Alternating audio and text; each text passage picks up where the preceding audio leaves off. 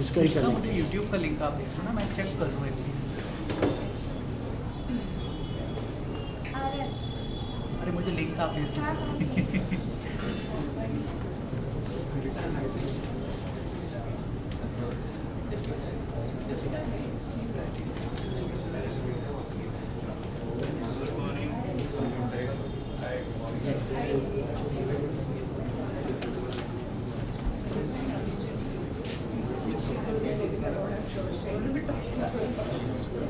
How is everything?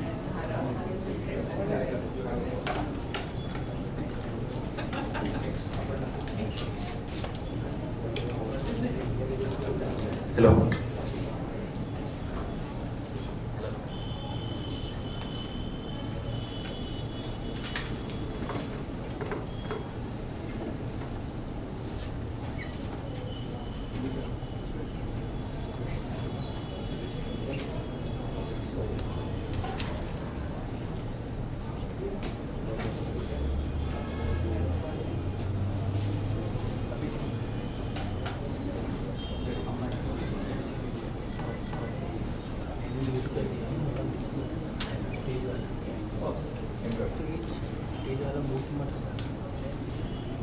हाँ mute रहेगा, आपका म्यूट रहेगा केवल हेरिटेज पोडियम मिल जाएंगे और बाकी सब म्यूट रहेगा। We haven't check that audio heritage podium Abhishek भाई को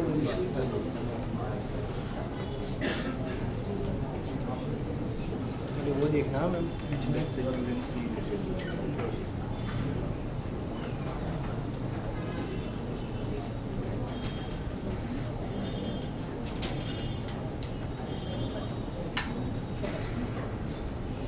अभी जो फिर वो कैमरा चालू है।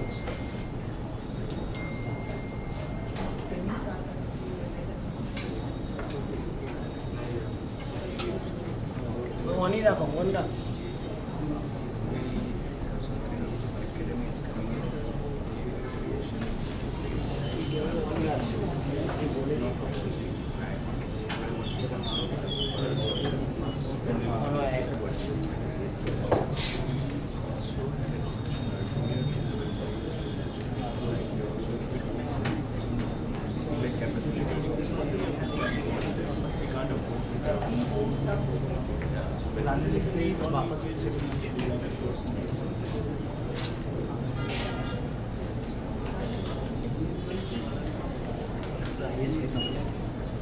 मेरा एसपी को दूर मत जाने दीजिए एसपी वाले को। आप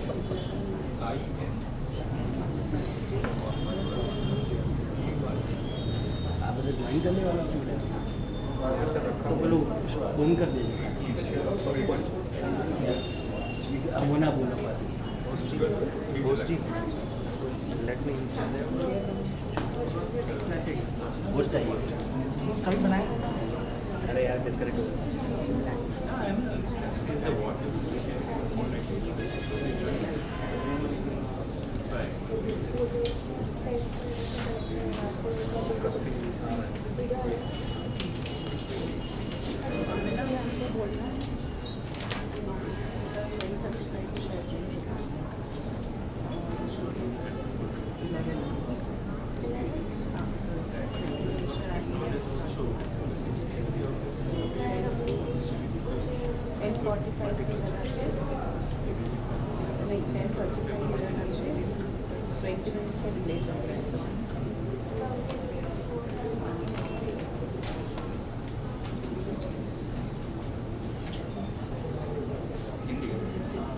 Rishika, in one of your connection, your mic is on.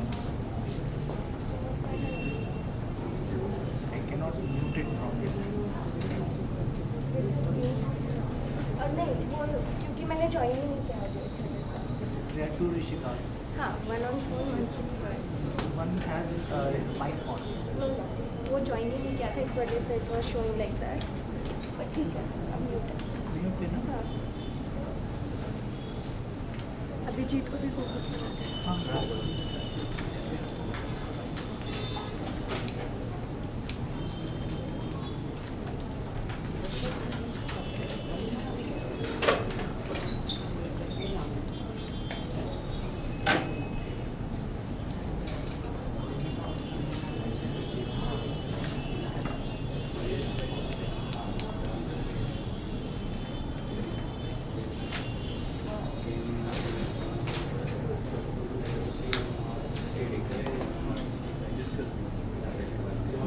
भाई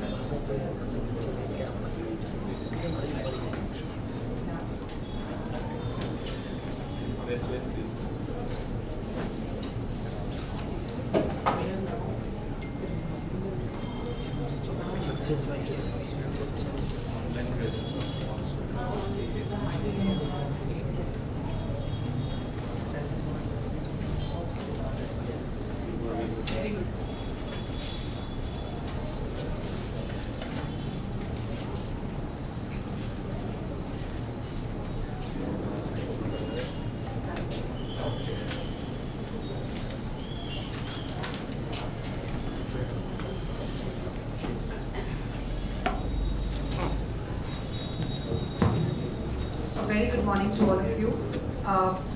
I'm Meghna from the Urban Management Center, and we're really very happy to have all of you who are here in person, as well as all of our online attendees. And I hope I'm audible. If there are any issues, please do write on the chat, and we'll try and resolve issues as we go on.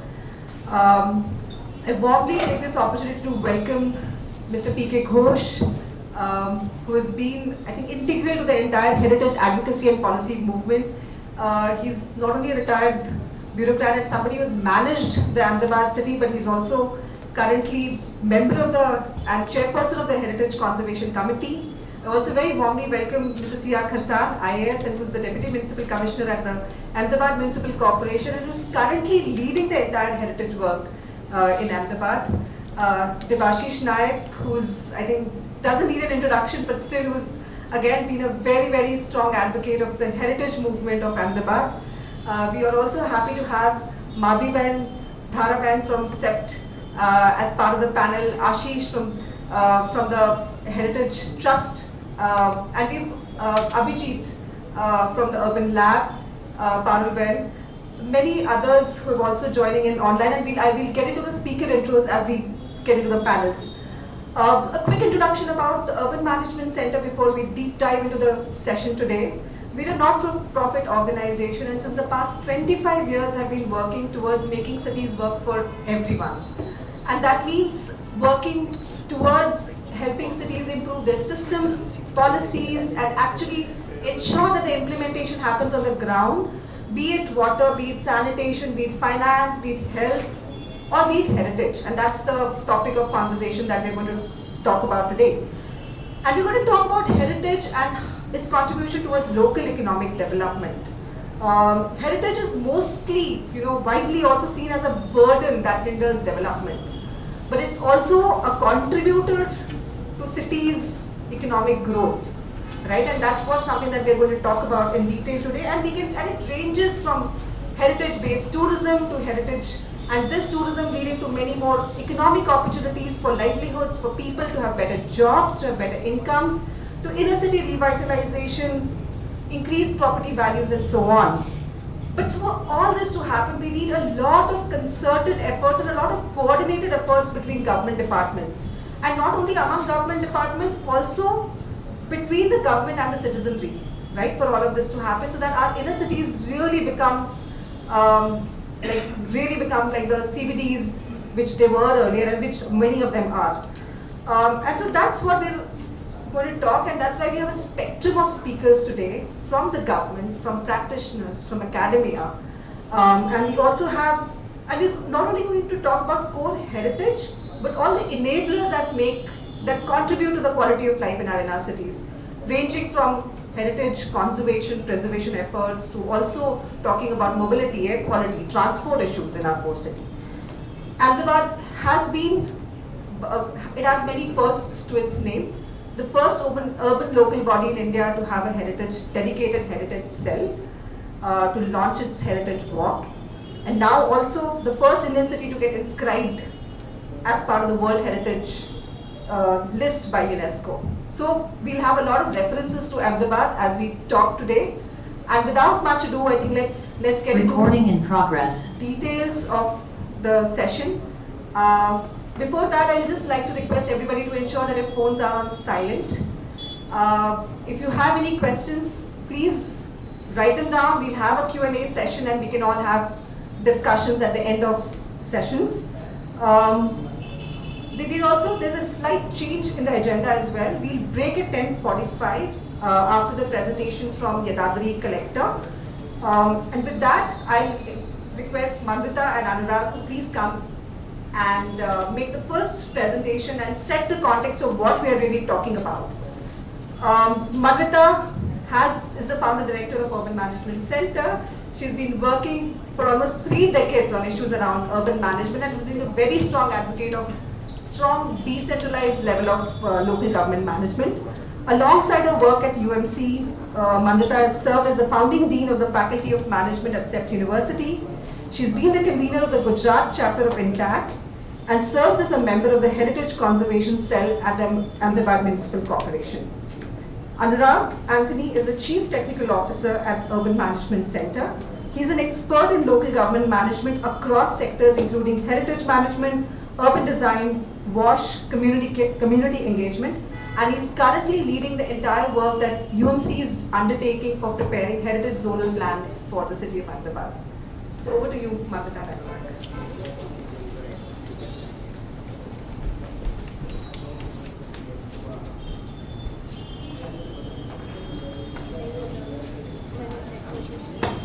Thanks a lot, Meghna, and a very warm welcome to all of you, and especially all our speakers who've taken time off from their busy schedule and come here.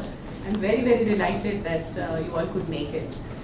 Today's discussion should be around heritage and economic development and what efforts local governments are making to make heritage inclusive. There have been efforts all around the world, but the language which the government understands and which citizens understand, and we all know it, there is a gap. The language of the government is codified as part of laws and acts. They go by the book, they have to. It's an organization. They are answerable to people. It's taxpayers' money that they are managing. And local governments has that value. They have a responsibility to do so. Citizens expect a lot from the local governments. They are, I think, the closest level of government to us as citizens are the local governments. They're not the state governments, they're not the national government. National government has its act in place, they do overall policy formulation, but local governments deliver us water, they deliver us sewage, they take care of our death and birth certificate. So since a child is born to the person dies, and everything in between is what local governments deliver. So service delivery is core to local governments. In all that menu, heritage is one piece. For us, probably it's the bedrock. It's converging all of these, because heritage buildings require water. They do have sanitation to be taken care of. They have to have street lights and roads and all other things. But what happens? The language, the expectations of citizens sometimes are not understood by the government, or what government tries to do is not communicated well to the citizens. And that becomes a disconnect. And over many years and part of our work, we've seen this happen. I'll just give you a few examples and see if the gap increases, what happens. And every government has a good intent to serve the citizens. They do more than 18 hours of work, and we, as being very close to local governments and working since 25, 30 years, each and individual local government official is committed to serve the people. But there is still a disconnect. If you talk to all of them individually, they are wonderful people. They want to do the right thing. Collectively, some things don't work. And why so? Similarly, citizens don't want to break rules. They are generally nice people. But what happens? They try to sometimes go for permissions or just don't take permissions, and that creates problem, and we go into a spiral. So let's see a few examples. For instance, here, you can see in both places, it's a heritage building, you needed to put a stormwater outlet, or you wanted collected water to flow out. What kind of suggestion? They didn't ask, nobody told, they did what they did. Next. You see here, I mean, you need water over the toilets, right? What happened? Sorry, what's happening? It's okay. So what happens? You try to put a water tank, but it kind of it doesn't look aesthetically. But you want water. So what is the solution which people make? They do on the go, and they would want the solutions to be fixed quickly. I'm sorry for this. What's happening? Why happening? Same limit.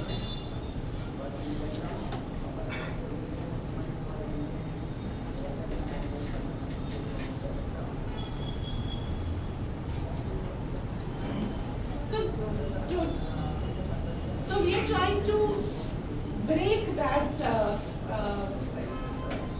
maybe broker that. Maybe what is a discussion which citizens wants to have and what governments wants to understand. So looking at more examples, thanks. Again, what is happening here, we all can see the issues. These are solutions made by the local citizens. There are, I mean, even the conservation efforts which the new buildings have come up with, but you know, there are encroachments.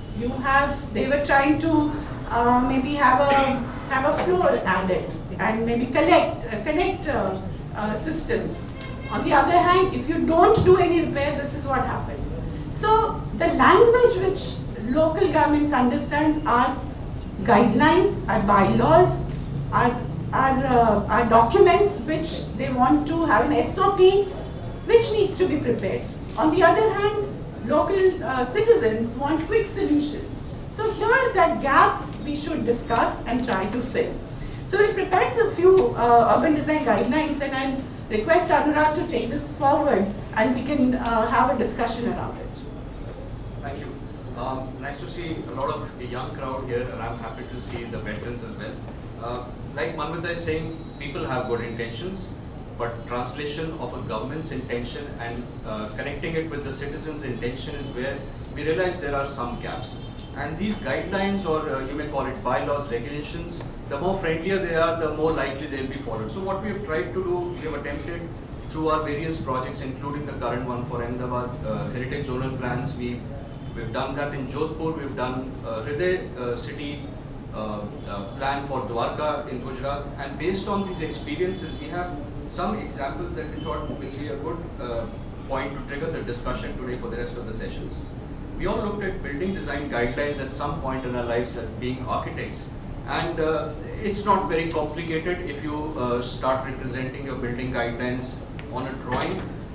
There are traditional entrances when we talk of heritage buildings. There are veranda-based entrances, entrances which have verandas.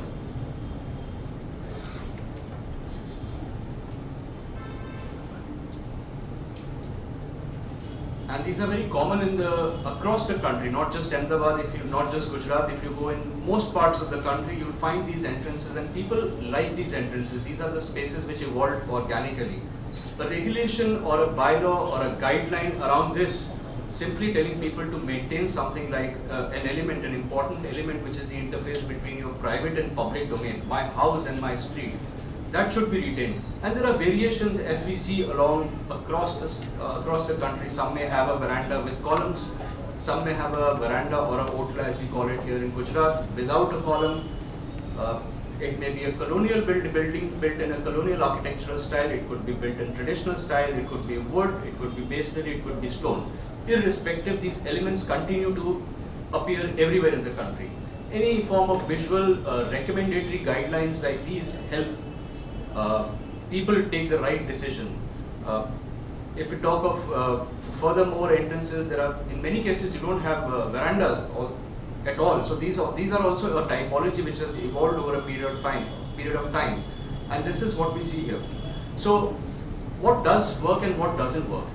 So if the strictest of laws will also see violations, and the most lenient guidelines or recommendatory do's and don'ts will also perhaps have some violations. But in the broad sense, it makes it easier for people to accept the recommendatory bylaws, recommendatory suggestions in the form of do's and don'ts.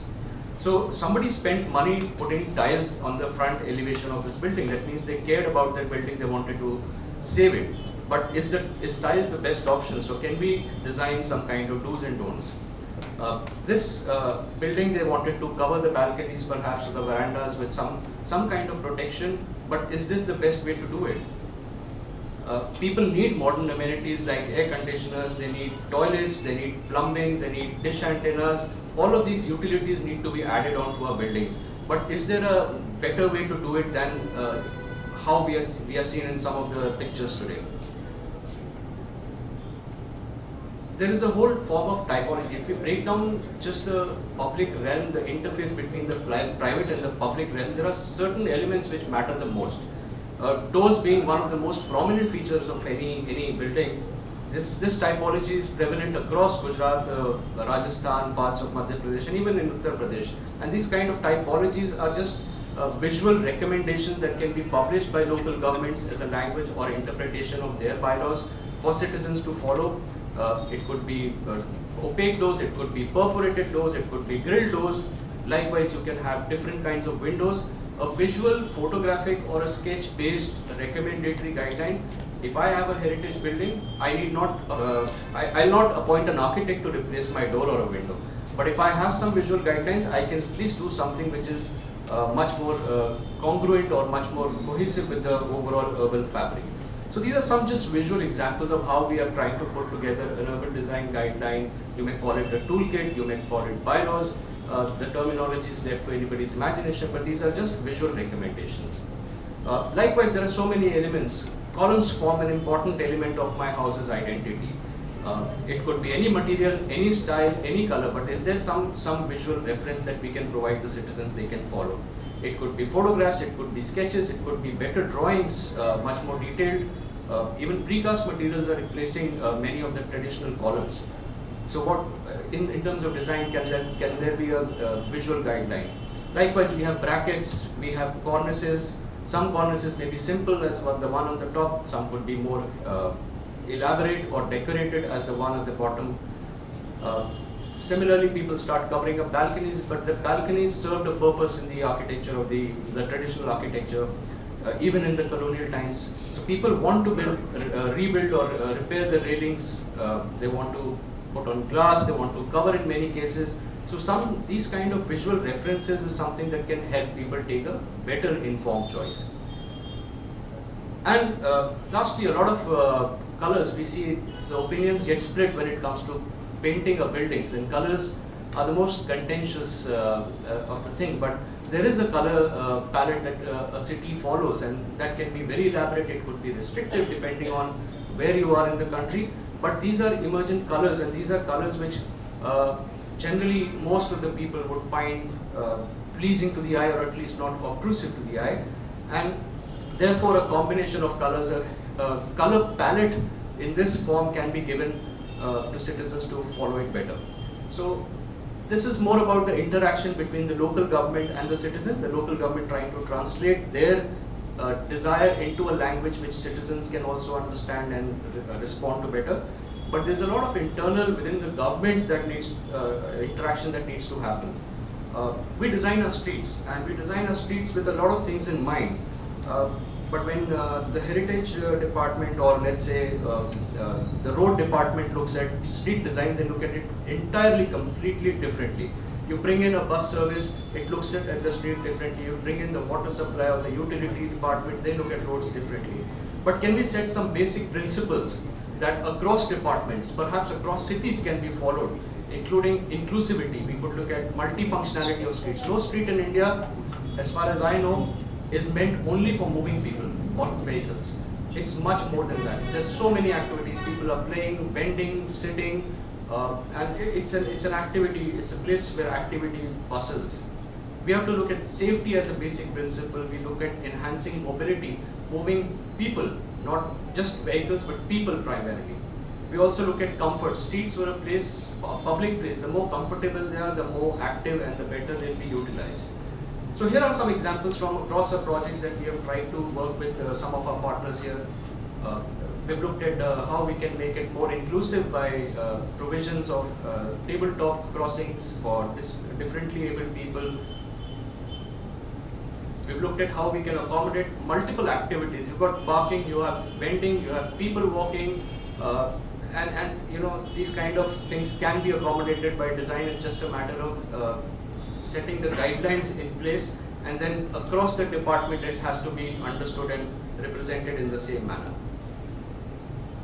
So here are some examples of different kind of things that we have suggested in our projects, where we're talking of junction improvements, accessibility for the differently able, not necessarily only the differently able, in fact, to make it convenient for anybody to enhance walking, improving safety through lighting or more eyes on the street. Third element which I think within the governments, and here's a bit of a interface between local government and commercial and institutional establishments, and it's not an individual house, is signage. That also contributes a lot to how you perceive the visuals of the city. So here are some examples in the country that different cities have tried. Lucknow, Hazratganj Street has tried a signage regulation where they have used a monochrome. Jaipur has tried defining the signage policy with font size, colors, size, placement. There have been some other attempts in Varanasi. Some are successful, some are useful, some are debated. But that's all part and parcel of evolving into something which is acceptable to our cities. Odisha, Bhubaneswar in specific is coming up with some guidelines. They are yet to be implemented, but they use terracotta as the base language for their signage, be it color or material. But what matters for signage? There are a few parameters that no matter where you are in the country, we should translate these, the intent, the desired intent into simple words. One is size. This hoarding that we see on the in this picture is almost half the size of the building elevation. So size has to be a consideration. I'm not recommending you make it bigger or smaller. That's a decision people of the city need to take.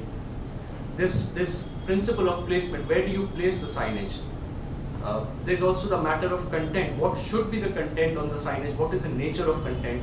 And that becomes a little tricky. So we should go a little deeper into content. What you see on the right hand side is from an example in Jodhpur, where it could be as simple as a number and what that shop is, versus the one below where you have an entire menu of services or the products being offered at that establishment. So what is appropriate? I mean, you start looking at what are the recent or the contemporary signage trends that are coming. What is the percentage of area being covered by text, branding, logo? What is the color scheme? What kind of designs? Are they more visual? Are they more textual? So based on that, cities could come up with some color palettes, some templates design, of course with enough flexibility to play around with what it can be done. So here's an example of what we're trying to do in Ahmedabad. This is the street somewhere on Gandhi Road. The current signage being like this, with the signage policy, if you were to conjecture up, it might start looking like this. I'm not getting into the debate of whether it's nice or not. It's a matter of discussing with the local residents and the local government, or the local businesses in this case. Likewise, sockscape is the fourth element which contributes significantly to what our urban form and heritage cities lead to. There's of course a whole lot of landscape principles that we use. For example, where are we placing our trees, plants and shrubs? How much space is available underground, at the ground, above ground for the foliage? We look at the purposes. Is it for shading? Is it for aesthetics? Is it for environmental thing? Is it a barrier between two spaces for sound and light, sound and vision? We also look at how easy or difficult are they to maintain. Is it climatically suitable or not to that geography? So there's a whole lot of analysis, and this kind of thing can be developed for all kind of cities. Every geography has their own specificity, and what perhaps is needed is for the estate department or the garden department of the city to just make sure they do something which is recommended in a simpler format like this.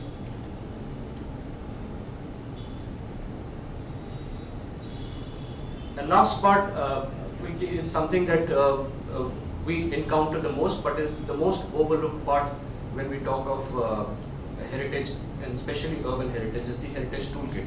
By heritage toolkit, we mean public street furniture. It could be benches. There should be a menu of benches for the road department or whatever. In case of Ahmedabad, it's the riverfront trying to design something. If it's coinciding with the heritage zone, can they look at options? Can the heritage departments or even private organizations provide them options for railings, for bollards, for signages, for all kinds of street furniture? Not just street furniture, let's go and make it a little bigger. Why not traffic posts, or public toilets, public conveniences, even bus stops, even utilities which we mostly ignore, like manholes or maintenance holes. We have tree markers, we have tree guards, even the junction boxes. If you walk along the street 100 meters, I'm sure you'll find at least 10 junction boxes of different shapes and sizes. So is there some visual recommendation that can be given to electricity department or the telephone company or the gas agencies that they can at least do something about this? With this, I'd like to just end here and leave a thought of simplifying things, making it more understandable for citizens, and bringing a match between the language of planners, local governments, and the users, which are citizens, businesses, shops, and even any resident of the city. With that, I'd like to end. Thank you so much. Thank you, Anurag. And having that context set in, I'd really like to invite Mr. C.R. Kharsan, Deputy Municipal Commissioner, who's also in charge of heritage in the city of Ahmedabad. So, sir, you're most welcome.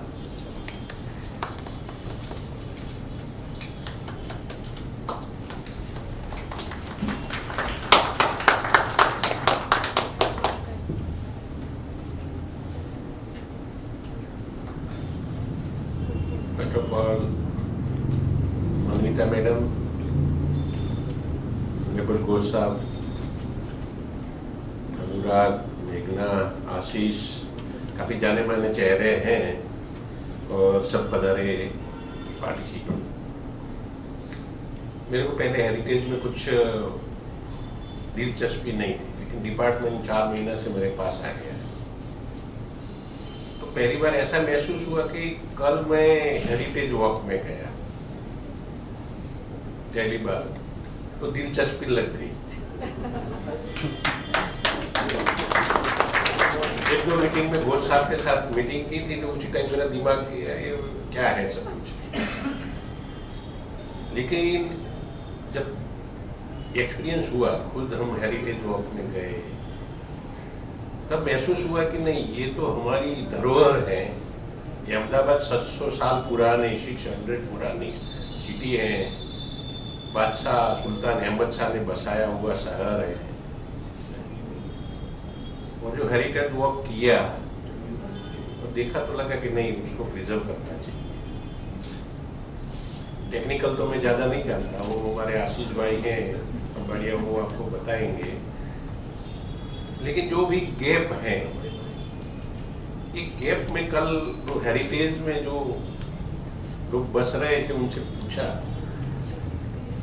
क्या आप ये maintain करना है, आपको renovate करना है, तो क्या है? तो पहला तो उनको लैंग्वेज प्रॉब्लम होती है। तो सभी हेरिटेज जो टीम में हमारे लोग हैं उसको उसकी लैंग्वेज गुजराती भाषाમાં પણ એમની મટીરિયલ આપવામાં આવે તો એ વધારે સમજી શકશે। મને પહેલી વાર એવું લાગ્યું કે એ લોકો નથી ઇંગ્લિશ જાણતા, એ તો એ પણ હેરિટેજ જ છે એટલે એમને હેરિટેજ ભાષામાં જ જણાવવું પડે કે ભાઈ તમારે આ રિપેરિંગ કરવું છે। આપણે પ્રેઝન્ટેશન જોયું કે ફિટરની જરૂર છે, કે એમના પોલને કંઈક નુકસાન થયું છે, બાલ્કની, ગેલેરી, ઓટલાજ, આ બધામાં ક્યાંક ને ક્યાંક એમને રિપેરિંગ છે પણ એ ક્યાં જવું શું જવું એ જાણતા નથી। એટલે જે કંઈ આપણે હેરિટેજમાં કામ કરીએ, હેરિટેજ કમિટીમાં કામ કરીએ, પણ જે કંઈ સર્ક્યુલેટ કરીએ એમને લોકલ લેંગ્વેજમાં ગુજરાતી ભાષામાં આપશો તો એ આપશે। तो मैं फिर से ये बात बताना चाहता हूँ कि अहमदाबाद पहले छोटा था, अभी ये पूरा आप देखिए तो हमारा 7 जोन है और 48 वार्ड्स हैं और 500 स्क्वायर किलोमीटर एरिया में ये शहर बसा हुआ है। काफी प्रॉब्लम है, मॉडर्न भी है, हेरिटेज भी है। मॉडर्न भी करना जरूरी है और हेरिटेज का जतन भी करना जरूरी है। हम देख रहे हैं पिछले दिनों से तो BRTS हमने स्टार्ट किया, BRTS के बाद अब मेट्रो स्टार्ट होने जा रहा है। हमारे प्रधानमंत्री 30 तारीख को ये मेट्रो का लोकार्पण करेंगे। ये सिटी को 34 किलोमीटर एरियाज में फिर मेट्रो चलेगी। जो वस्त्रा रोड पुराना तो पेज पे चलती है, लेकिन 32 किलोमीटर 30 तारीख से वो स्टार्ट करने वाले हैं। तो मेट्रो आया है, तो मॉडर्न भी इतना जरूरी, मॉडर्नाइजेशन, पर साथ में जो हमारा 600 साल पुराना ये सिटी का जो हेरिटेज है वो उसका भी करना जरूरी है।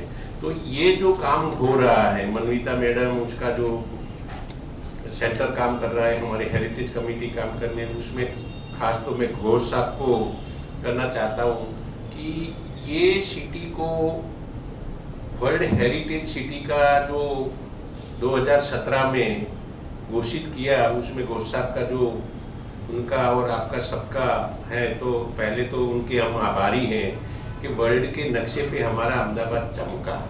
तो वर्ल्ड सिटी हेरिटेज का यूनेस्को का ये जो घोषित करना है ये बड़ी बात है, ये छोटी बात नहीं है। उसका डोजियर बनाने में 3-4 साल लग गए, उसमें कितने मेहनत की है। घोष साहब थे, बाकी के 2-3 लोग और भी थे, प्रोफेसर वसावड़ा साहब भी थे। उसी टाइम में ही था, पर लेकिन वो डिपार्टमेंट मेरे पास नहीं था तो मैं उसमें ज्यादा दिलचस्पी नहीं रखता था, लेकिन उसने काफी मेहनत की होगी, वो महसूस हुआ। तो इसलिए मैंने फिर आज याद किया कि भाई उसने कितनी मेहनत की है। वो डोजियर बनाया, यूनेस्को में सबमिट किया, उसकी जो भी क्वेरी आई उसका उसने रिप्लाई किया, फिर अहमदाबाद हेरिटेज सिटी में घोषित हुआ है, वर्ल्ड के नक्शे पे वो आया। उनके हिसाब से ये सिटी की एक पहचान बनती है, वर्ल्ड में एक पहचान बनती है। वर्ल्ड के जो टूरिस्ट लोग हैं जो वो ये हेरिटेज वॉक देखने आते हैं।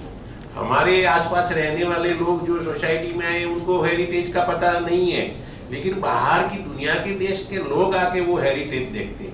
तो सभी को ये हेरिटेज वॉक या हमारा जो भी प्रश्न है, जो भी प्रॉब्लम है, समझना चाहिए। उसका जो हेरिटेज वारसा का जतन करना चाहिए, उनमें से हमको नया नया कुछ सीखने मिलता है।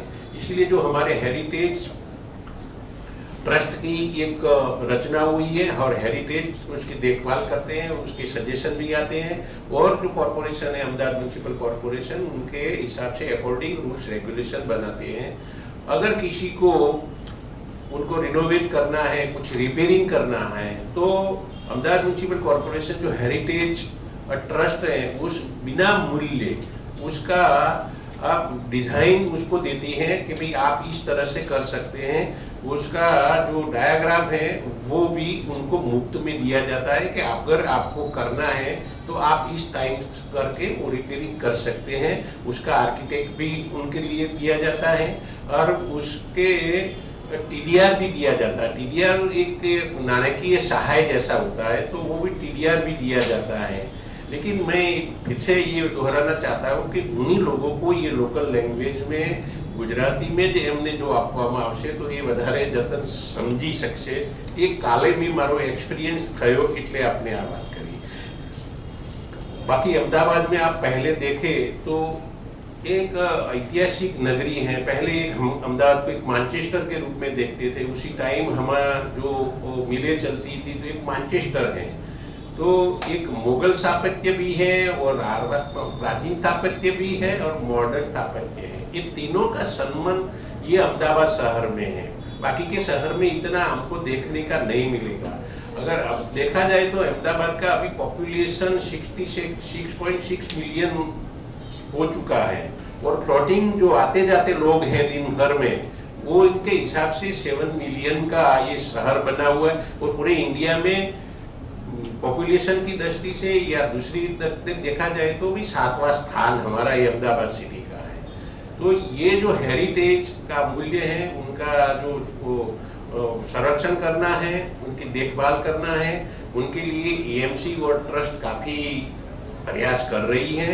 उनको जो जो चीज चाहिए, जो एएमसी और ट्रस्ट की ओर से जो भी सहायता चाहिए वो दे रहे हैं.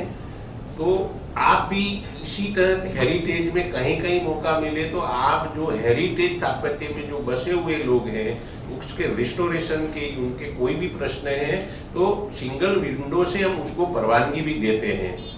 तो सिंगल विंडो में अगर उसकी एप्लीकेशन आ गई तो जो हेरिटेज कमेटी है उनके द्वारा जब आता है हमारे पास तो हम उसको परवानगी भी देते हैं. और ऐसे डिजाइन से जो नियत की हुई आर्किटेक्ट हेरिटेज से नियत की है डिजाइन के हिसाब से वो उनका रेस्टोरेशन या जो भी उसको रेट्रोफिट करना है तो वो कर सकते हैं. वो भी एक हमारे वहाँ सिस्टम अहमदाबाद में लागू की हुई है. अगर दूसरा कुछ देखा जाए तो जो हर कोई मालिक है उनका जो डिजिटल नक्शा भी मुफ्त में हम दे रहे हैं कि भाई आपको कुछ करना है तो ये डिजिटल मैप है, आप उन्हीं के हिसाब से आप परवानगी लेके कर सकते हैं. और सिंगल विंडो में अर्जी दाखिल करके उसकी परवानगी करके वो आपकी हेरिटेज मिलकत को आप रिस्टोरेशन कर सकते हैं. उनके अलावा हम अहमदाबाद हेरिटेज जो हमारा ट्रस्ट है उसने एक मोबाइल एप्लीकेशन भी बनाई है.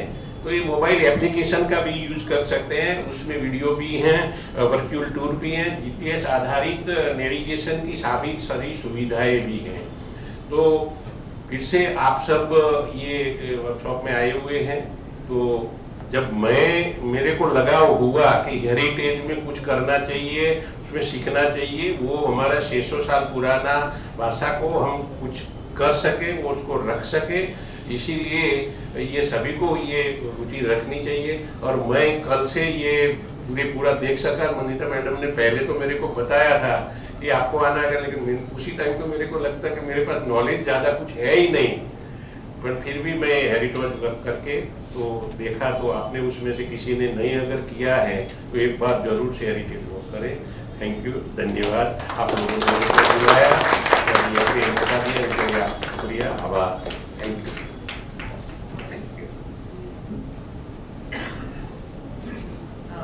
ખૂબ આભાર ખરસાણ સાહેબ. મને બહુ ઓનેસ્ટલી સ્વીકાર્યું કે હા મને પહેલા રસ નહોતો પણ કાલથી રસ પડવા માંડ્યો છે એટલે અમને આનંદ થયો કે ઘણું કામ બાકી છે અને તમારા નેતૃત્વ હેઠળ થાય એવી અમારી અપેક્ષા છે. એટલે ખૂબ આભાર સર.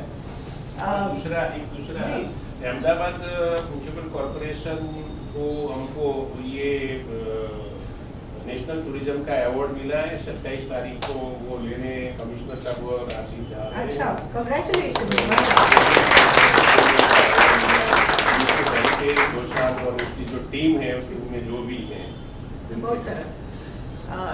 એટલે આવી સિદ્ધિઓ તો ખૂબ પ્રાપ્ત થાય એવું આપણે માનીએ અને સાચે જ city will turn around if we take care of it. With that, I really request Shri P.K. Ghosh sir to come and give a keynote address and really speak. He's a historian as well, so I'm sure the audience will love listening to him and his perspectives. And as Meghna has already introduced him, he's also the chairperson of the Ahmedabad Heritage Committee and of the trust as well. So, Please.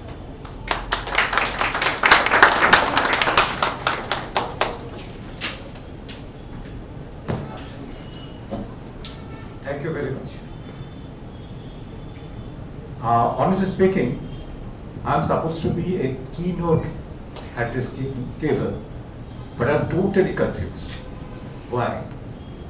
The caption which has been given is the heritage management and economic development. Nobody has talked about economic development so far. Second point is what Anurag has stated. It is basically the visual approach, what will be the visual approach for managing the heritage city. That is the main thing which came from Anurag. Okay, that has got, that itself is a big thing. It takes a lot of time because 600 years, different types of architectures are all stewed around, and our most known our monuments, those are to be seen around which a motley collection of different periods, different structures are around. And they're somehow peeping out of that screen of the various different structures. And third thing, which is to be thought about, which has been brought out by Mr. Carson, that is the talking to the people whose city it is in their own language. Make them understand what exactly is heritage and what is exactly the thing we should be proud of.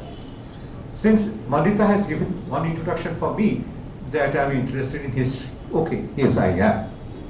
I want to take your permission just to say a few things about the Astoria Road. Can I get your permission? Have you noticed what is there in Astoria Road? Can you tell me there is something in Astoria Road which is not there in any other city in India? Would you like to say? You know what is called Abrahamic religion? Jews, Christian, and Muslim, Islam. Now look at your Astoria Road. You have the centers of all these three religions. You have got a synagogue, you have got mosques, you have got a church, and you have got Hindu temple also. The only thing is that I would have been happier had there been also joint structures there. Joint structures are there, but inside, not on the Astoria Road. Then what is there? Prarthana Samaj. Prarthana Samaj is the social institutions which did immense work in the Renaissance period of India in Bombay. It is like Brahmo Samaj of Bengal.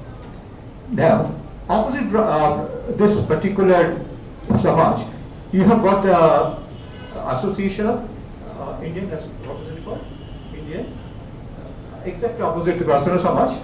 Indian Association, in any case, you can, this was an institution when in 1918s there is tremendous trouble in Congress. Some people are asking for the Purna Swaraj. Gandhiji has already come. Some people are talking in a different town. That time Congress was in doldrums. This is the institution which kept back the entire thing for 2 years. And then you have got the Ashavindo Tekro. That kind of sudden rise in the plains of a particular area invariably indicates that there is something below. Entire Harappa, Mohenjo, this thing has happened. Actually, sudden rise inside the plains of the cities, that indicated there is something deep below, and those were excavated. Ashavindo Tekro, Ahmedabad was a real city, and this particular thing with the Tekro, we do not know what is there inside, we can't break them down, but nonetheless it indicates. And we have got the beautifully carved out, facade carved Rani Sipari, what is the exact name, Sipari or? Okay, Cyprus Mosque, and then you have got the gate. There are many other things also, I have not elaborating it, but if I take you one, instead of, Mr. Karshan, if you allow me one day, I would like to read a tourist group from end of our bridge, Ellis Bridge, up to Astoria Gate. I am ready to do it. Okay? So, plenty of every inch of Astoria Road has got one or other point of history of 600 years of Ahmedabad. Okay, leave that aside. what is happening today, where exactly we are, I mean, we need to think a lot about it. That is economic development. A city must have the economic development. Now today, an economic report on the Ahmedabad's or Ahmedabad's economics prospect and Gujarat's economic prospect has been given by Mr. Arya, who was Secretary to Modi Sahab, and he was Secretary in Government of India also. Now, I have not gone through the report, but whatever has been published in the newspapers, the main thing which has been emphasized on, or one of the most important things, is the real estate development. Real estate development. That is holding the key, or going to be the most important factor in the urban sector. There is a lot of dangers here also.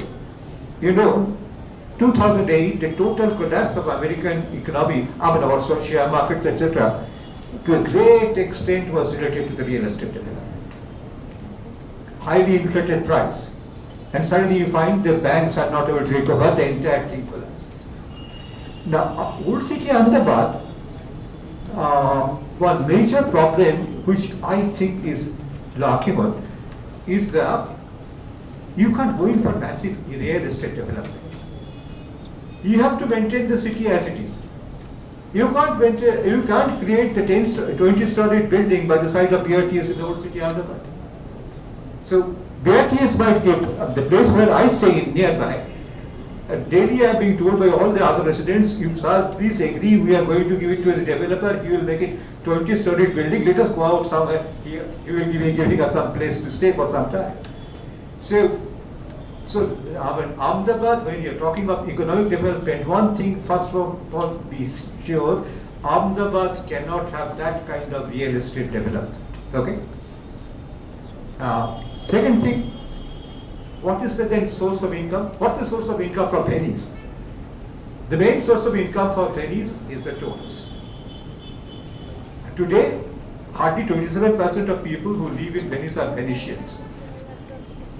All others are either connected with the tourism services or some of the tourists. Now, what can we do now? Can we our tourism development in Ahmedabad, which will mean our old city, our citizens will have to go somewhere else. And that also, there are two things. दुनिया भर के लोग Venice में आता है, क्यों आता है? Because all said and done, across the world, European history is being made. And Italian Renaissance is being projected, the main thing which led to the Renaissance of entire Europe. And Venice was one of the major centers of the Italian Renaissance. हम जाने की नहीं जाने, पढ़ा तो थोड़ा बहुत, इसलिए across the world, whether it's coming from different parts of Europe, different parts of Asia, थोड़ा बहुत अंग्रेजी पढ़े हुए होगा तो they know that the most critical geographical area was that part of Italy. So they come, whether they understand or whether they've got interest or not, tourism development has taken place everywhere. It has been told we will be taken to Venice, the famous place where from the entire European Renaissance started. Can you also think in those terms? We never had colony. Britain or the Europeans had colonies, therefore their interesting things have been projected without our going there also, you know. A school child also, as a school child I knew Venice is a very important place. But nobody told me about Ahmedabad. Nowadays I have seen the textbooks are much better than what we have been told or which we have been given in our school life. So this is a point which has got to be thought of. In that case, however, what are the points in which Ahmedabad has got a serious problem? Venice has got a serious problem. The canals are all drying up in the sense. So much of alluvium has come that last year, number of photographs came up, dry canal, and the boats are just staying there. Boats are not floating. So Ahmedabad, what can we do which will bring up the economic activity without hampering their existing heritage identified buildings.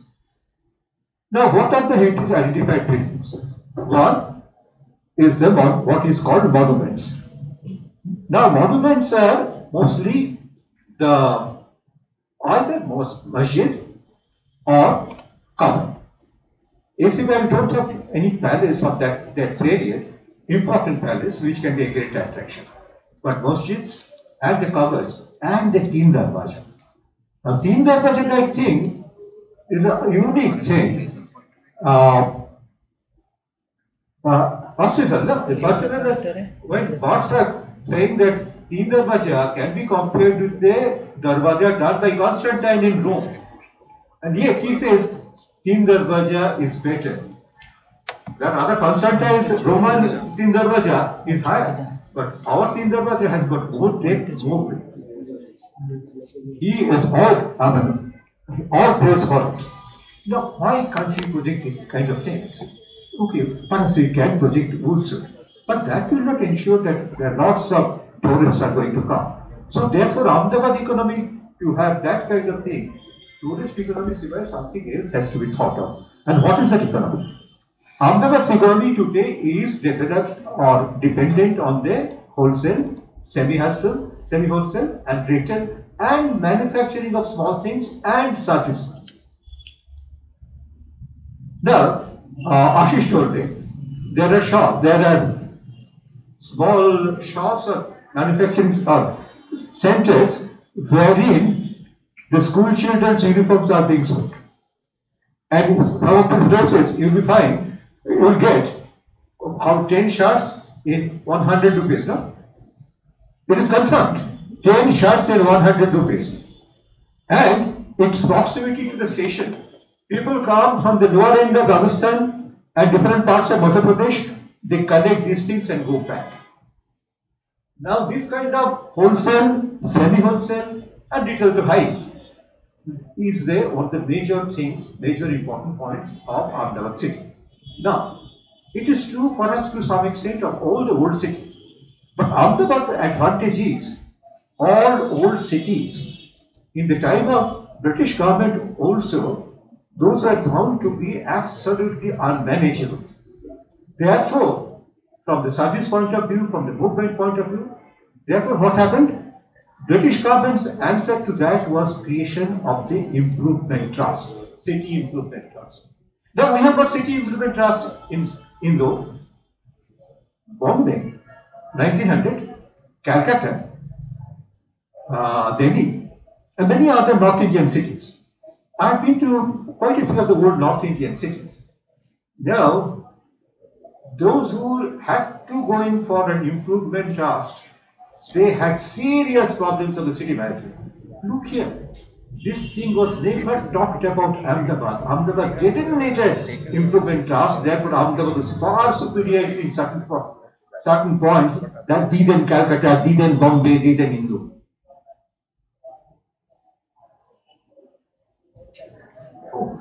I'm talking too much. She has told me. Sorry, but this is the thing. Now, we have to remember this. All that we need to see, as has been pointed out, the heritage character of the old city doesn't get disturbed, doesn't get changed, doesn't get broken down because of maintenance of these cities. All the things which we have spoken, that can be taken care of.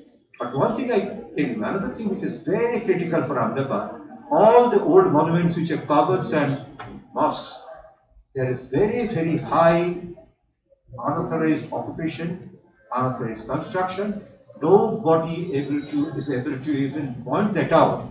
I remember I have brought in, he the director of ASI, N.B. Banerjee in 1979.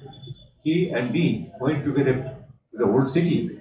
At the end of the entire tour, he said, I will not do anything. If in the local level you can do something to us.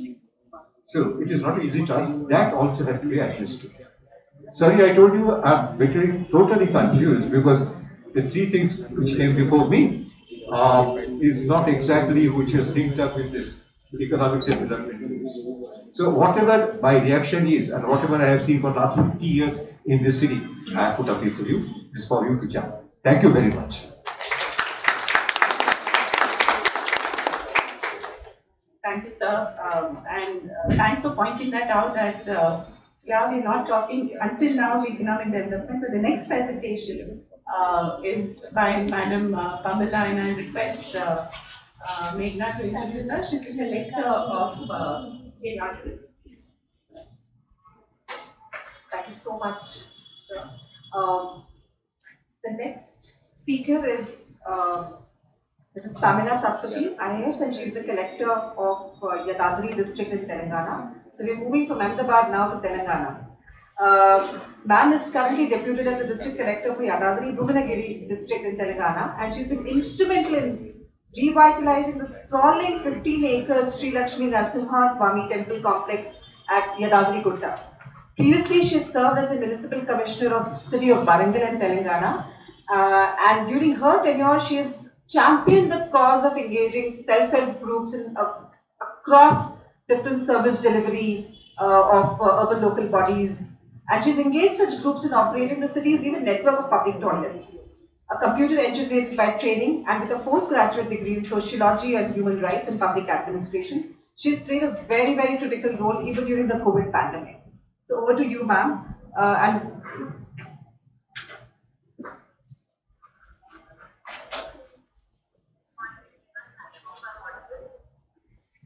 Yes. There's more voice for the. Yeah, but then please. Yes, ma'am.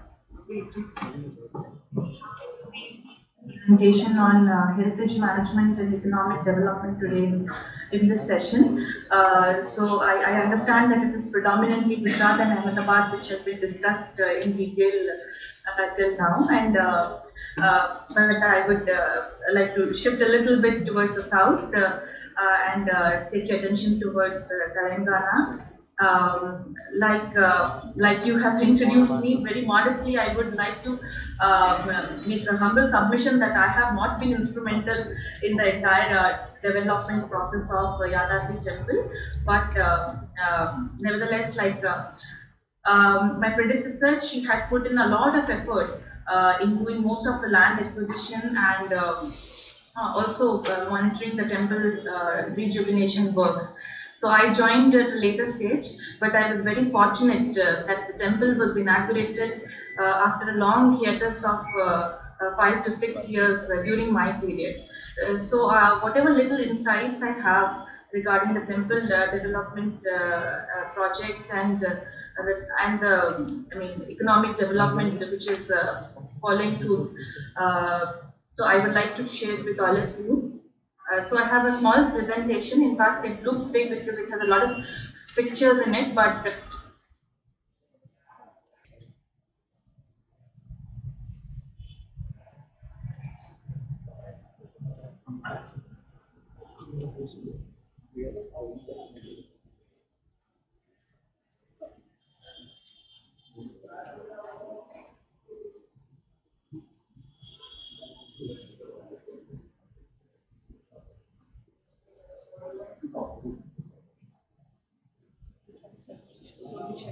Voice is not coming. She is mute. She is. Oh. Can we share it from here?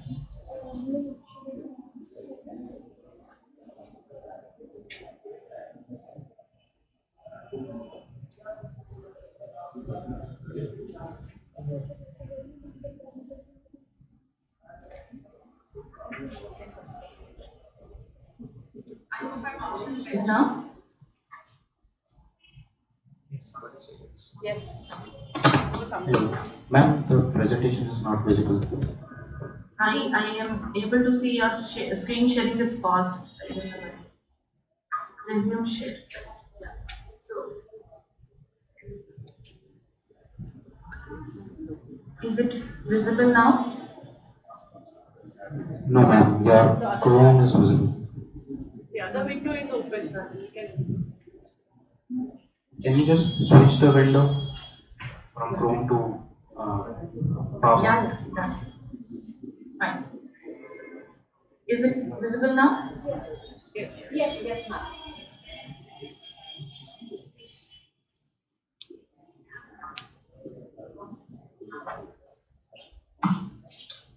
Sorry, my screen is stuck.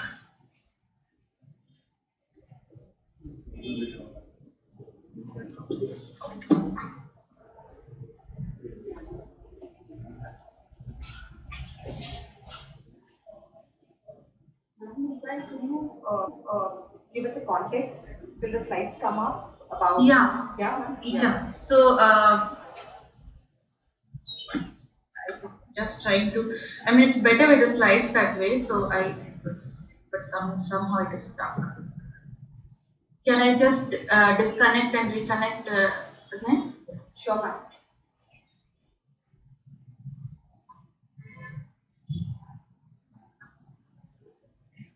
Is it visible now? Not yet. It's coming up. Yes, ma'am. We can. Yeah. So, yeah. So, sorry for the little technical issue. So, this is the basic layout in which I would like to present the development paradigm of Yadadri temple, commonly known as Sri Lakshmi Narasimha Swami temple. This is a temple of one of the 10 avatars of Vishnu, and you must be knowing about the story of Prahalad and Narasimha. So, Yadadri is located very close to Hyderabad. So, location-wise, if you see, this temple is located atop a hill, which is part of the newly deformed municipality of Yadadri Gutta, and it is around 11 kilometers from the district headquarters of Bongir. So, setting the context in place, like whether Yadadri Bhuvangiri, even the name of the district.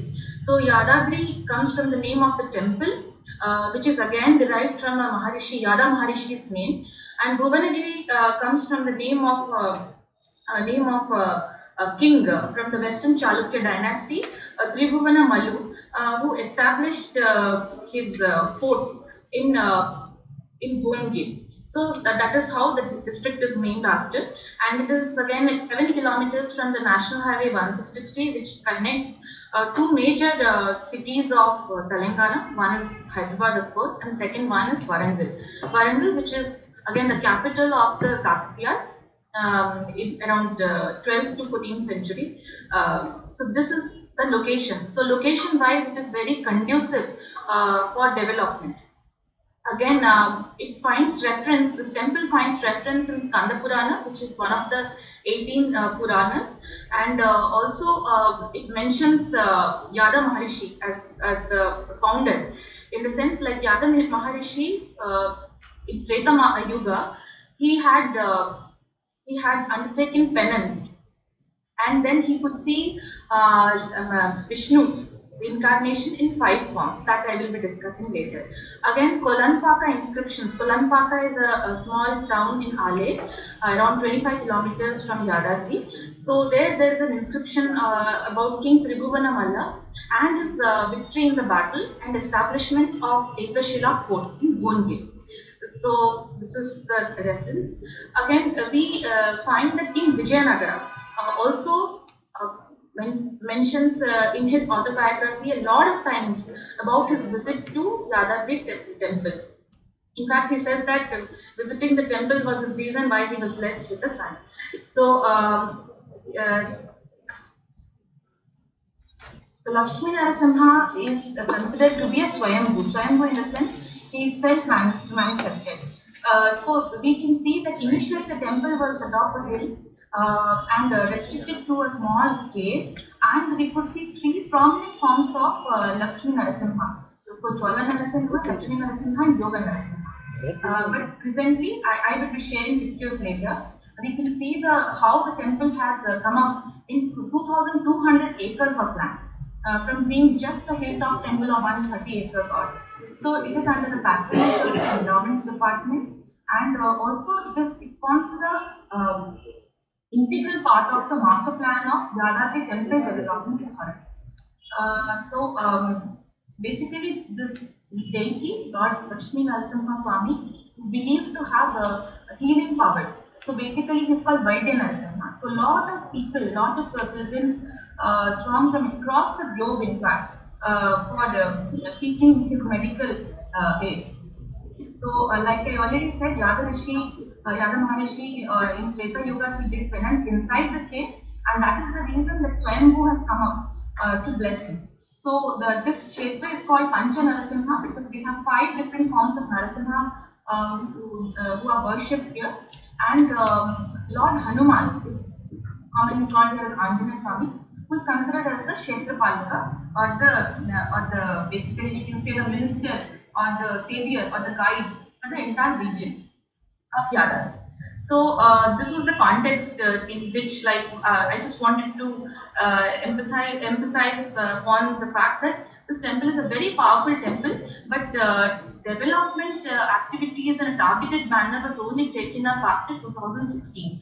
So Honorable CM has personally visited the temple around 25 to 26 times, and he has laid out the entire blueprint for the development of the temple. So now we have around 2200 acres of land which we have acquired. Most of it was, in fact, the challenge was it was like pata land, basically because it was private land, and a very minuscule part of it was actually endowment land. So that made land acquisition a very challenging thing. Both for my predecessor and for me. So this temple is developed with an estimated budget of around 2000 crores. In fact, I would share a personal thing that as a probationer, when I joined services in 2016 and they brought our entire batch to see the temple, I was like, what's there to see? Because it's just one barren hill with not a speck of greenery and not a blade of grass. With just one tourism development corporation hotel which caters to the pilgrims by providing food. That's all there was. But right now, like, it's really unbelievable, the journey, and we'll see the pictures in due course. So from October 2016 onwards, the main temple was closed and the deity was shifted. Deity of course was inside, but there was one Utsava Murti, like a replica of the main god, carved out in gold, and which was being prayed in a Balalaya, basically a small temple. And for this long period of 6 years, pilgrims were not allowed into the cave temple. So there was a lot of anticipation, excitement, and long wait for seeing the temple reopen. So Mahakumbha Samprokshana, like 1,000 gold kumbhas, basically pots, they were prayed, and basically life was given into the temple on March 28, 2022, and I was very fortunate enough to witness that grand program. So that's how the temple was thrown open to the devotees, and in due course of time, like we can see, it's not just a temple, because earlier it was only a temple. People used to come from far, and basic facilities like water or toilets or restrooms were a challenge. And so, but now we have completed. In fact, we were all discussing how it is important to, strike the right balance between preserving the heritage and also accommodating the modern day expectations into the development of a town or a city. So right now we have completed all Annadanam Satrams, the queue complex, basically like how pilgrims will be going into a queue. Most of you might have seen, I believe, like Tirupati, where the queue complex or the system of going in a queue is very well established. But here, even the queue complex is not some utilitarian object, but you can see there is art and temple science, which is called the Agama Shastra, breathing into every object of utilitarian value, whether it is a pathway or a light or anything of that sort. So now we have a Pushkarini also, which is also again a modern day bathing ghat with recyclable water. And we have a Kalyanakatta where around 1,000 people can have their, mundam or the tonsuring of the head at one time. And we have residential suites which are like the, par excellence luxury residences, and we have luxury cottages 14 of which are already established, and donor-based model of developing cottages which are coming up. Roads, lighting, avenue plantation, pedestrian pathways, everything. I mean, all these things have been built from the scratch because Yadadri Gutta municipality is a new municipality. In fact, Yadadri district is a new district in itself because it was only formed in 2016 October. So infrastructure development was a real challenge and still continues to be. So like I was mentioning, like Agama Shastra is the Shastra, the science and architecture for building temple. And in Mahabalipuram, like the architects were called Stapati. And we have taken, we have borrowed heavily from them, and they have come here personally and built the temple. It is believed that in 1100 years' time, this is the first purely stone-built temple. It's made of granite, and all the joining architecture is basically like axle and joint, or the traditional items of, let us say, tamarind paste, fermented ice, lime, and other such things have been used in place of cement and mortar. You will not find a single bag of cement or mortar being used inside the temple. So, and then here there's a local village called Pemberti in Jalgaon, and they are experts in sculpting brass. So, all big doors have been taken from Pemberti, and the local craftsmen have been employed to a great extent. So, this building is a green building. The temple is a green building where in the daytime the sunlight was used to light up, and like I had already mentioned that there was not a single speck of greenery when the temple was developed, but right now we see that a lot of different mechanisms have been, I mean, have been adopted. Engineering mechanisms have been adopted to green this barren landscape, whether it is terra mesh or any such thing for that matter.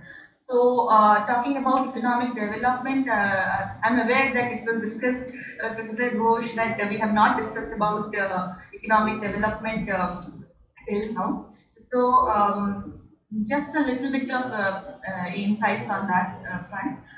So, this temple is, of course, a major component of religious tourism. But it has a lot of aspects to it. For example, like in South India, the rivers Godavari and Krishna are considered very sacred, and Pushkaram, or basically the river festivals, are conducted for offering prayers to the temple. So in Telangana, I mean, we have this world's largest multi-stage lift irrigation project called the Kaleshwaram.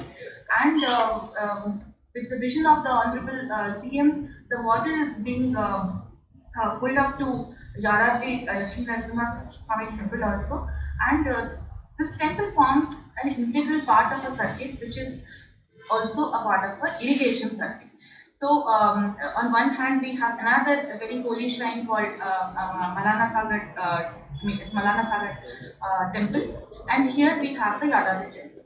So, in 2016, land was in fact, I mean, land rates were very nominal, but in this duration of 6 years, the open land market value has seen a phenomenal rise by 5 to 10 times depending on the location. So there is a real estate boom, there is a boom for the hotel and hospitality sector, because till date people only used to come visit the temple with a lot of difficulty because access and other issues were there, and then go back. But now with the development of the infrastructure in a very scientific and citizen-friendly, customer-friendly, pilgrim-friendly manner, we see that there's a lot of boom for this hotel and hospitality industry.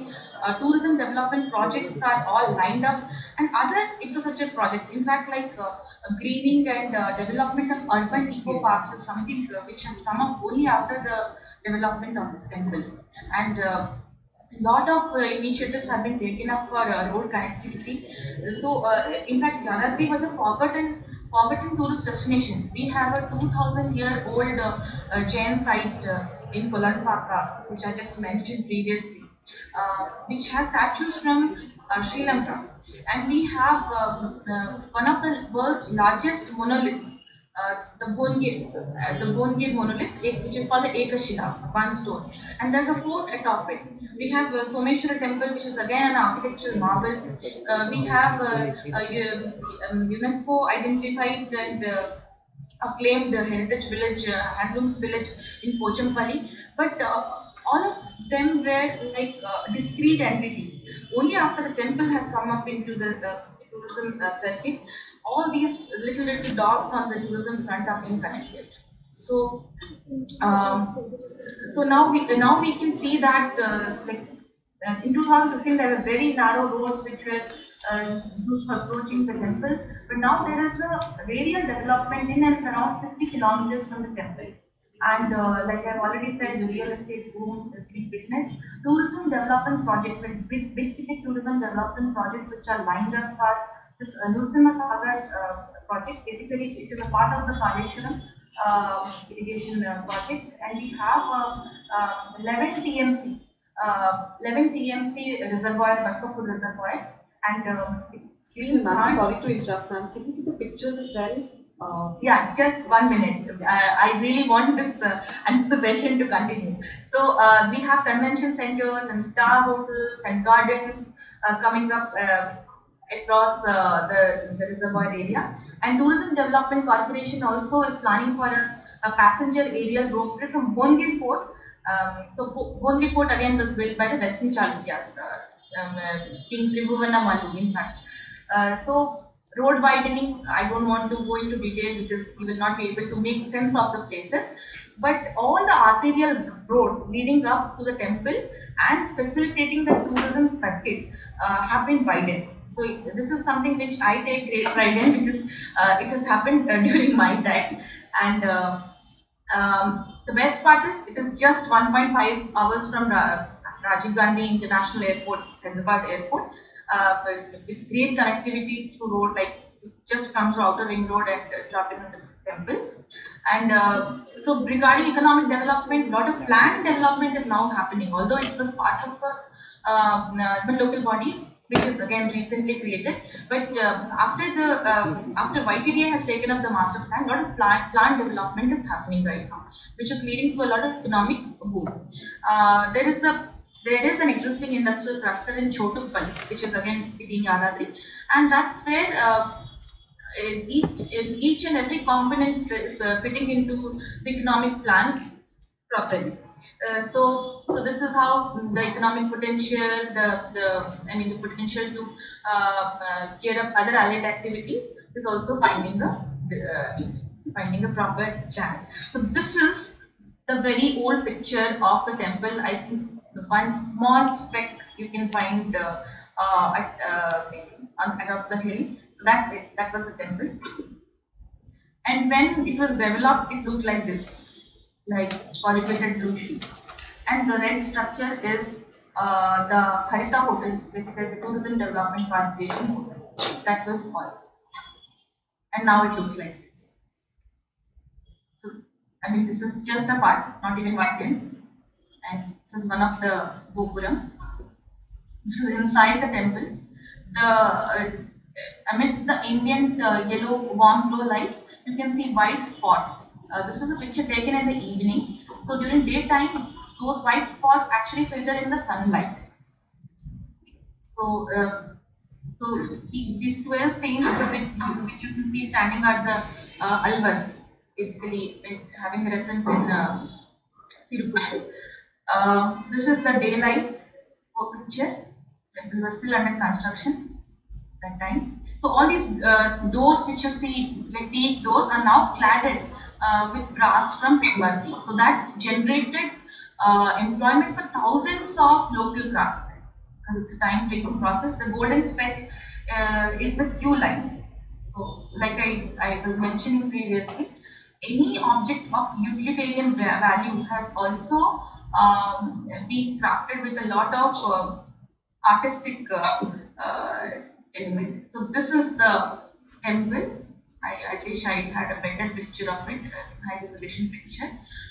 So those two white buildings at the left side are the offices, endowment offices. And you can see the greenery.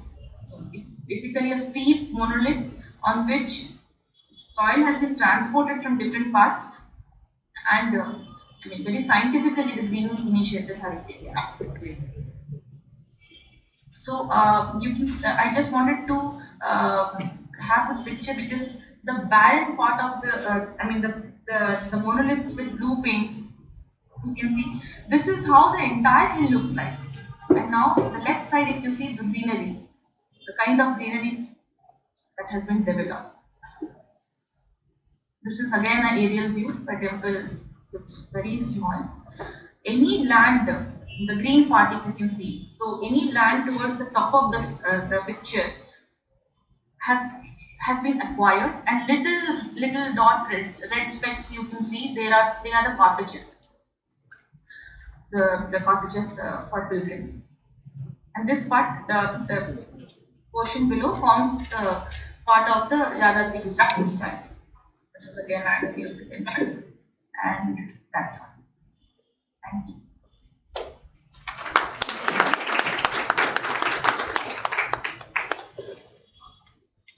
Thank you so much, ma'am.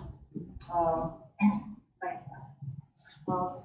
Being down, I know that's been a little upheaval of the entire schedule. We'll have one presentation before we break for a tea and coffee break. So we're shifting to Mr. Divay Gupta. Divay Gupta is going to be talking about the importance of heritage management in core urban areas. And he's the principal director at INTACT, the International Trust for Art and Cultural Heritage. He's a conservation architect with more than 25 years of professional and academic experience. He has led several heritage projects and initiatives at building as well as at an urban level across India. His restoration projects in Ladakh have also won the SA UNESCO Awards of Merit and Excellence. He has several publications on conservation and has been invited for several keynote lectures.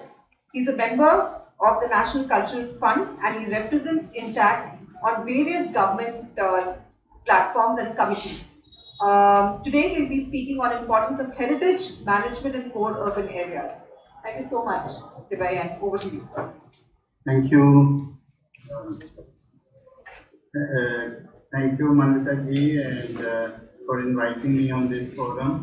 I see several names which I can recognize, and a few people in the audience, Ashish, Mr. Ghosh. So I'll immediately start with my presentation because I think it seems I am holding you from your refreshments. I hope you can see the presentation. Yes, yes. Yeah, thank you.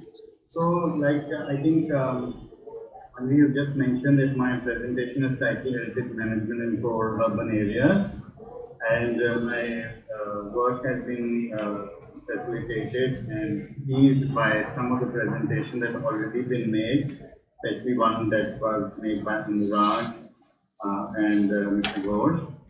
So, just to sort of give you a similar background, I mean, we are, of course, we know that we have huge amount of heritage, both in terms of building intangible, tangible, but we also have close to about, at last listed, close to about 5,000 historic towns and cities in this country.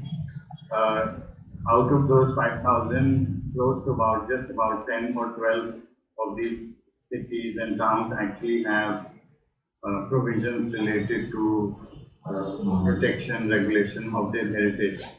So the challenge is pretty large and complicated.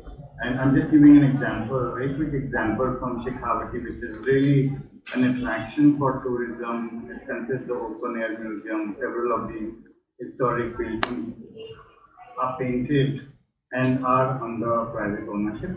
But that really doesn't stop them, the authorities, to remove these painted facades for road widening, considering that these roads are not able to take certain amount of vehicular traffic, or there is a consideration that in case there will be fire, the fire tender will not be able to pass. And I think these are not isolated stories. These are sort of very common, uh, happening all over the country in some parts of the world as well.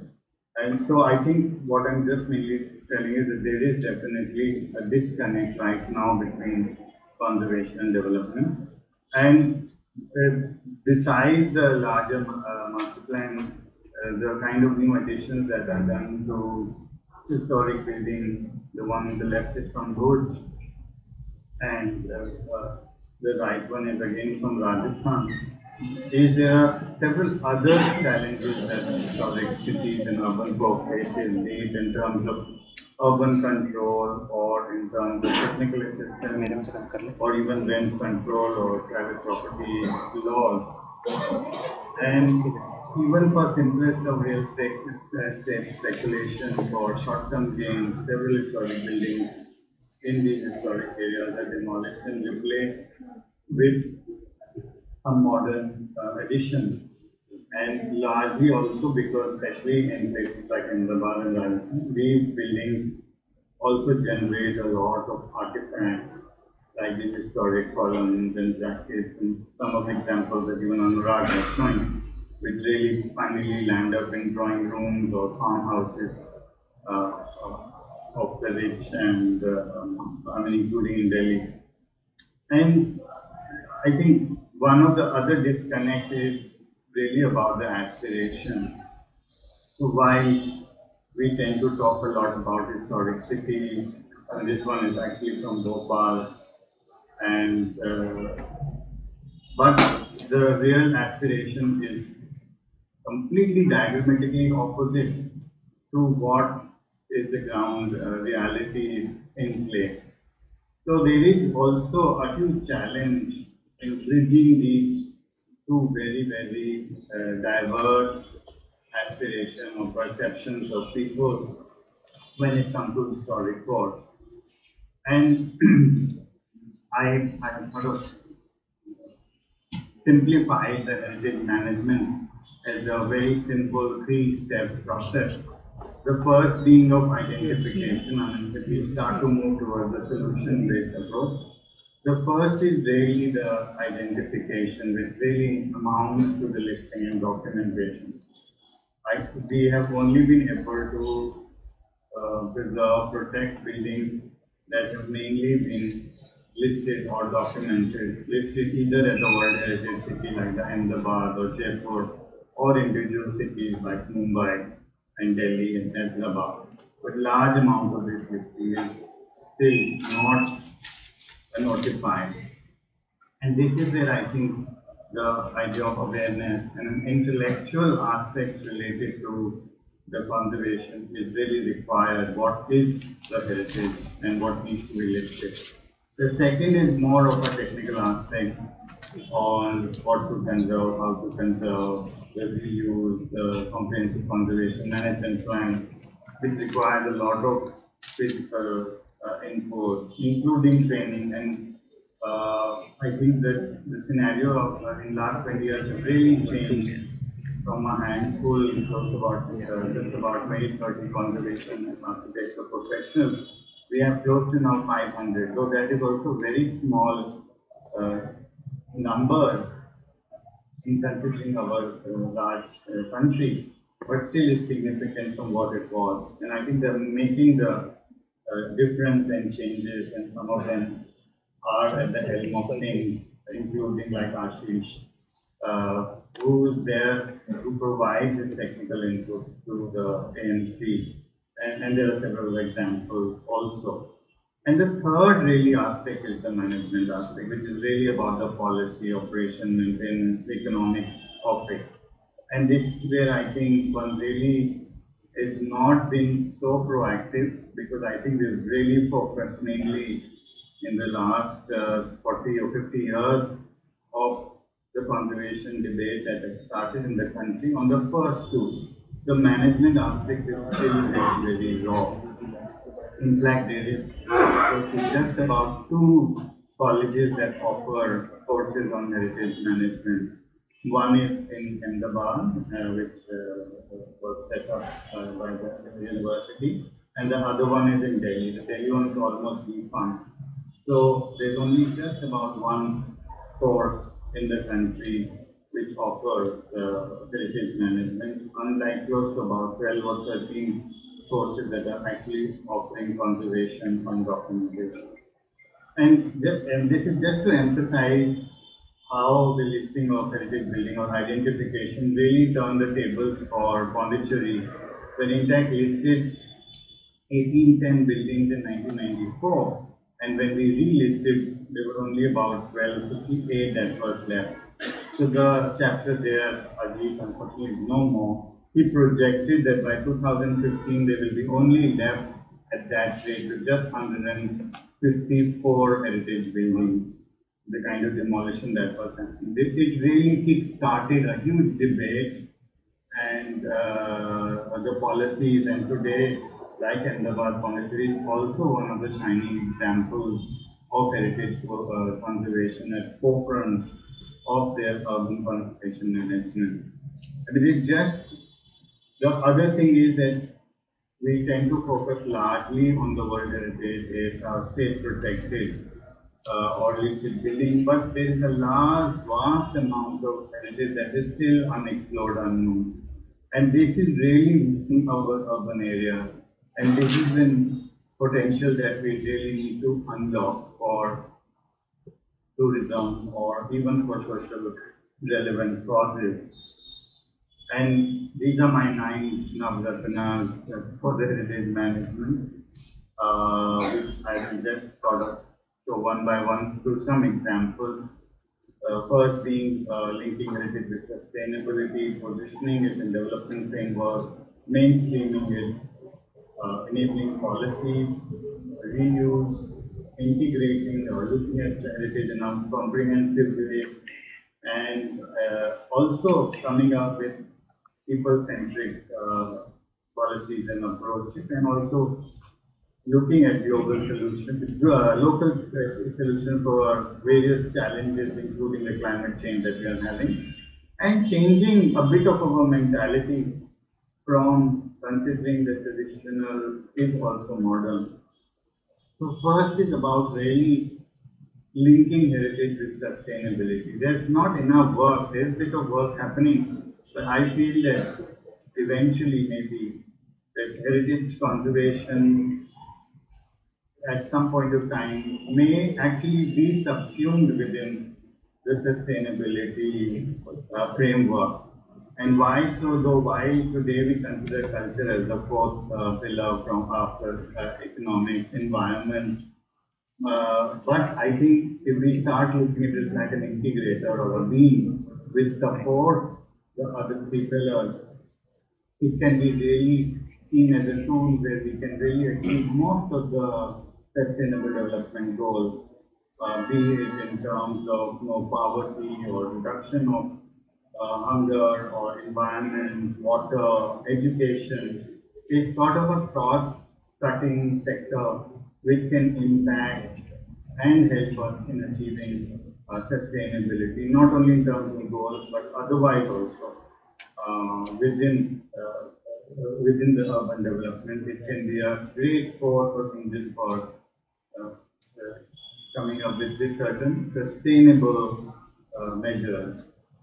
The second is really, today culture is really sitting on the outskirts of our development framework, as we've not really linked it with our economic, environmental and social goals.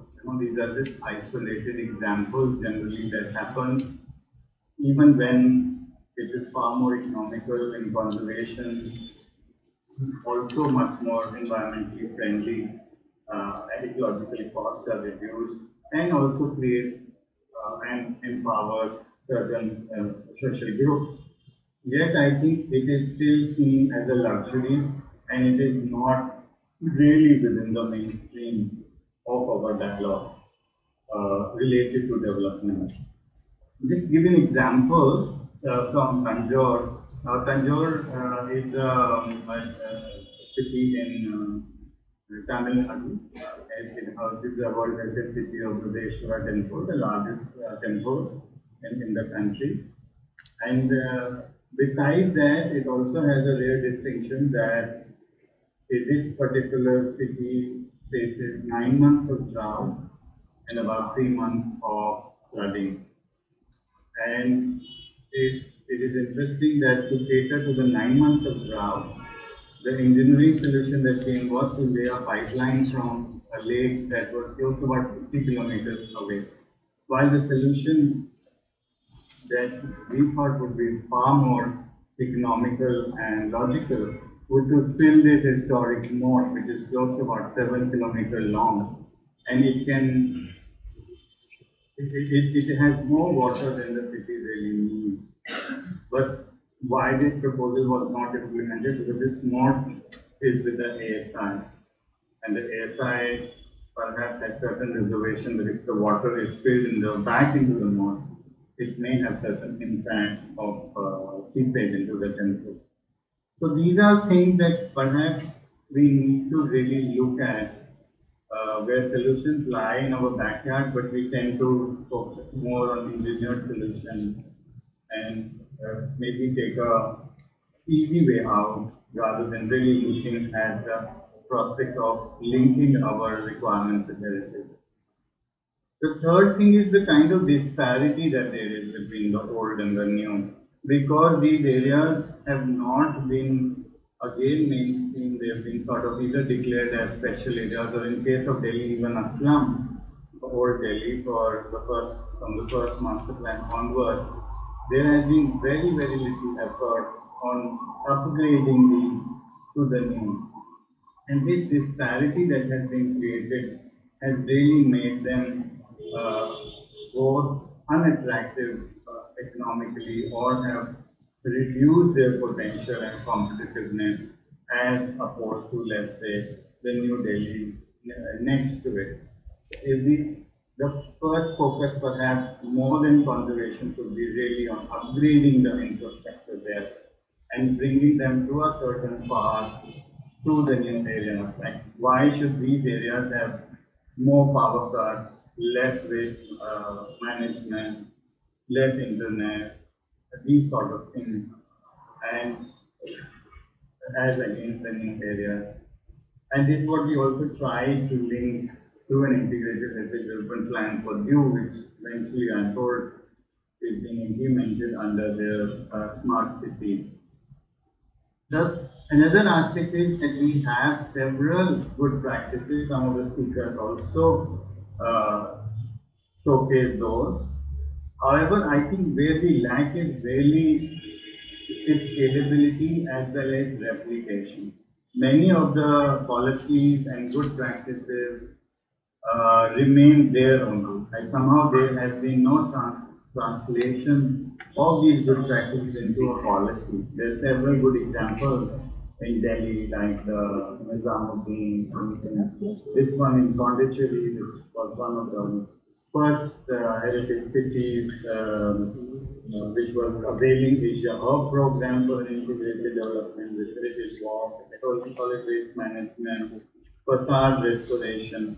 Even when the municipal corporation did not have a heritage cell, intact was designated as their heritage cell, and any specific planning permission that used to come was actually modified by intact, like this one on Francis Martin Street in Pondicherry, where the owner was submitting this elevation, but keeping the same spaces, the same requirement, the elevation was modified to cater to the historic character of those places.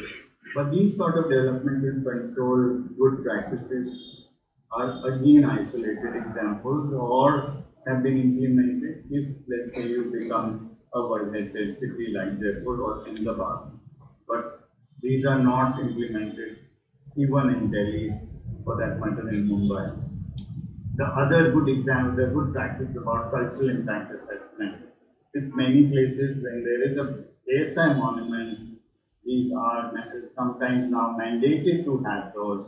But if there is no ASI monument, even when there is a historic city, then there is no specific requirement.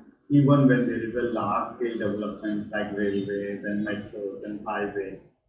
So this is another good practice that has not really translated into a policy, and this would be really a game changer that if all development goes through a specific cultural impact assessment around our historic cores, and then if there is any specific impact, then those could be definitely mitigated. One is not saying that the development should stop, but how to mitigate those impacts that the development will bring is what we need to really look at. The other aspect, I think, is about reusing the heritage building stocks that we have. And much more creatively. I think when we're talking of reuse, we tend to only talk either at hotels or museums, and we have not really come out of this hotel museum aspects when it comes to reuse. Very few buildings I've seen being converted either as a school or a hospital or even social housing.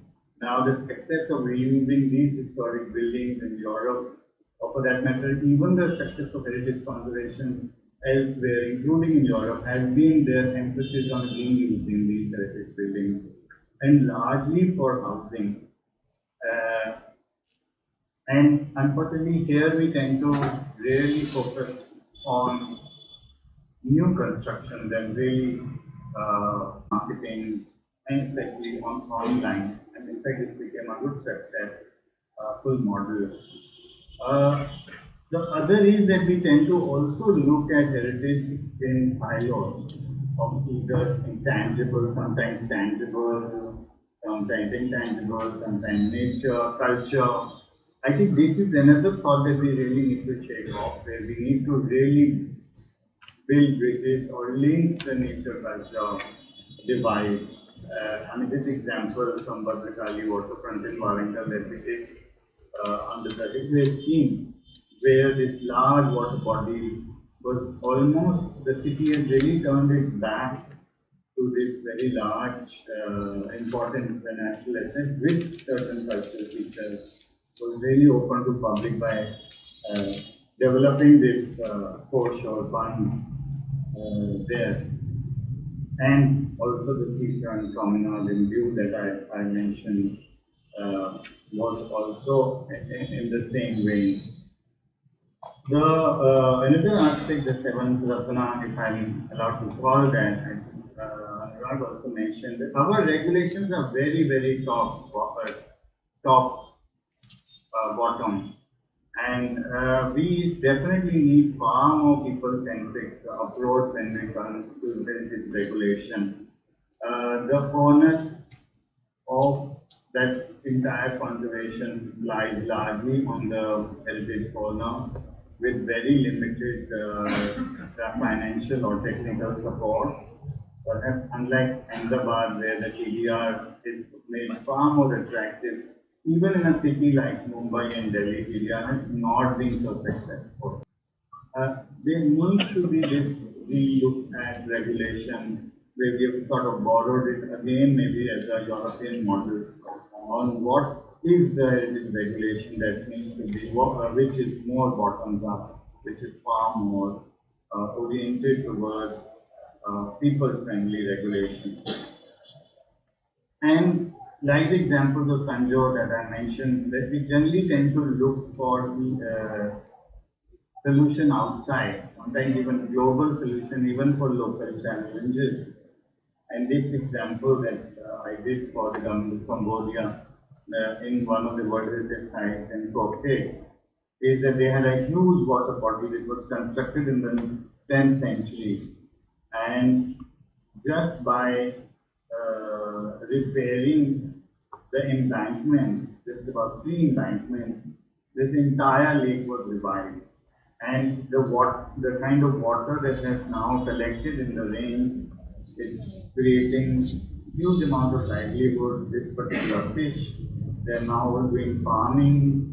They started doing a lot of organic farming, and it has really generated an economic and socio-economic development of this entire city.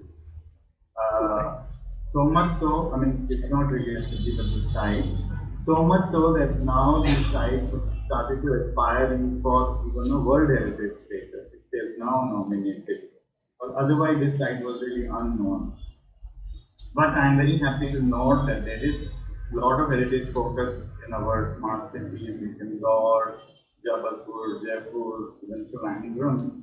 And one hopes that these sort of examples, again, these sort of pilot projects or good practices that are generated are replicated and converted into more like a policy document. It was sad that the Hizbe was merged within Pradesh or smart city.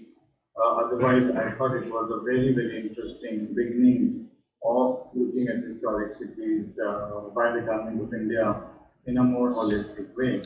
And lastly, what I said was about traditional knowledge systems where we can really learn, adopt, innovate. Right now, they are really delegated largely also to a certain degree of our colonial past, where a lot of our traditional knowledge system was either discredited, and we have not really looked at these aspects in our planning, design, architecture, even towards the climatic response or risk mitigation, like this Diwali system, which is earthquake-proof from Kashmir.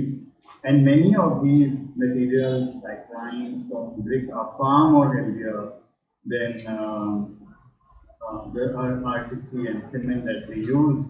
Some people have even claimed that the people living in these buildings are less susceptible to diseases, and you also have less carbon footprint because they have certain passive cooling abilities which requires less energy for cooling and heating. And they're also community based. So my pitch would be really looking at traditional as modern, where even empirical is scientific, and because this is the traditional technologies or knowledge that we can really use for our climatic resilience.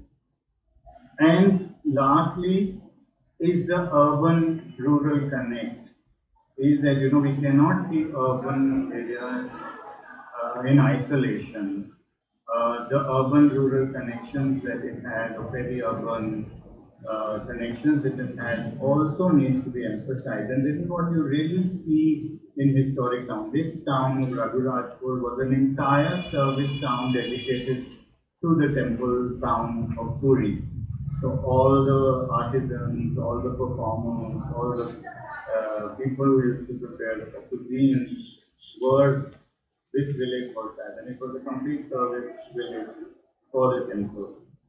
This system, to a certain degree, because of the lack of patronage, was served at some point of time, and they were really on decline.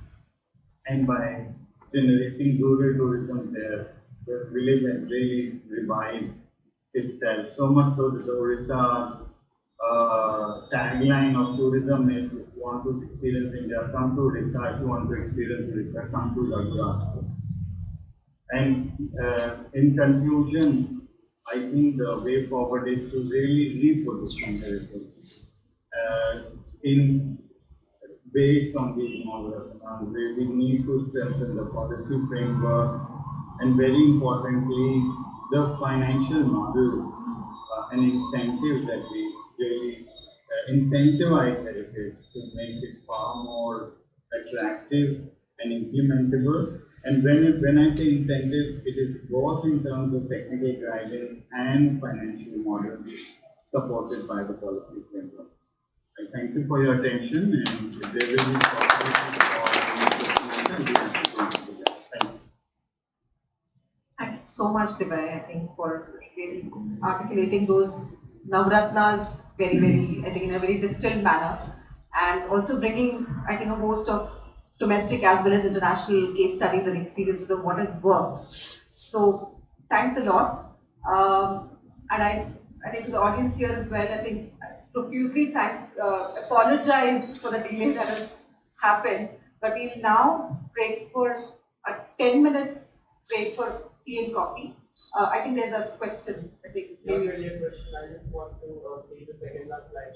Yeah, I can take that because I'm sorry I'll not be able to. Sure. I have another meeting going on online in Cambodia.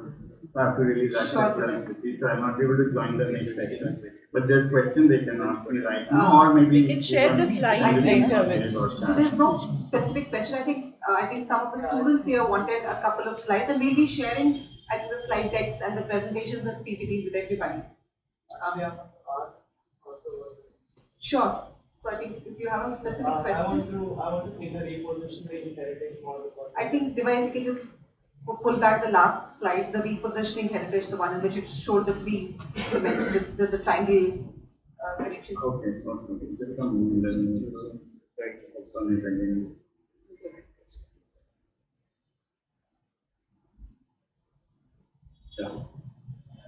Can you explain it once again? The repositioning heritage model. I'm trying. Is it visible? No, it's not visible. But what I think a question from the audience is that they want, he wants to understand the entire repositioning. Yeah, I get the incentive and implementations, but what's the word on the left side? Monitoring. Right. Okay. Yeah. You have any other questions? No, thank you. Thank you so much. Yeah. No, Divya, I think that's about it. We just wanted. Thanks, Divya. Thank you. Thank you. We'll break for break for 10 minutes. Tea, coffee, and we'll come back. We'll be assembled. Thank you. Thank you, Divya. Thank you. Bye.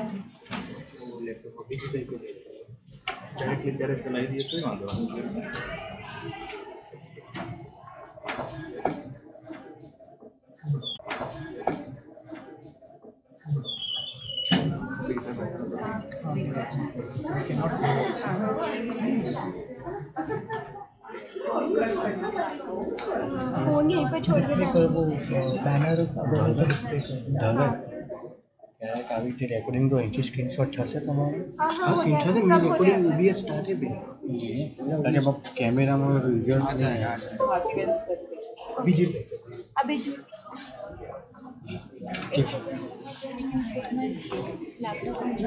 No, not at all. Please don't touch this setup. Don't touch पीछे this पीछे setup. वो पीछे एक आपको बंद करना यहाँ पे रहना पड़ेगा. हाँ मैं फोन रख के ही जा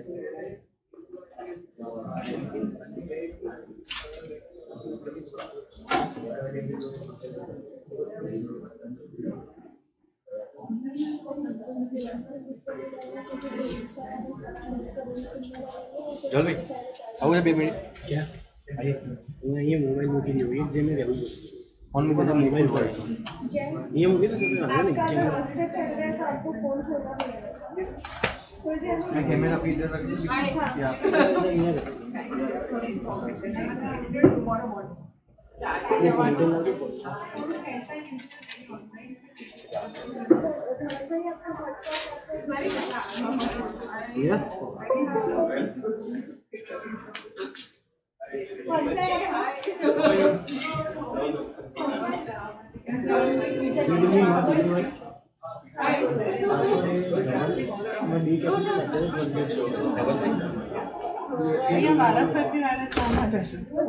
नीचे नीचे मारवा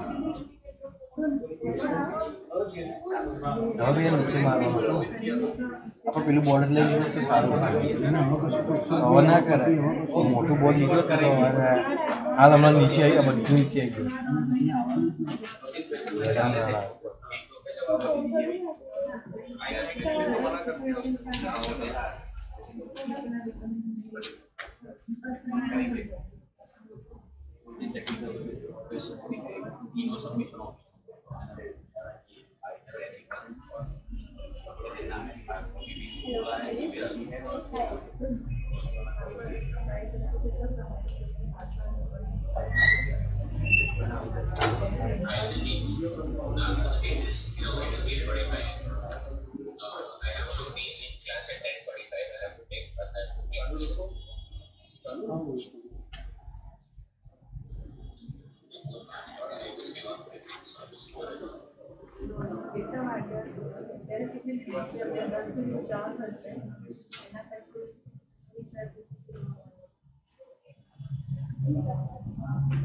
लेने पड़ेगा।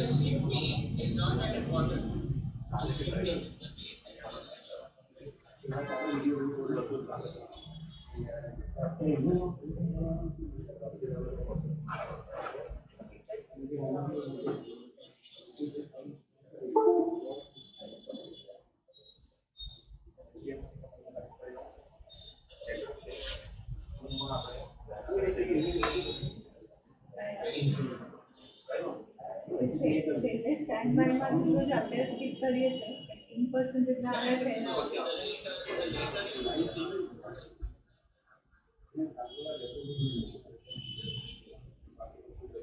no, so why be interested in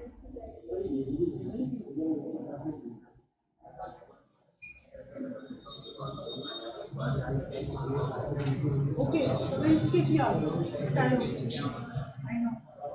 Very good, but we'll skip yours.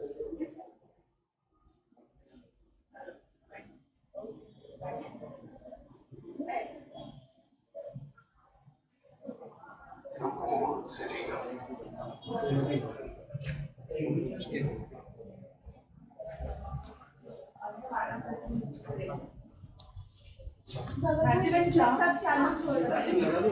हाँ प्लीज कनेक्ट कर दो ना क्योंकि यूट्यूब मेरे से चल रहा है।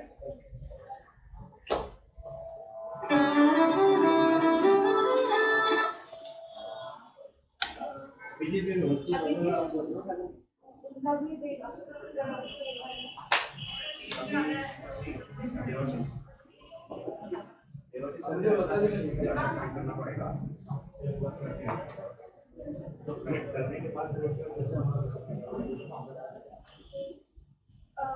what if अगर इंटरव्यू प्रेजेंटेशन इंटरव्यू भी अपन जूम से ज्वाइन करवा रहे हैं ये सेटअप ऐसे ही रहे ऑडियो वीडियो के सब मिल जाए इधर से जूम में लॉगिन होकर यूसेज जनरेट हो और यहाँ पे दिखे सबको और ऑडियो भी सबको बट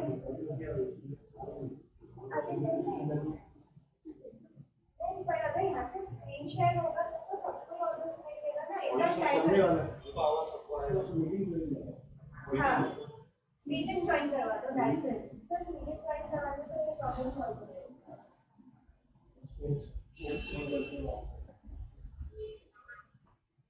पोस्ट कार्ड के पास कोई है उधर कोई है हरीश का कोई हरीश को हरीश छोड़ने गया विनय भाई उधर मैनेज करता और खबर सही देता है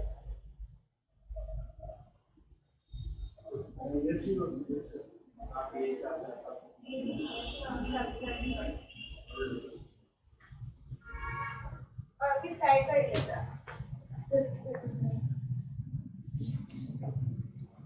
hello hello hello hello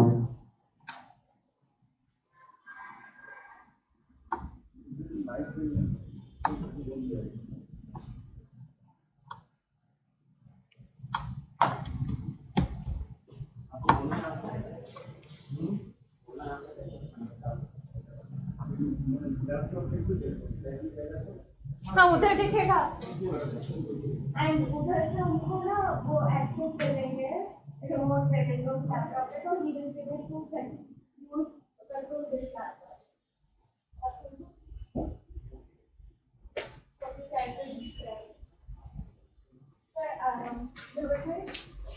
possible होगा क्या सर के लिए परिचय आ सर के लिए यहाँ पे चाय आ जाएगी नहीं बस अगर अपन ये कब ले आए निकलिए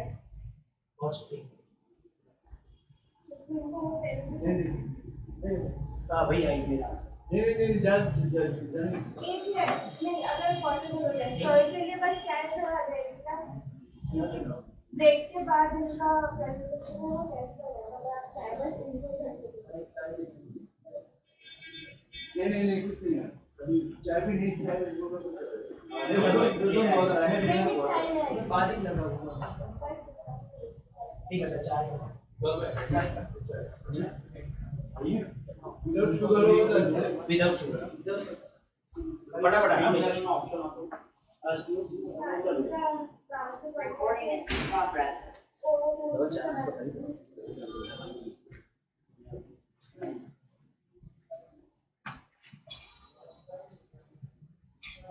તમારે બેગ ક્યાં ડેલી ના જાય તમે ક્યાં મૂકી બધી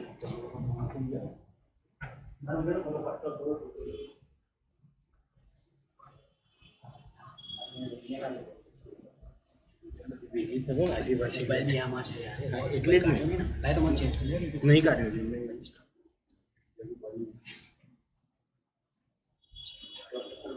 આપી જાઓ ચાય નાસ્તા કરો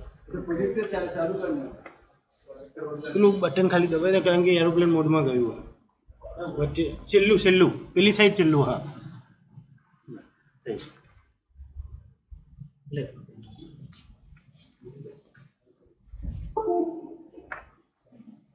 એસી ઓછું ક્યાં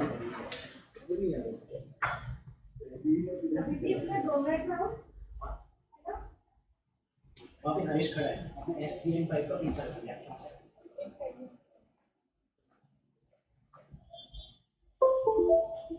कौन सा होना चाहिए The walled city of Ahmedabad is more than 600 years old.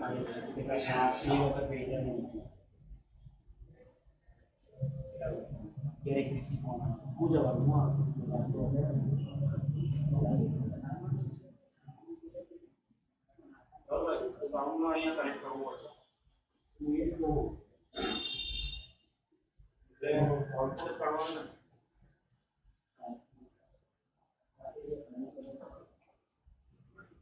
एक लोगों ने एक જ કેવું છે એ જે છે ને આ તો પ્લેટિનમ છે કઈ પણ અવાજ નથી તો આગળ ये जो ये तो आपने देखा मेरे चाप अभी भी फिर बच्चे बातों ऊपर ले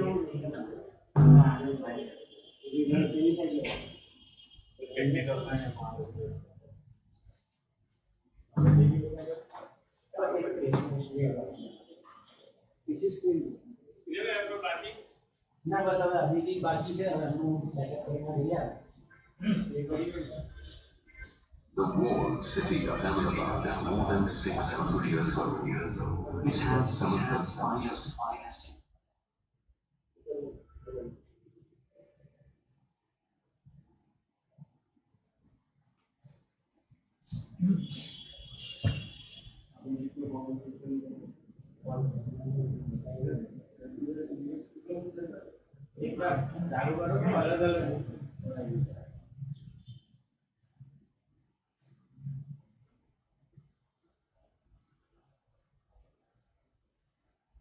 The walled city of Ahmedabad is more than 600 years old. It has some of the finest Indian history. Once an exquisite English Jain traditional neighborhoods, popularly known as halls, are of world value due to neglect.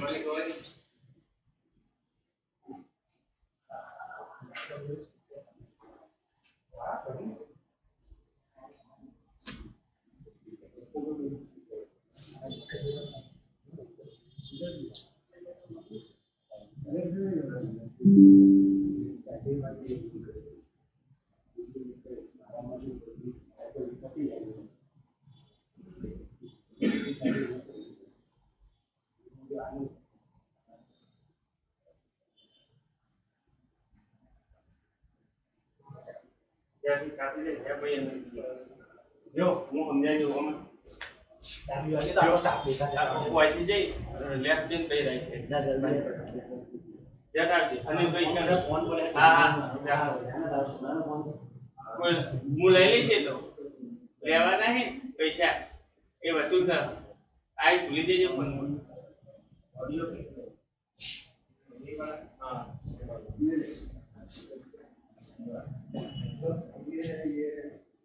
The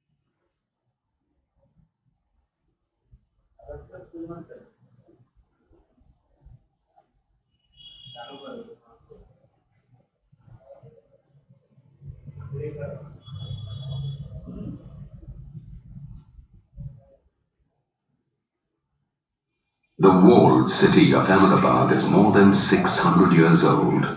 It has some of the finest Indian Islamic monuments and exquisite Hindu and Jain temples.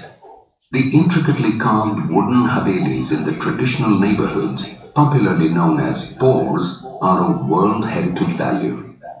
Due to neglect, commercialization, and several social reasons, the old city was going through a rapid decline. Since 1996, Ahmedabad Municipal Corporation has initiated a people-oriented movement to revive this heritage city.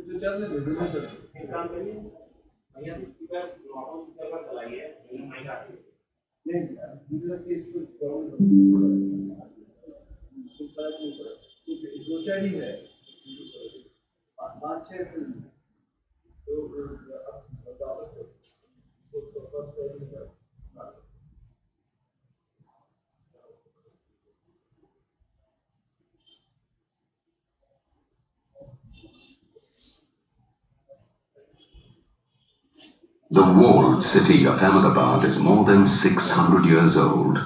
It has some of the finest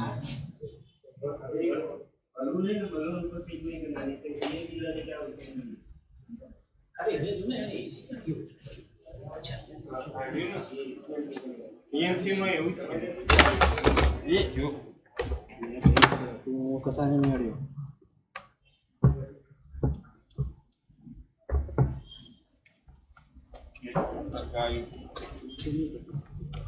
काका temperature नहीं है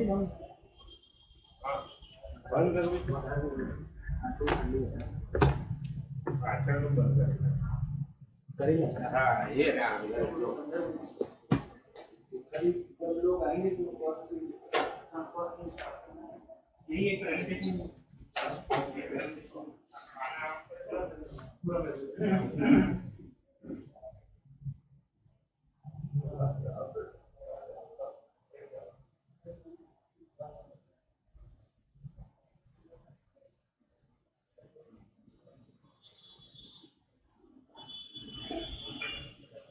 Recording in progress.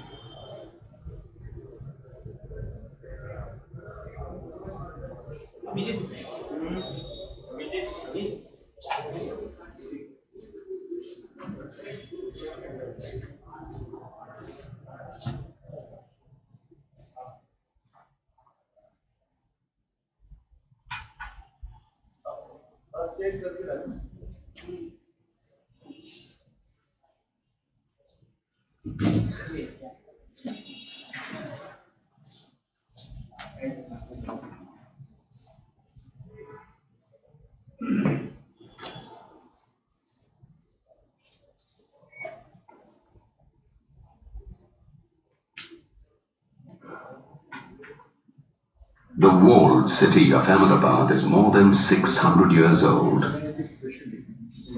It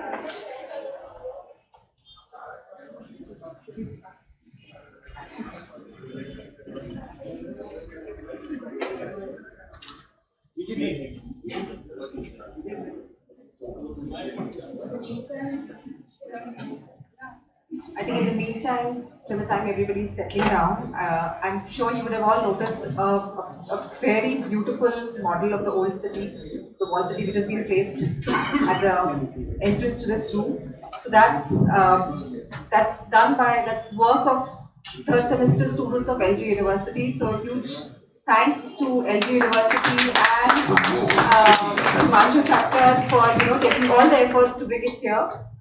It's part of their academic curriculum, and I think it's the right opportunity for you as well to interact with experts who are here to discuss about the projects that you've done or whatever you've conceptualized.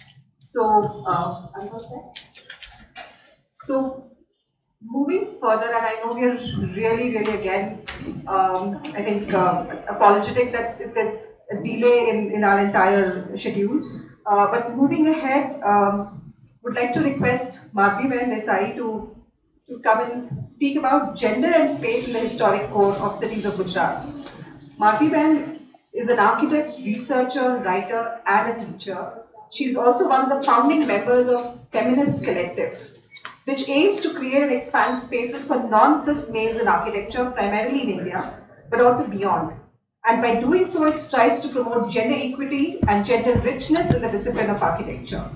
It's a platform for bringing together people, skills, resources, and research, generating ideas, debates, and discussions to advance the status of marginalized gender and identities.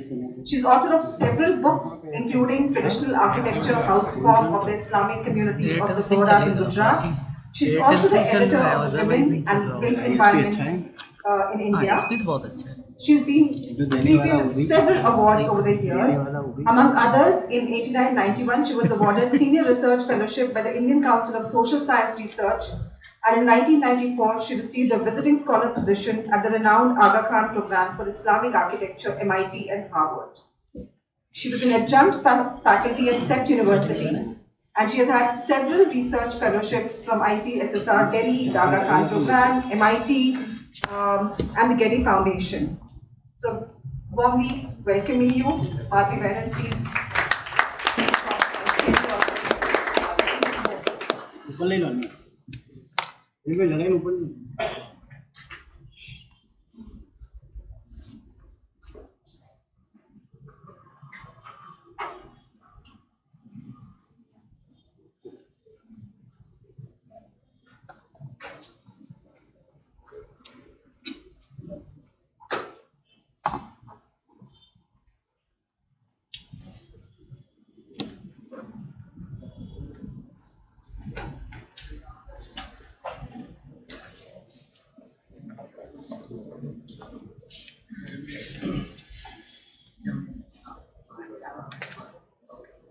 Thank you very much, Meghna. This kind of elaborate introduction makes me very nervous. When Manvita invited me to make a presentation here, and knowing the topic, I felt, whether I really belonged here. But as you know, this whole morning the word gender has not been spoken, and we in India are sort of, it's not part of any mainstream discourse. So I thought, whether I fit or not, I will take this opportunity to bring it to this esteemed audience. So without wasting a lot of time, we are a society which is rather hypocritical and complex, as we all know. So at one level we have goddesses, and we respect motherhood and whatnot, and we use Indira Gandhi as an example of the fact that there is no discrimination in our society, and men and women are almost equal or whatever. We have made a lot of strides, but in reality We know that there is a lot of domestic violence, sexual violence, and all other kinds of marginalization for the girl child and for women. And when I say women, I mean, as the introduction said, I also include the non-cis genders. So within the society, it's not, women are not a homogeneous category, as we all know. There is, a lot of heterogeneity. I like to read this. While the differentiational experiences of women are significantly mediated by the intersectional vulnerabilities of their location in terms of class, caste, religion, and sexuality, I shall focus largely on the issues of gender and the middle class women, just for the sake of generalization. I'll be doing that. So there are two crucial issues that I have been working with in the last few years, 30 years almost. Women as designers, creators, and patrons of space, which is not the focus of our. Do I have the? Yeah. So it is not the focus of our talk today, but I thought it is important to bring up the issue here. So we have on your left uppermost is the Zanana Ghat in Mirzapur. It is one of the few I would call feminist architecture examples dealing with women and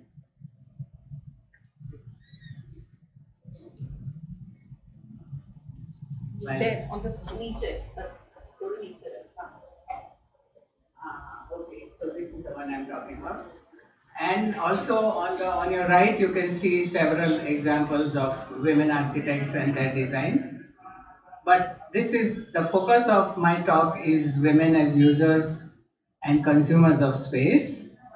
Women are very often associated with the interiors and also with the transitional spaces like the verandas. I'll be talking more about these.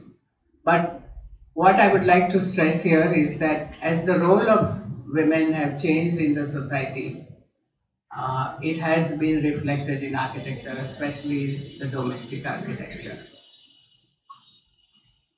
And I could not help include this slide here because of the lack of discourse which is existing on gender and the issues of men and women.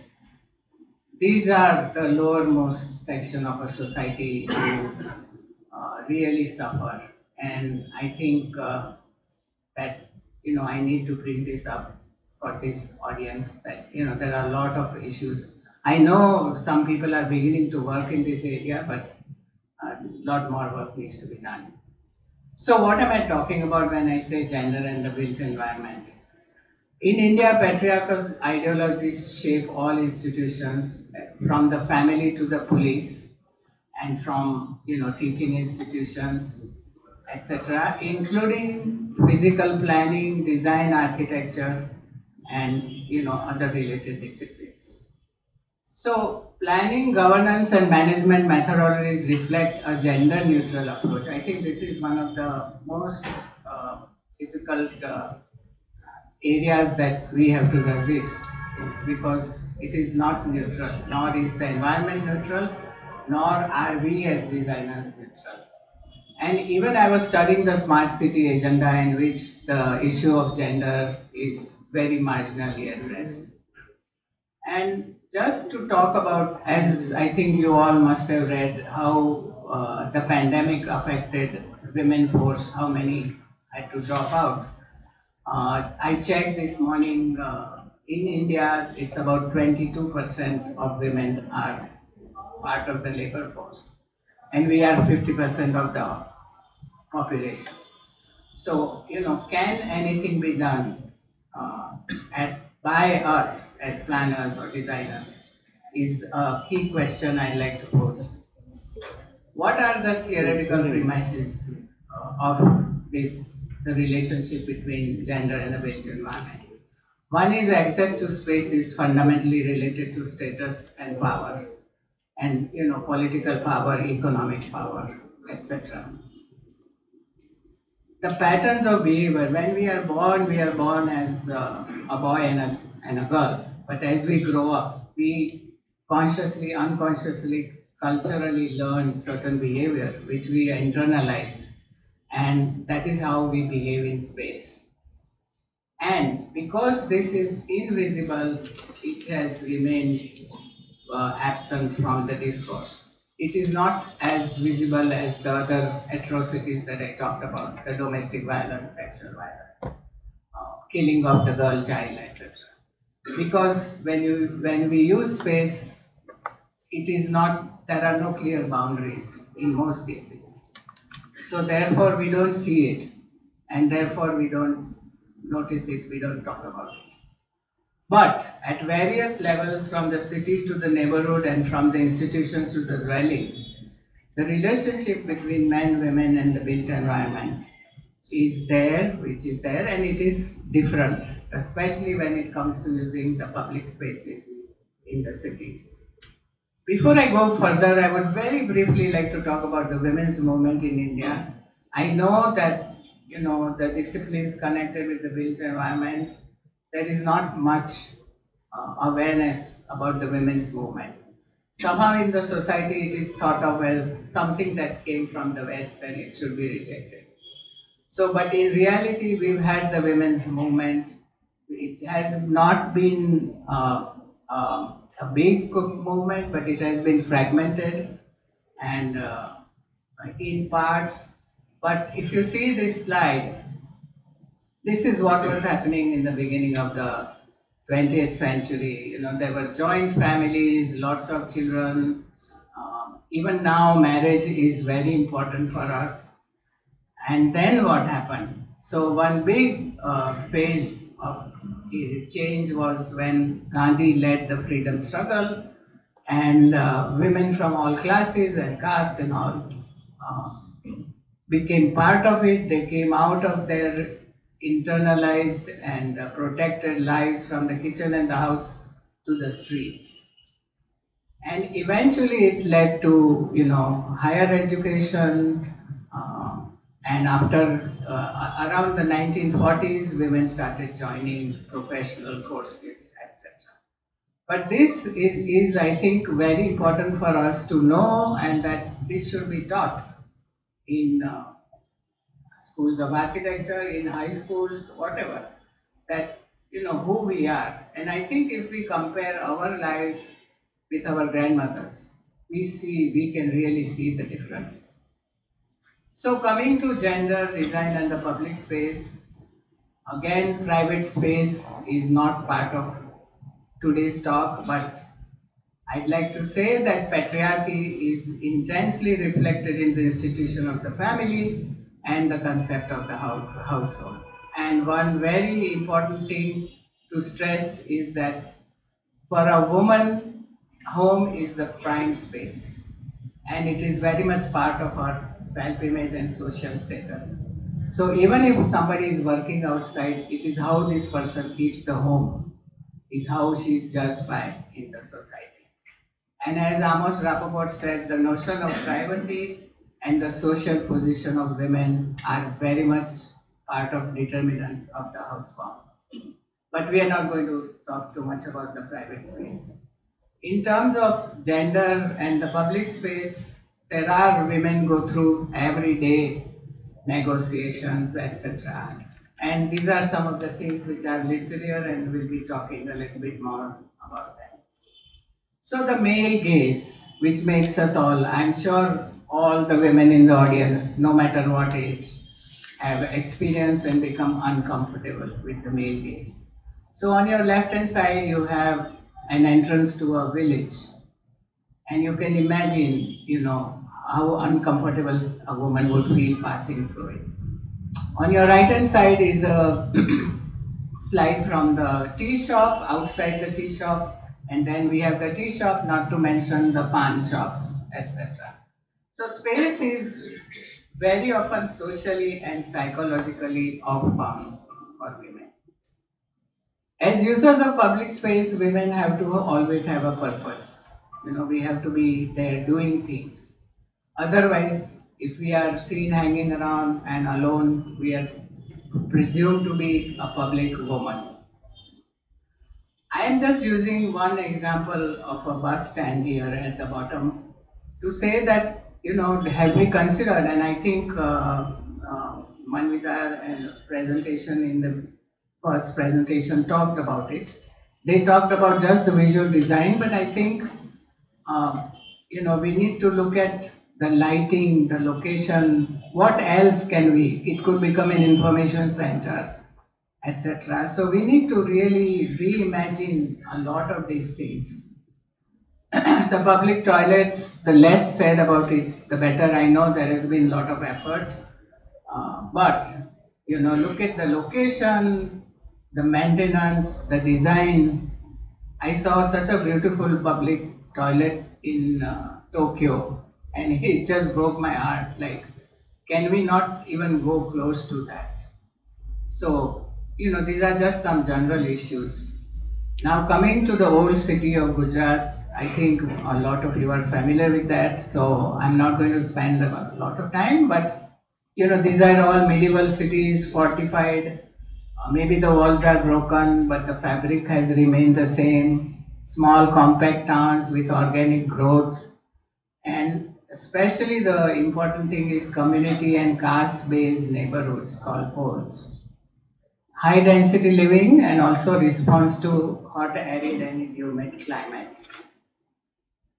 So these are, we have kind of very small, what we call chalks, and we have elevations, facades, which are, I think somebody else talked about it. There are indirect but urban design controls, which somehow the modern architecture is lacking.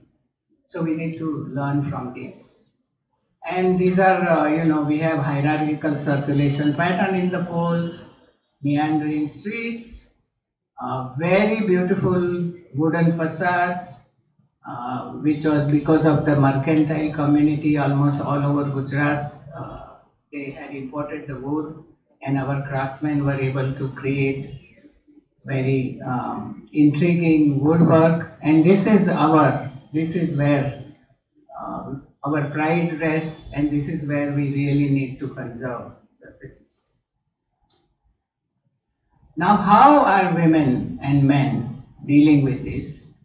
So, what I have stressed here is the human scale, the pedestrian distances, familiarity of surroundings, collective living, and shared social network.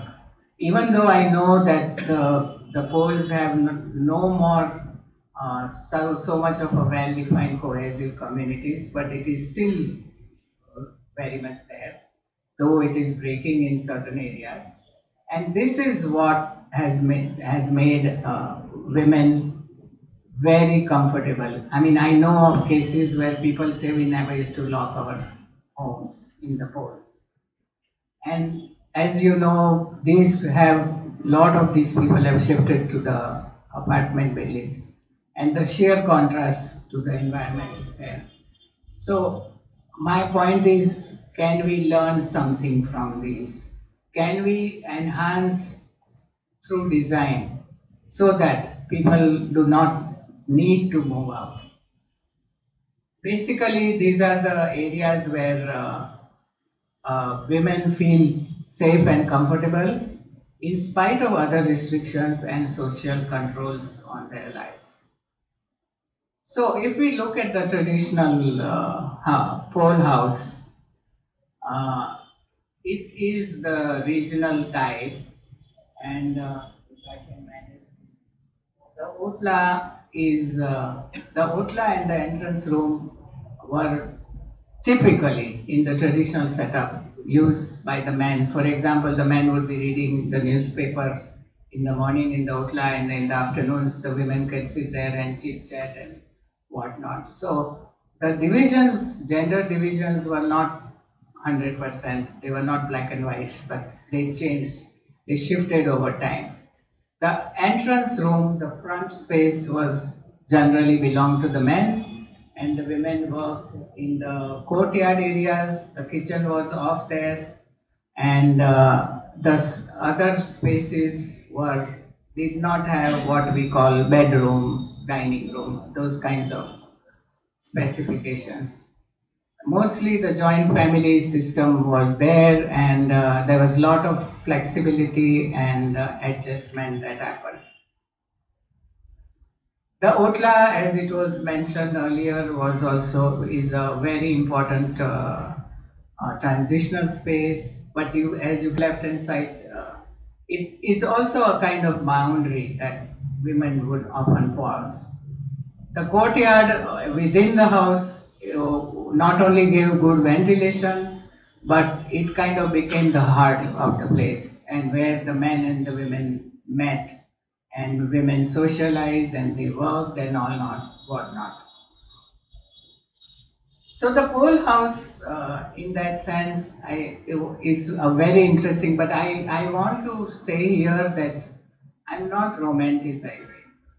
I think as those who work on heritage must have realized, it is not, it needs to fit in with today's lifestyle, with today's requirements. So that I think is another challenge when we are dealing with a heritage city, is how do you upgrade it so that people are comfortable. The notions of privacy has changed, the family size has reduced, people want more ventilation, whatever, parking needs, etc.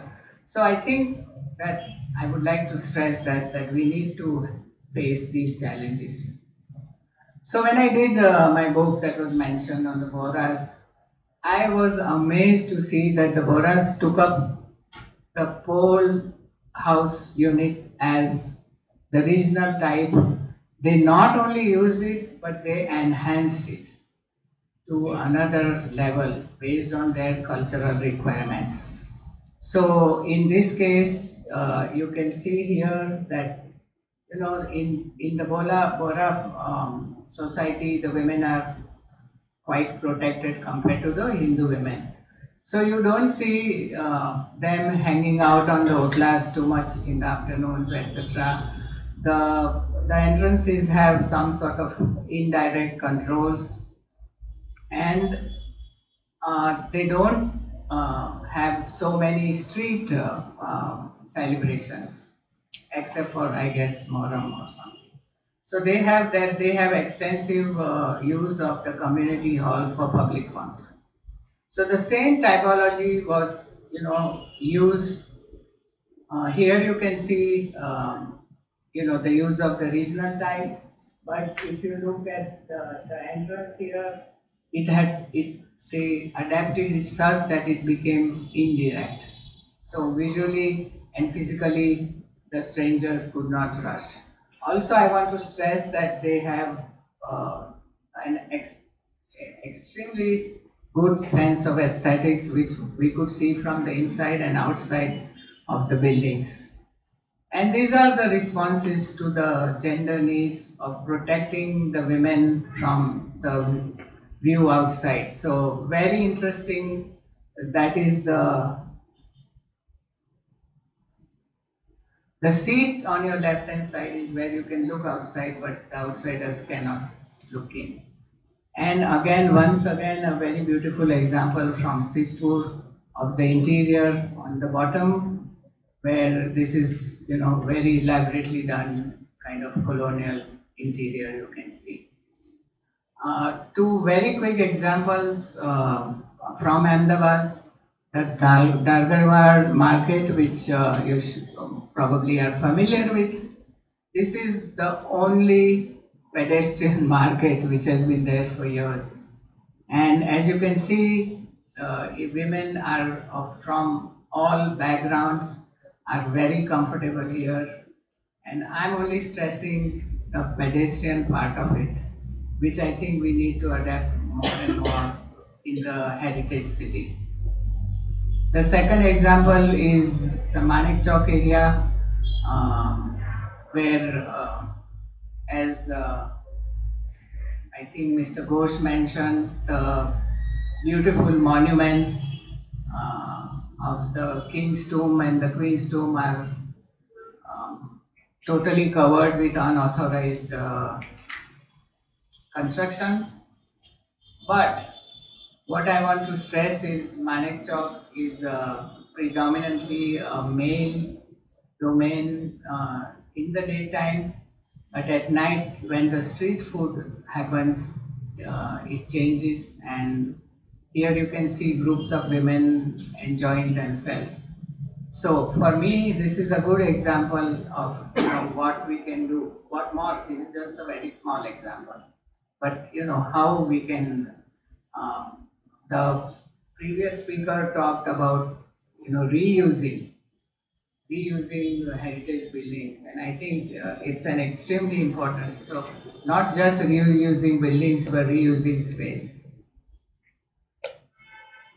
I'm not a planner, but this is something which, please correct me if I'm wrong, but I think we have development plan and town planning schemes, and there is hardly any role of urban design. And the element of people's participation is very inadequate. And I think that is, we really need to bring down the design scale to smaller scale, like maybe the wards or something, because then people can participate. And what Manvita was talking about, the gap, we need to reduce the gap. So what are the gender and planning challenges? So generally, first of all, planning is done by government, or I think it is changing a little bit, but so it is looked at as a technical exercise. Then the real estate construction industries have huge gender imbalance, and so therefore the gender needs are not, they are not aware of it, and then it doesn't get down to the policy and implementation. We don't have enough decision makers, women decision makers at local level. Now I'm saying this, but there are countries in the world, the developing countries, where they have consciously made these changes. They have trained women politicians in Canada to become part of the decision making. But my big problem is the robust infrastructure and mega pro-vehicle projects like flyovers and ring roads, which the government is spending so much money on. But for poor, physically challenged children and women, are we talking about pedestrianization? What are the facilities we are giving them? I think we cannot no longer say we don't have money, because we are spending a lot of money. So just based on my latest book, what I want to stress is not just women's safety. Everybody talks about women's safety in the city and CCTV cameras. That's not enough. What I'm talking about is women's participation as equal citizens. So on the left above you see, it's a women's park. Women only park in old Delhi. And you can see what fun women are having. They bring their children there, the children do homework, and women chit chat over there. Now when I was younger, I was very much against this discrimination, because when I'm younger I thought, oh, I'm as good as everybody. But till we become egalitarian society, I think we need to have some of these separate things. Our parks, the gardens, we need to have walking. See, women don't spend. Women who are housewives will not spend money to go to the garden, because they want to focus on their children, the children's food. So we need to have smaller gardens especially in the heritage city. We need to have walking distance gardens are there. We need to re-look at the transportation. We need to involve women as stakeholders in any of the projects we are doing, small or big. So finally, my suggestions for the heritage city. So, and I think a lot of the speakers have spoken about this. Proper signage, land use, what we call eyes on the street, carefully designed lighting. I mean, I live in a very privileged area, but the lighting is horrendous when I go out at night. Also, soft and hard landscape As I said, we have enough money, but we don't, this needs to become mainstream. Just like sustainability is now become a buzzword, gender mainstreaming has to be, if we have to deal with the 50% of the population. Especially we need women's resource centers, crashes, shelter homes, mobile crash for construction sites for the children of the construction workers. Because how are we going to bring up the 22% of labor force if we don't make all these facilities available? And there is, I could go on and on, so I'm not going to do that. And thank you very much. Thank you, Manvita, for having my radical.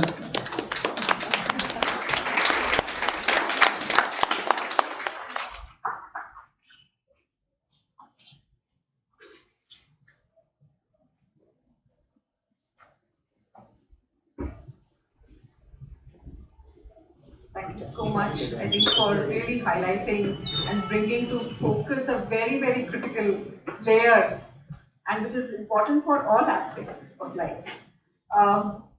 Moving to the next session, I would like to warmly welcome Devashish Nayak, who will be talking about Heritage Walks, a tool for community and local government partnership. Although he doesn't need a lot of introduction, and he's very fondly also known as the Heritage Man, Devashish Nayak started Kruta Foundation, the Foundation for Conservation and Research of Urban Traditional Architecture, and he initiated Heritage Walks in Kolkata, after which he brought the Kolkata model to Ahmedabad, where he initiated the first Heritage Walk in Ahmedabad, which is famously called as From the Temple to the Masjid Walk. He has been supporting AMC very closely through the Heritage Cell and a lot of technical support towards documentation, towards providing a lot of access to credit to residents in the old city to upgrade their houses. An Ashoka Fellow, he is integral to developing a people's movement to preserve and restore the rich architectural heritage of India. He has designed and helped implement several heritage walks across the country. So, Devashish, please.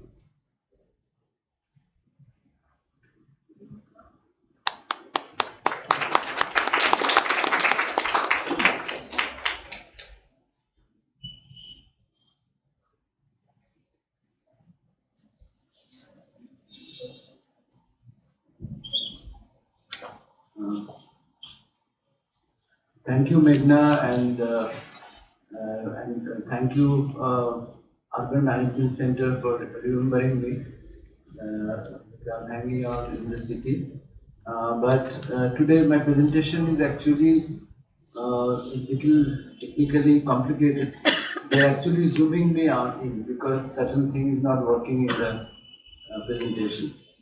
And I like the name the Urban Management Center give me of my presentation called Heritage Walk. So I have a ready-made presentation which I've been doing for last 20 years, same presentation. And in fact, I have the same joke in the same point. So my wife tells me that I know exactly where to smile or laugh because the jokes are the same. What I'm trying to say is that Heritage Walk is an illusion. Because today morning you must have heard our Deputy Municipal Commissioner, because people who have no idea about heritage. So Heritage Walk is a good trap to bring them in, and I hope he is also. And also I like the slide of Mr. Divya from Delhi. He made a drawing of an iceberg. So Heritage Walk also a tip of an iceberg. So how to trap local municipal corporation is through Heritage Walks. Because when you come from outside and show them the how to look at their own city, because I have an hypothesis that whoever lives in any place, they don't know the place because he or she lives there. So how you first? So I was called to Ahmedabad in '96 by the municipal commissioner dynamic called Mr. Keshav Verma from Calcutta, and he was suggested by Mr. P.K. Ghosh, which you heard in the morning. He actually identified me and requested Kishore Verma to bring me over. So I asked a question that why you are calling somebody from outside, because Gujarat has many experts. He said that we need an outsider who can be totally engaged in 24/7, and who is an outsider because you have a perspective. That means what he mentioned through the heritage law, you have to create a perspective of a local space, only then you can do that.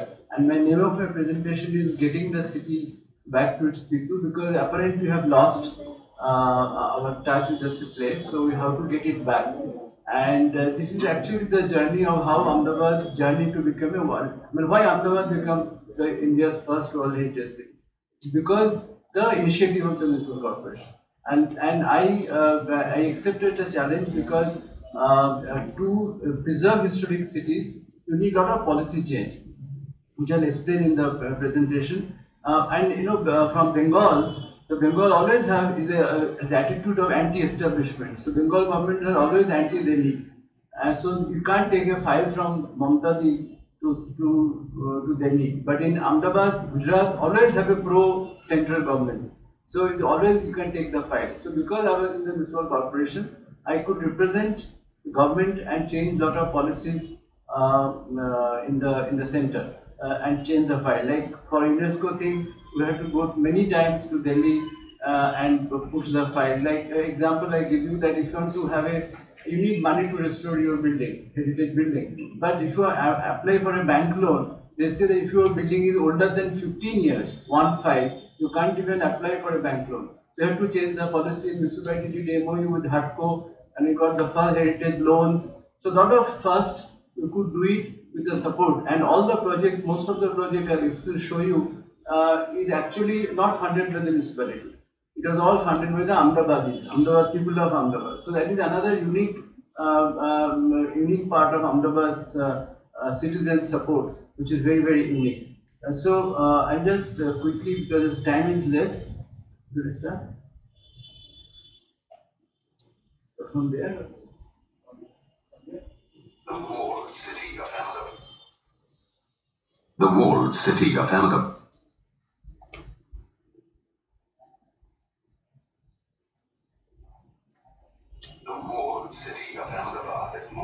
The walled city of Ahmedabad is more than 600 years old. It has some of the finest Indian Islamic monuments and exquisite Hindu and Jain temples. We've been struggling since morning to resolve it. The intricately carved wooden havelis in the traditional neighborhoods, popularly known as balls, are of World Heritage value. It's okay. It's okay. It's okay. Due to neglect, commercialization, and several social reasons, the old city was going through a rapid decline. Since 1996, Ahmedabad Municipal Corporation has initiated a people-oriented movement to revive this heritage city. So the one important thing was bringing respect for the citizens' eyes about the heritage of the city. So we managed to get a Discovery Channel team almost 25 years back to come and Ahmedabad and make a short film. So I'll show you 1-minute film by Discovery Channel done almost in 1997.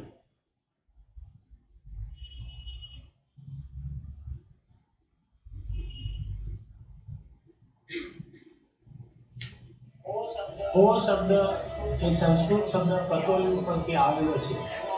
એનો અર્થ એ થાય છે કે વિવિધ સમૂહના લોકો એક સાથે એક જગ્યાએ રહે છે. કોને એક કે બે પ્રવેશદ્વાર હોય છે અને તેની સાથે જુદી જુદી ગલીઓ અને શાખાઓ જોડાયેલી હોય છે. કુળની શરૂઆત 11મી સદીમાં પાટણથી શરૂ થઈ. કાચકલાની હવેલીઓ એટલી સુંદર હતી કે તે સમયના સમાજને અનુરૂપ હતી. આ મકાનોની અંદર ચૂનાની દિવાલ હોય છે અને તે ખૂબ જ મજબૂત હોય છે. પંખીઓને ચણ માટે બાંધવામાં આવેલા ચબૂતરાઓ પંખીઓ પણ કુટુંબના એક સભ્ય છે તેમ દર્શાવે છે કે જ્યાં લોક ઉત્સવ પણ ઉજવાય. પૂરમાં રહેતા વિવિધ કુટુંબો એક વિશાળ પરિવારની ભાવનાથી એક સાથે. I normally pause in this end of this short film because of the Discovery Channel logo. Because when 25 years back, when people saw Discovery Channel has come and made a film on Ahmedabad, that was a very big brand value. So because these are the small steps, psychological steps. Um, uh,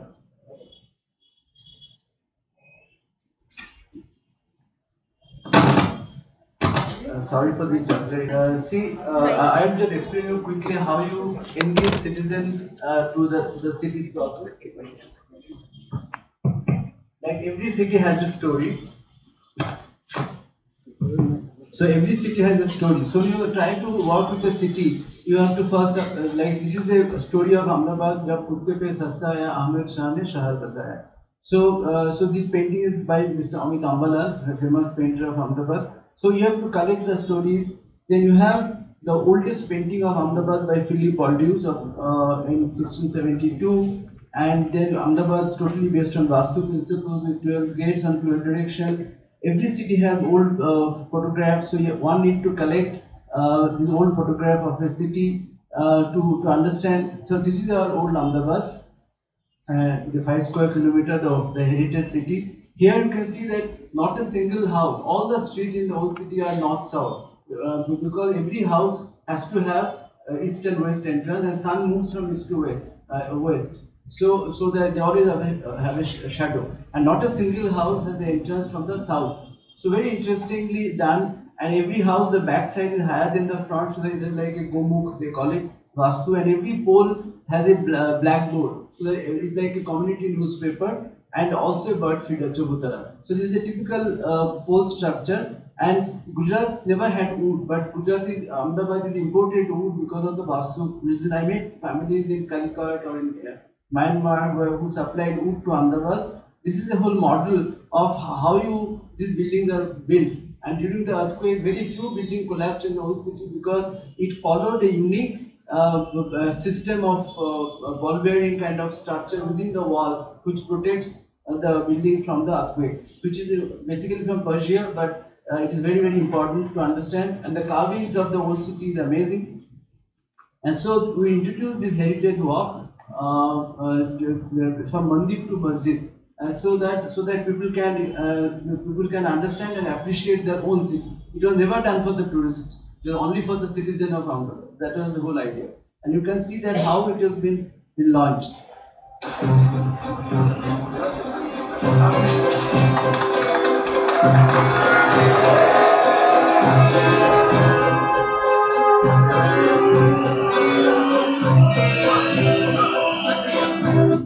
So you can see that how different part of the community, the political leader, everybody got engaged in launching of the walk. So you have to walk from point 1 to point A to point B, but with the excitement. You have to interpret the place, and heritage walk really triggers off. So this heritage walk is a diagram. I mean, as an architect, what you are doing with heritage walk, because it is triggers off and connect and create a platform for your engagement with the city. And this is like this is a walk of all the campuses you pass through the heritage walk. This is the Swaminarayan temple from where the walk starts till today, every day morning for last 25 years. And this is the whole plan. It is all done by the students. It was all this campus drawing, because people like to have look at the drawings. It's like along the walk we have like very famous poet's house. So this is a poet statue which has been installed, and it was funded by the community but inaugurated by the municipal officers. And his birthday is celebrated every year on 21st January. And you can see it started with the poet festival and theatres by this poet. See, the thing is, if it is done by a government tender, the projects, so it is just imposed from the outside. But here in all the projects done in Ahmedabad, the community space has been respected first. If you start with the poet festival or birthday of the poet or theatre, the place has the space created sense of belongings to the community. That's why community funded this project. And so this is the brochure. This is another poet called Akha Bhagat. If you are from Gujarat, you will know Akho is very famous in Desaini Pole. We also got a painting by Ravi Shankar Rawal, famous Gujarati painter, and we created that whole square and his shop. And here it has also been inaugurated with a theatre on the Poets Live. And also we have worked on this Taka, the underground rainwater harvesting system. So there are 10,000 Takas in the old city. The old Ahmedabad was really a good model for internet. In fact, like one day when a French ambassador came for the Heritage Walk, he was so happy with that. He had a long agreement with the French government. They whole group stayed in the municipal corporation and they spent crores to restore Ahmedabad. So how Heritage Walk can connect and figure out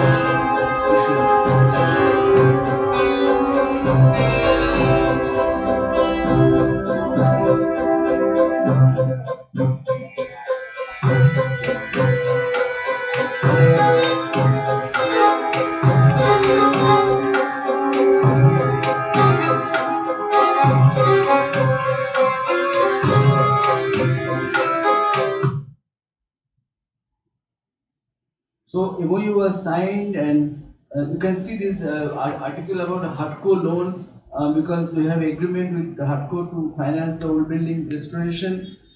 We have like around 120 bird feeder. So for every project we did, we put a poster on the side in Gujarati and English to understand and educate people that how this funding has come, so we can encourage other people. See, the lot of funding, MP, MLA, councillors, budget is never spent. So what we did in the municipality, we did the tendering process, everything before, and by the time of this March, so that March 31st, all the funds get finished. Before that, we put the money and application, and board get those funding approved. So that there is a lot of budget within the system. Now we are lucky that after this 25 years, Municipal Department Heritage has quite a good amount of budget, I feel. But it was initial days. If you want to work in another small town, on media played a major role. So a lot of young journalists have been trained, because when you restore a city, you have to restore the citizen's mind. So you have to work with the media. So how today all medias in Gujarat always write about it. Heritage news has become mainstream, so which was not there earlier. So in fact, Times of India published a whole book of all the articles they published last 20 years, which was actually edited by Modi ji, and he only released it. So also you created a lot of children's books. We also have a story of Ahmedabad mein Rickshawala. So we use that story for making a game for children. We also started contacting international funding agencies, World Monument Fund. We restored the 400 years old Dwarkadhish temple, and this is another temple in the old city, Hatkeshwar. And because what happened, if you start restoring the community spaces, the community stays back. So that was the crucial way of picking up restoration project, and you also get community funding out of that. So, so you can see this building has been restored, and also you created this children's book, and also restored these houses, and also animation film. One day I took 40 painters for Heritage Walk, because Ahmedabad is never seen Ahmedabad like any city. And so they started painting the old city. So that is a new generation of painters. You have sculptors who created these sculptures along the Heritage Walk.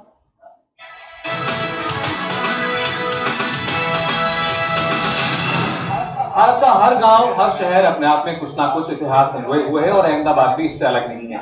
यहाँ की खासियत है यहाँ की हजारों हजार ऐतिहासिक heritage इमारतें, जो कि कुछ लोग मानते हैं कि पूरे भारतवर्ष में सबसे ज्यादा हैं। आइए देखते हैं किस तरीके से अहमदाबाद के लोग जुटे हैं अपने इतिहास को बचाने के लिए, और ऐसा करने में उनको क्या क्या दिक्कतें पेश आ रही हैं।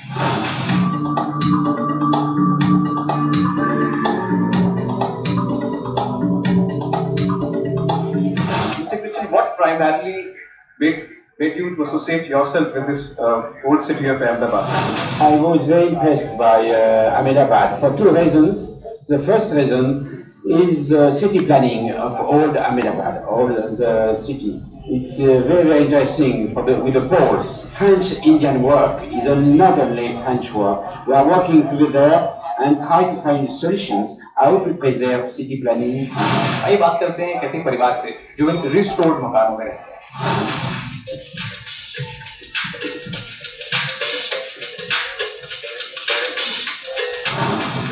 क्या था, ये मकान पूरे 25 साल से अनयूज, और हमने हेरिटेज डिपार्टमेंट का कांटेक्ट किया। सभी लोगों ने बोला था कि क्या देख के मकान लिया है, जब ये हुआ तो सभी को मालूम पड़ा कि कितना अच्छा हुआ है। आपको लगता है कि हम लोग जो है, आम शहरी जो हैं अहमदाबाद के, वो अपनी शहर की इम्पोर्टेंस को शायद जानते नहीं है? ये बात सही है आपने, अभी भी अवेयरनेस जो में है वो नहीं है अभी तक भी, फिर भी ऐसा होता है और सब लोग देखने आते हैं तो कुछ उसका फर्क पड़ रहा है ऐसा। See, all these films, right now we are working on the fifth generation. Most of the people you see in the film are dead. Because when we started working 25 years back, they are all gone, and now third generation, now we are working with the fifth generation, actually. So, this heritage may look very romantic, but you have to really, lage raho munna bhai type, you have to be there always and always available. So my major work now is to have tea with people. Because of communication, continuous relation, the establishment of a relation for reviving of its historic city is very, very important. We have to work with the community, and all the restoration process are very well documented. Documentation for the students is very important, and Ahmedabad, the whole process is very thoroughly documented, particularly the technology, the woodwork, and a lot of policy. Bread and breakfast was never a policy, so it was been done. We have now few bed and breakfast situation before after. You can see how you our major work is to add toilet and kitchen in the building. This building is a very poor lady's house, and they had only one room, so we lifted the roof 4 feet and added a mezzanine so that they have a privacy. And after that, the children did so well, and they got so good and made money, and they shifted out. But this restoration helped. So we have gone back to many houses we restored after, and they have really improved. This is the community project. This is totally funded by the community. Municipality heritage cell, like the way these days Ashish is doing, helping them technically. And like if you look at this house, the old building on the left, you will see you want to pull down tomorrow. But after restoration, it looks so beautiful. In fact, the lady is a nurse, her husband was drug addict. Then after this restoration, he got improved, he got a job, and he left the drug. I mean, if you look at the social part of the restoration, is also very important to document. That's why I like the Madhavi presentation, that women plays. If you go to Teen Darwaja, there is a Maratha plaque. It says any property has to be divided in the Ahmedabad equally with the boys and girls of the family. That's why when you're working in the old city, you realize the majority of the property is owned by the women. So the SEPA Women Bank also gave loan for the. So you have to understand the psychology and sociology of the city. And some of the gentrification is the Mughaldar Haveli in the pole, which is and this is a French Haveli. If you Google FrenchHaveli.com, you'll find this is a very important restored bread and breakfast. This is very important with economic development. This is a collection of the visiting card of so many people have now taken various kind of initiative for heritage related work, and this is their card. And we have Girish Gupta in front among us. He's one of the first volunteer guide from Kalupur Mandir to Masjid, and today he has his own company and he has a very famous storyteller of the city. So what happened, like there are many British Guptas in the town now, which is all very important, and which Ahmedabad understand business very well. One day I took 100 builders for heritage walk. So one day I had a meeting in my office. We have got top like Rolls Royce and all the top cars parked in front of my office, and they never seen the old city. They have got billions. So one day I took 100 of them with their family to heritage walk. That changed a lot, because this first time they started looking at old city as something we're very proud of, and they bought one Haveli, this is a heritage center. They formed the Ahmedabad Heritage Foundation. They started giving award. Then I took 4 of them who bought a Haveli in the old city and creating a cultural center. I took them to Spain and Italy to show them there is a international exhibition on heritage building material trade fair. And they saw the work, and they came back, and now every year 2 Spanish engineers comes and work with them. So they changed, they created, identified a lot of crafts people in the old Ahmedabad and started restoring their property. And then how to disseminate this knowledge to the community. So 19th to 20th November is a World Heritage Week designed by, announced by Government of India. So we started requesting people to do something in that week. So you can see so many festivals and paintings and garbas started happening during the Heritage Week. And it is a festival of Ahmedabad. Nobody manages it. It happens on its own, managed by media apparently. And this is the Circus Rosa festival where Modi ji also came. It was just after 2 years after the riots. You can see that so many different groups are doing so many work for Ahmedabad. So it is very, very crucial how citizens' participation played an important role. We also have many walks, like why Gandhiji came to Ahmedabad. There's a walk called Freedom Walk, who helped them, helped Gandhi to be in Ahmedabad. Children's Walk, there's a craft walk, there's a Jain heritage walk, because Ahmedabad has more than 100 Jain Dirasa, which is more than more than 400 years old. So it is an amazing network of Jain heritage and architecture. This is a Jain pot. We used it as a design for the heritage walk brochure. And as you must have heard of JNNU, Jawaharlal Nehru Urban Renewal Mission. And Manvita played a very important role. They kept on giving us projects to disseminate this knowledge to across Gujarat, across India. So because whenever any city has a heritage part, so when they have to do it, what is the first heritage department? Ahmedabad. What is heritage walk? Ahmedabad. So they every week one municipality from India would come, or from Southeast Asia, also Central Asia, from Afghanistan. We got the group from Kabul municipality. So we thought, why not to, what is the people? We started a master's program in heritage management in Ahmedabad University. That was also, as Divya said, that is the only heritage management course right now in India. That is also in Ahmedabad. Then we realized that we have Alias Fosse, British councils, so but there is no India Cultural Center abroad. So we thought, let's use Ahmedabadis to, so I took the mayor, the business delegation to Spain, to France, to Germany, and set up India Center there. So we have this agreement with the Ahmedabad Municipal Corporation, and we actually donated this Haveli to Spain. We created it, put it in a container, sent it to Spain. My whole office went to Spain. Municipality office whole went to Spain with the delegation. Our mayor also went and donated this Haveli to the citizen of this Spanish city called Valladolid, and it is an active Indian Cultural Center. So we have the one in Germany, one in France, one in, so all managed by the citizen of Ahmedabad. And then we thought,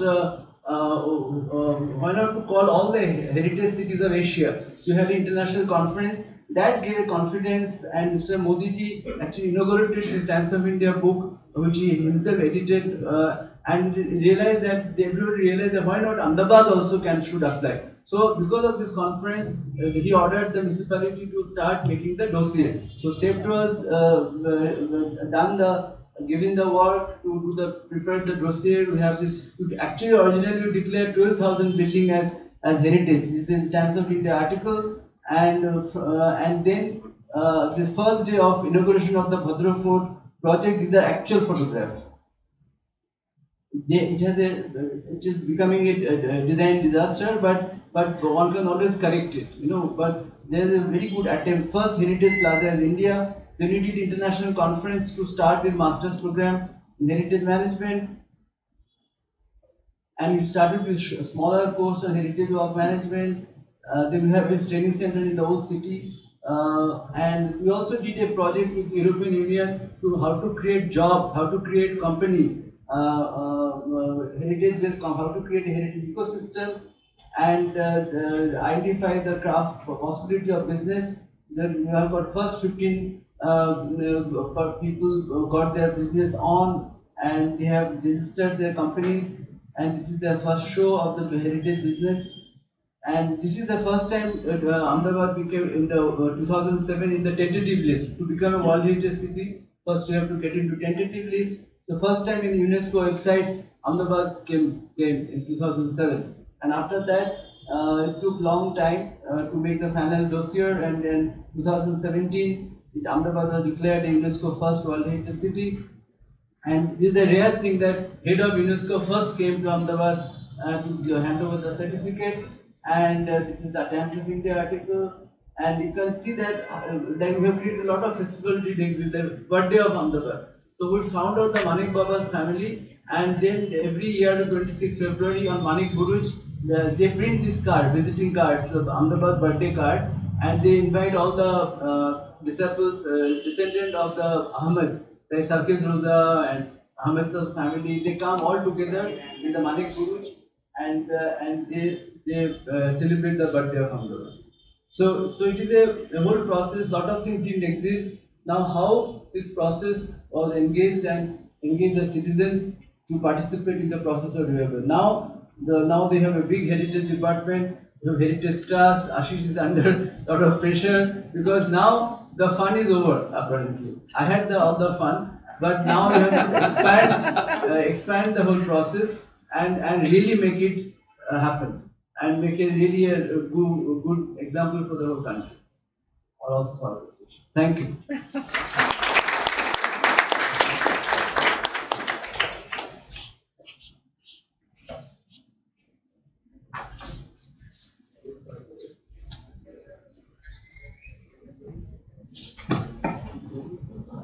Thank you so much, Devashiji, I think, for taking us on a walk through the Ahmedabad journey. Moving on, I now request Professor Dhara Shah to come and speak about a very important aspect, which is aspects of heritage impact assessment. Dr. Dhara Shah is an assistant professor at the Faculty of Technology at CEPT University. She completed her master's in structural engineering and a PhD focused on fragility analysis of file-supported wharf using performance-based design. She's working in areas of performance-based design and seismic fragility analysis of structures, vibration impact assessment of structures, marine structures, RCC and seal structures. Professor Dhara.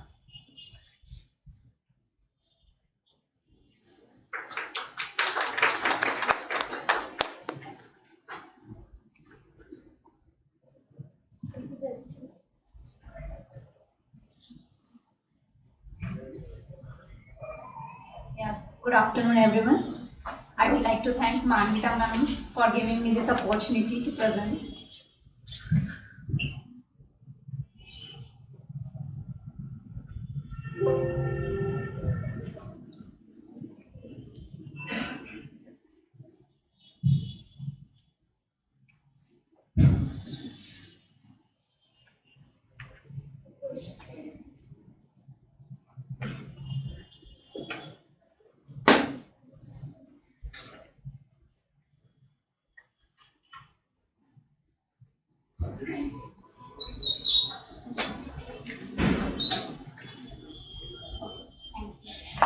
So I was fortunate enough to be a part of heritage impact assessment of many heritage monuments in Ahmedabad city.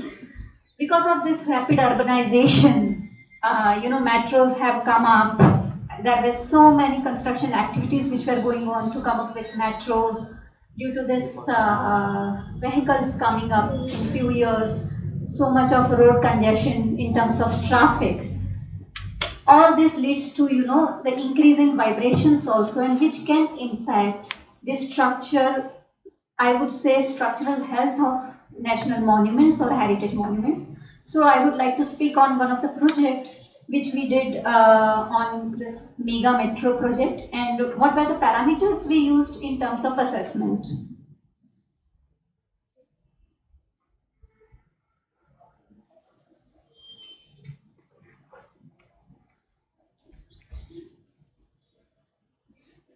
So this was rail alignment phase 1 of metro, which was going from Thaltej to Vastra and from this Jaspur to Motera side. So our main aim was to find out the vibration impact assessment apart from the entire heritage impact of all the monuments which were lying onto the alignment or nearer to the alignment of this metro. So these are the national monuments which were, along with the regulated zone of 11 ASI protected national monuments. The first one was Qazi Muhammad Chishti's Masjid. Then we have Delegate Kutubuddin Shah's Mosque, Muhafiz Khan's Mosque. Frankly speaking, even I came to know about so many mosques coming into this old city for the first time, and when I went for a physical visit, and then we started our work. Then we have this tomb of Queen Ahmad Shah Mosque, Kalapur Gate, Brick Minar, Ahmad Shah's Mosque, Jami Masjid, and BBG's Mosque. So this map presents the alignment, metro alignment. Again, these are the distances from the alignment of the given monuments. As per the National Monument Authority Act, new constructions or the repair to any constructions within the regulated zone of 100 meters from any national monument or the heritage monument is restricted. Apart from that, from 100 meters to 300 meters, that is span of 200 meters, if you do any kind of, reconstruction or any new constructions coming up, you need to take the permission. At the same time, you need to check whether the vibrations which are generated due to this activities are within the permissible limits or not. And then the permission is being approved. So the nature of impacts which were carried out were the archaeological impact, visual impact, cultural impact, and then the two main engineering aspects which cover vibration impact as well as air pollution impacts. So being from a background of engineer, I would like to focus much on this vibration as well as air pollution, but never mind, we'll go through this very quickly. So the archaeological impact assessment was done very, everything was brought together right from the very early stage of the construction of this monuments. Then visual impact assessment was done, wherein the criteria were given whether building up or coming up these metros will hamper with the visual impact of these monuments or not. Then we had this cultural impact assessment, which was also in the grades of mood, quality, strength of mental image, sensitivity to changes, attitudes to change, and participation. Then came the vibration impact assessment because, I will give you an example, like if there is any construction going nearby your house and if you're sitting on a table or dining table eating, and if there is road construction going on, this vibratory roller going on, you will feel so much of the vibrations as if your own table or your own house is vibrating, and even you will be start having headaches, and that will bring an overfeeling. So because a human being is vocal, we can always express, but this heritage in terms of stresses and strain that we see on the surface of those buildings in terms of cracks.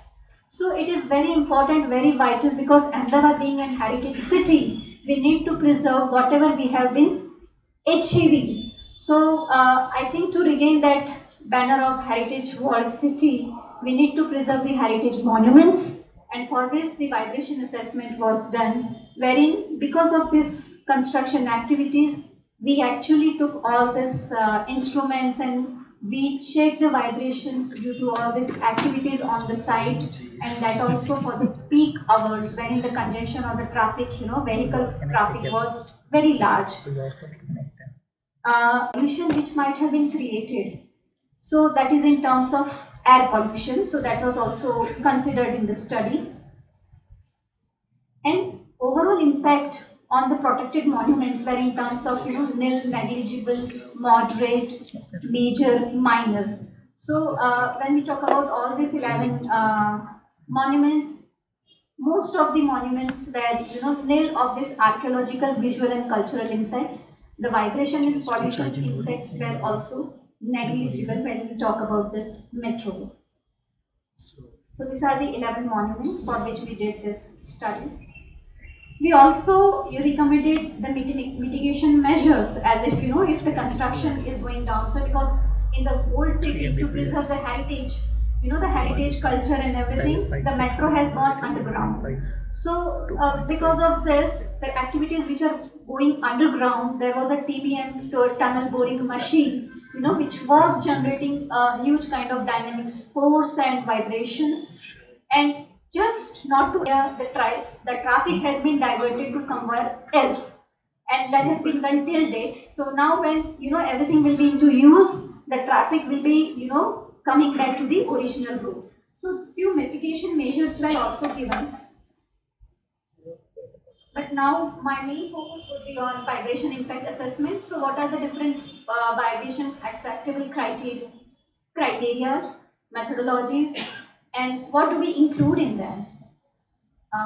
This everyone knows the East-West Metro Corridor of Mega, which is having 6.55 kilometer stretch which goes underground. So this was the patch which was taken up for the study, and we had 11 monuments over there. Now these vibrations are always given in terms of peak particle velocity, and the limits have been already standardized in many of the countries. In India also, the permissible limit of these vibrations is given by DGMS, that is Directorate General of Mines and Safety. So these are the few tables which show us the permissible limits when we go for any construction activities, and we need to make sure that your overall vibrations should be lesser than this permissible as per the standards. So this is from Swiss, Conan, German standard, and then we have this Indian standard. So this heritage impact, this heritage city or the heritage monuments, they have very lower natural frequency. So when a building is very old or an ancient and it has got very lower natural frequency or time period, then the permissible vibration velocity is very, very less. So in our case, it was nearly in the range of 2 to 5 mm per second. So we need to check, the combination. So when we go for the vibration impact, there were 3 things we need to monitor.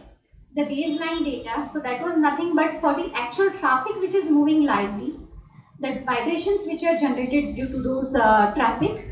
And then at the same time, because the metro operation is not in use, but the construction for the metro is going on. So we can combine these two together, that the construction activities for this metro along with the day-to-day traffic and the summation of the vibrations which were generated at the base of these monuments should not be greater than the range or the permissible standards given. So these are the 3 parts. Background vibration, that is nothing but monitoring the vibrations due to road and traffic.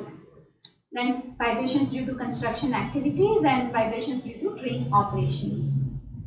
I will not go into this detail, but this is the instrument which we used to place. This instrument has got accelerometers. Those are nothing but the sensors which sense the vibration. Because whenever the vehicles move onto the road, they have the interaction with the pavement, and those dynamic forces travel from soil media to the nearby buildings. So we need to check these vibrations, and we had this software along with us, and this were the 4 sensors which were kept at the ground level or the foundation or the plinth level near the monument. And this is how we get the graph of the peak particle velocity from throughout the day which we have monitored, and we can make out that during the peak hours from 11 AM to 1 AM the velocity was nearly greater than 0.35 mm per second. So this is how the graph is getting converted. Then construction activities, yes, the tunnel boring machine was going downstairs, and the travel of the TBM pressure, this TBM was nearly 20 meters per day. But because of the dynamic force which it generates, due to that, these vibration waves are generated. So this is a snapshot of the TBM tunnel boring machines, and these are the specifications. Now for this, how to predict the vibrations due to this TBM machine. So for this, the software was required, wherein 2D or 3D finite element meshing and modeling was done, wherein the tunnels which were to be created, the tunnels were modeled, and this excitation force of the TBM was given at the face of the tunnel, and that excitation force will go, and it will attenuate as it moves away from the center. So here also the meshing which you see, red lines are nothing but the different layers of soil with their own properties, and A is nothing but the center to center distance between the two channels, and the blue vertical line which you see is nothing but the base of the heritage monuments. So this study was done for the entire 11 monuments. This on the left side you see the excitation force, which is in terms of dynamic force, which was given, and this was the result. On the right side snapshot which you see is the result which we achieved, and as you see, to the center the vibrations are too high, but as it moves away from the TBM machine, these vibrations attenuate or they cease. But up to what level? Are they going to do any damage to the ancient monuments or not? So that we need to work out. So here for an example, this snapshot was, the graph was taken for the Kalapur Darwaza, and the vibrations due to this TBM operations came out to be nearly 0.19 mm per second, and the Kalapur Darwaza was nearly 100 meters from the proposed metro alignment, because this TBM machine will always go for the center working of the alignment. This is the summary. So when we sum up with the traffic vibrations along with the construction activity, that is TBM, the summation should not be greater than the permissible vibrations given by the Indian standards. And here we saw that, all of them were within the permissible limits. Now moving on to the operation sites. When the construction activity is over and the metros have started working, that is known as the operation phase. So during that also, as per the figure, when a metro is moving underground with a certain speed, the vibrations are generated, and those vibrations being through soil media travel to the nearby buildings. So we need to check those vibrations as well. These were the rolling stock details we got from MEGA. Again, the finite element modeling was done for the same, and this was the force, because it depends on the number of bogies you have, the axle, the load you have, and then you need to create your own dynamic load, and that we need to give it as just like earthquake, a time history function. And this is the snapshot for the same Kalapur Darwaza, which is 100 meters from the proposed metro alignment. And because of this metro operation, because the speed was assumed to be 80 meters per second of the metro, and we assume that a single train would be moving at a single point of time. And to be on a conservative side, the values were doubled, because that would be the most hazardous incorporation, that two trains with this speed moving in the either direction, they will create almost double the vibration. So that will just doubled later on. So here, due to this metro operations, the vibration came about to be 0.39 mm per second. And this is the list of all the monuments when we club the road traffic vibrations along with the metro operations. So this were done not considering any ratepeds or any damping devices to be used in the metros, but in the mitigations it has been already given, or it has been already mentioned that you are to do this in order to seize down your vibration. So this similar study has been done for this bullet train also, because bullet train is passing through this Ahmedabad Kagapur railway station, and the depot is at Sabarmati. So we have that brick minars and Jhulta Minara. So we did that vibration impact assessment for that also. Then we have that near Ali Bridge with Akhatanand Ayurvedic College. It is getting, the few blocks which are away from 100 meters are getting reconstructed. So for that, we have that Ahmad Shah Mosque nearby. This is in a vicinity of just 100 meters. So we did that vibration impact assessment for that also. Then we had this I just forgot that new fire station coming up, Dana Pit. For that also we did for the Jama Masjid and everything, we did the vibration impact assessment. Then recently, because in this Rabari was in Darya Khan Gumbaj in that Dudheshwar area, because of this relocation of this and coming up this new colonies, what would be the impact on Darya Khan Gumbaj because of the construction activities coming up?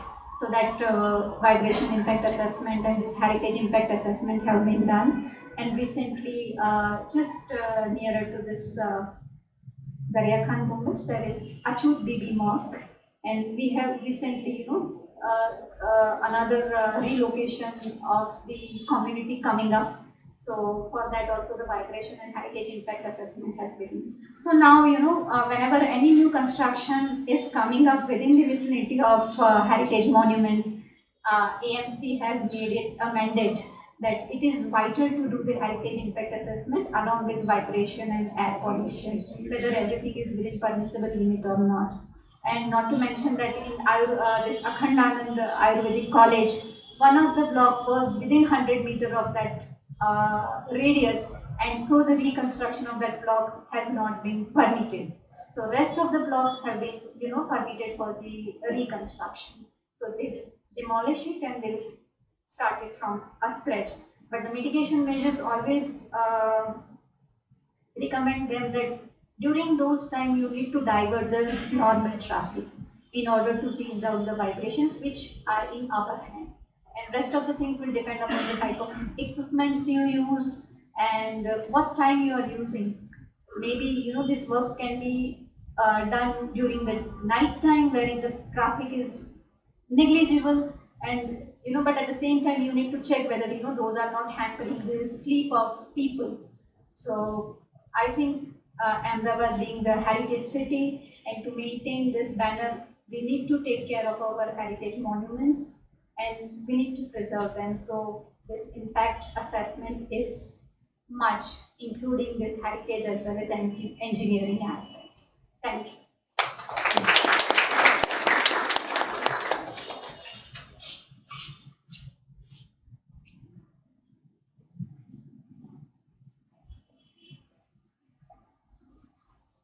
Thank you so much, Professor Dhawan. I think you brought out a very, very, crucial component of how development can be handled sustainably and very sensitively. Moving on, we'll now go to a topic which is not related to core heritage conservation or preservation, but really impacts the quality of life in our core cities. And we'll be talking about accessibility and mobility in the walled city of Ahmedabad, and I would warmly welcome Abhijit Lokre to come and talk about it. Abhijit is the founder of the Urban Lab, with an experience of more than 20 years. His key interest areas are in the field of urban transport and urban planning, land use and transport street design, transit-oriented development, transport policies. He has a PhD in planning from CEP University and a Master's of Planning from SP Delhi. He's also a visiting faculty at CEP University and has led the design team for various BRT projects in Ahmedabad, Surat, Indore and Hubli Dharwad. And he's also really helped us when we were doing this heritage management plans for the walled city of Ahmedabad. Over to you.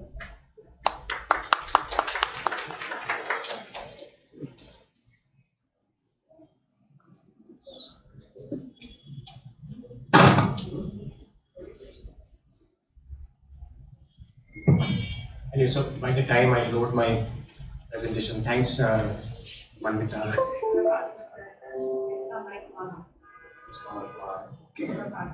Is this okay? Yeah. This one?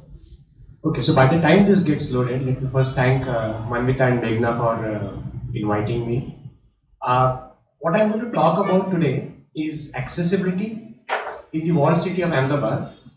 And Meghna used two terms actually. She said accessibility and mobility. And having worked in this area for the last so many years, I always like to make this distinction between accessibility and mobility. Mobility is basically how fast you can move from point A to point B. And in the walled city, that's not the point. Mobility is basically, if you want to go from Ahmedabad to Vadodara, you have the expressway, that's mobility. Accessibility is about reaching a destination. It's about accessing something. In a city, we have to talk more about accessibility and not mobility. And that is why it is more unfortunate that we keep on preparing comprehensive mobility plans. we don't prepare comprehensive accessibility plans. And the walled city is really one place where we have to talk about accessibility more than mobility. In fact, we don't need to talk about mobility there at all. We need to talk about accessibility. So some time back, the Urban Management Center asked us to work with them to develop an accessibility plan for the walled city. And we got into the discussion, and what we figured out that there are three things that we need to address. One is, how can we ensure that the public transport that is already there and the metro that is coming up, how can we make it more accessible? Point number two was, there is a lot of parking that happens in the walled city, and how can we manage parking? And the third issue that we thought is important is freight. Because we see that there is a lot of freight goods movement happening in the city, there are a lot of markets within the old city. How can we manage all of that? So today I am going to talk more about accessibility and not about parking and not about the freight.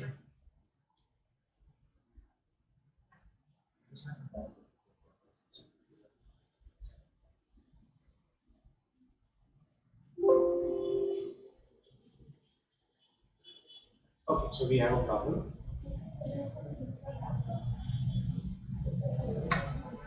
But till the time it gets settled, and also because we are running close to lunchtime, we have to move.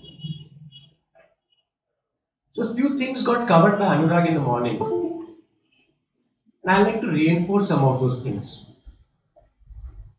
The streets in our walled city in Ahmedabad don't really require a lot of design intervention. There are a lot of things happening on our streets.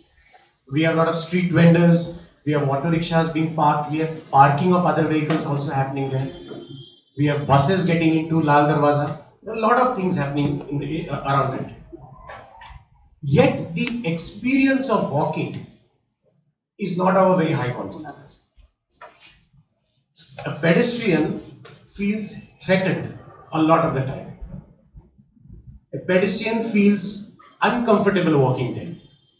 It is either because the footpaths are narrow, or they are discontinuous, or they are not built at all. Or we have other activities happening along on the footpath. For example, we have vehicles parked. Putting in the presentation from this laptop. So footpaths that are already there are not really being used only for pedestrians, they are being used for other activities. When we went on site and assessed what is really happening, we found that it is actually a matter of organizing these various activities properly. You don't really require a lot of design. If we can organize these activities in a way that every stakeholder on that street gets their space, you could actually make a better deal out of it. That is point number one as far as footpaths was concerned. The second thing was, how do we ensure that people who come to the walled city can reach their destinations within the walled city? So how do people actually come there? Right now people come by private vehicles, but I'm sure not many drive their cars to go to the walled city. If at all they come to the walled city in their private vehicles, they are using their two-wheelers. Or they come by BRTS, or they come by AMTs. And hopefully in the future they will come by the metro. So you have these three public transport options to get into the walled city. But once you get down at Tilak Bagh BRT station, or at Danapeet, or at Astoria, how do I get inside the walled city? That's not very clear. And that is the accessibility part. You don't require mobility there. The entire walled city is only 6 square kilometers. It is actually walkable. The thing is, how do I get in? And what we did was, we walked around these stations to see and check the condition of the footpaths and to come out with what we called as our experience of walking there. Based on that, we identified key streets that should be upgraded. And then when we talked around and we saw what is happening. We saw that the MHT has already done some good work.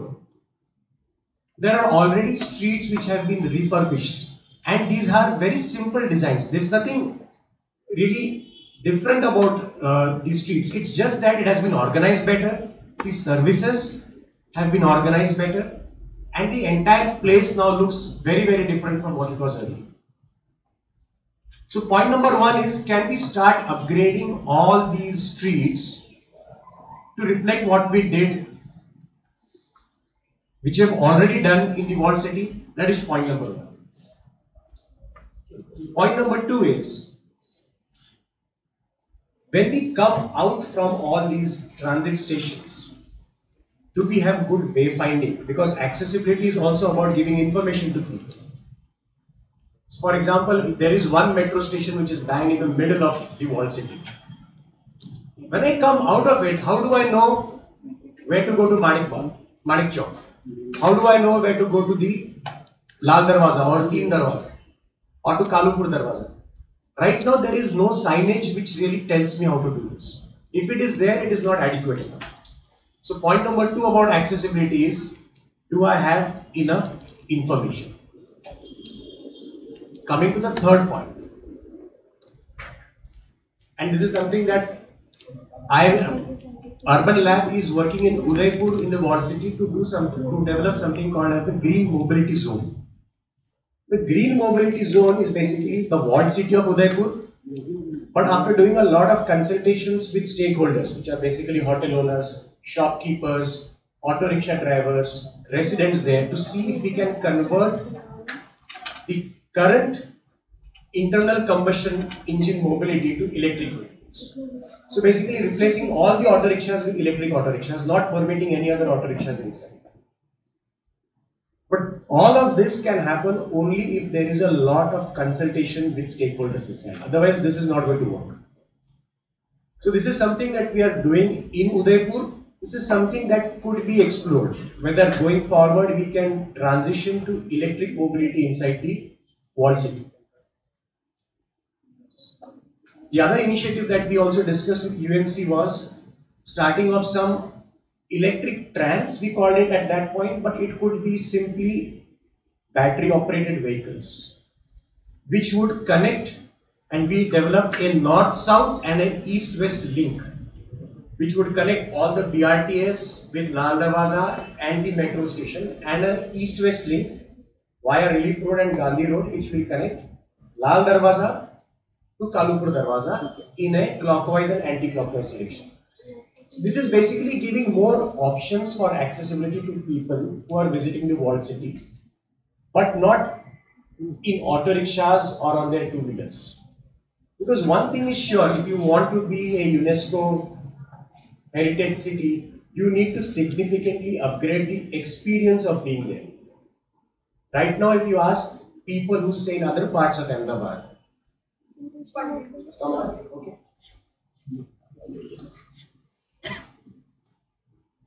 Some of the things here I've already spoken of.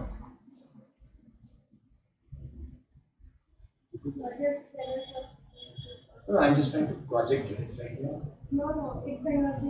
It cannot be projected. We are sharing from here. So you will be moving the slides? Yeah. Okay. PPT mode Okay, I'm not sure where we are right now. Can you just go to the beginning and then I'll take it from there? Yeah.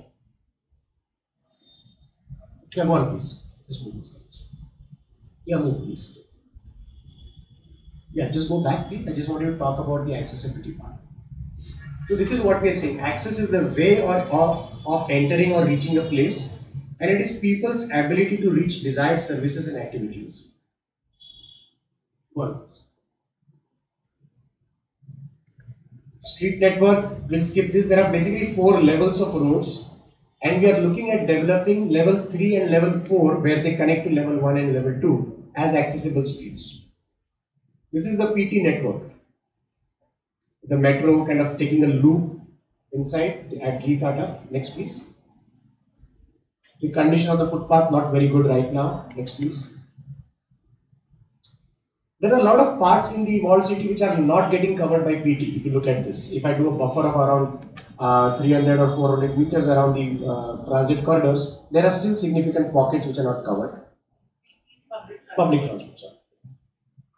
Next, please. So this is what we have already done. Very simple, very effective. Next, please. And these are the streets that we identified that could be taken up under the transit access plan. Next, please. Some principles of design. One, and which was talked about also earlier in the day, ensure universal access. When I say universal access, it means for everyone.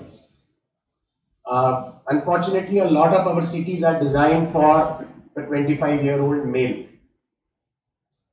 And Madhvi talked about gender issues here. It's not even designed for the 25-year-old female. And that is something we really need to think about. Universal access does not simply mean some infrastructure like ramps, but it means a whole lot of other things. The walled city obviously cannot be designed for speeds. We have to cut down, we have to actually start talking about reducing speeds in our walled city. It has to be below 30. And there are European cities which are talking about this. They are actually implementing a 30-minute city or a 30 kilometers per hour city.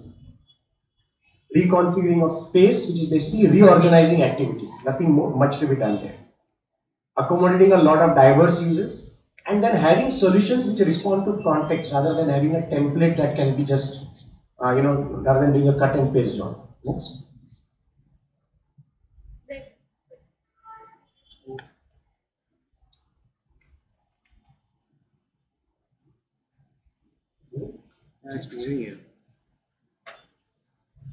Okay, so again, by the time it is all time. The last proposal that we had made was actually, if you want to improve accessibility and walkability, we will have to look at decongesting Lal Darwaza. This plan or ideas around this have been there for a long, long time. At least since the time I first came to Ahmedabad in 2001, we have been talking about decongesting Lal Darwaza. There are at least 70 routes that go to Lal Darwaza. And this is a legacy issue. Because Lal Darwaza was the traditional center of town, everything goes to Lal Darwaza. Even now when AMTS introduces a new route, it goes to Lal Darwaza. Ahmedabad has grown much beyond Lal Darwaza and we need to look at that. One of the options that we had given was at Tilak Bagh. If you're familiar with the walled city, there is a place called Tilak Bagh, which comes from Astoria and then approaches Ellis Bridge. And AMTS buses take a right and go inside. We are saying let us prohibit that right turn at that intersection. Let the AMTS bus go on Ellis Bridge, Ashram Road and approach the walled city from Nehru Bridge.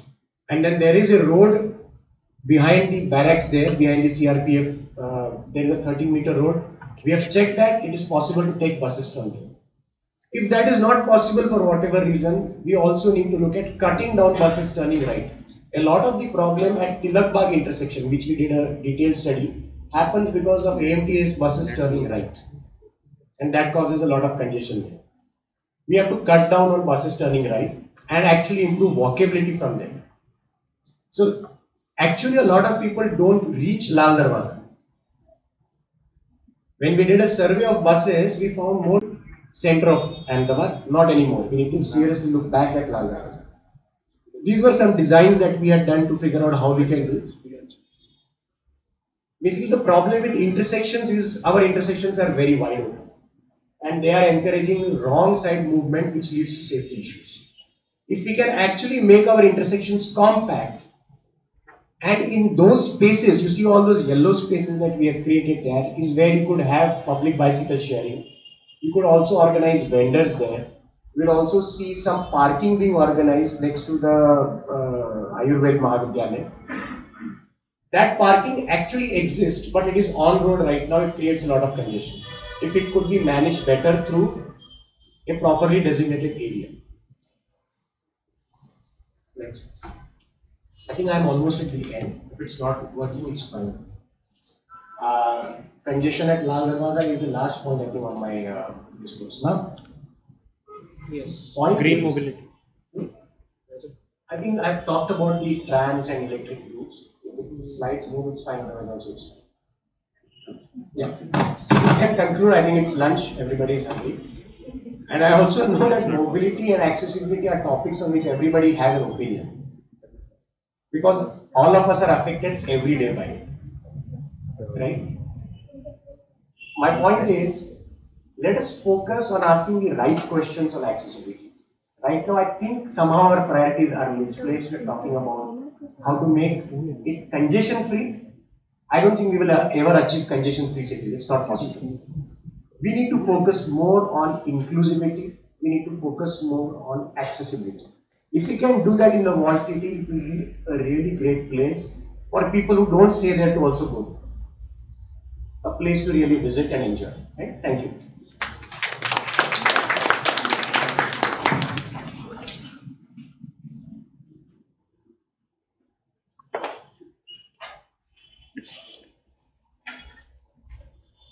Thanks, Abhijit, and thanks for accommodating to all the technical glitches that happened. I had to give the presentation as well. I think moving on, I think we've heard a lot about the Dhalmi 4 experience, and I think a lot of speakers have actually spoken since the morning that it's one place where we've actually implemented and actually seen results.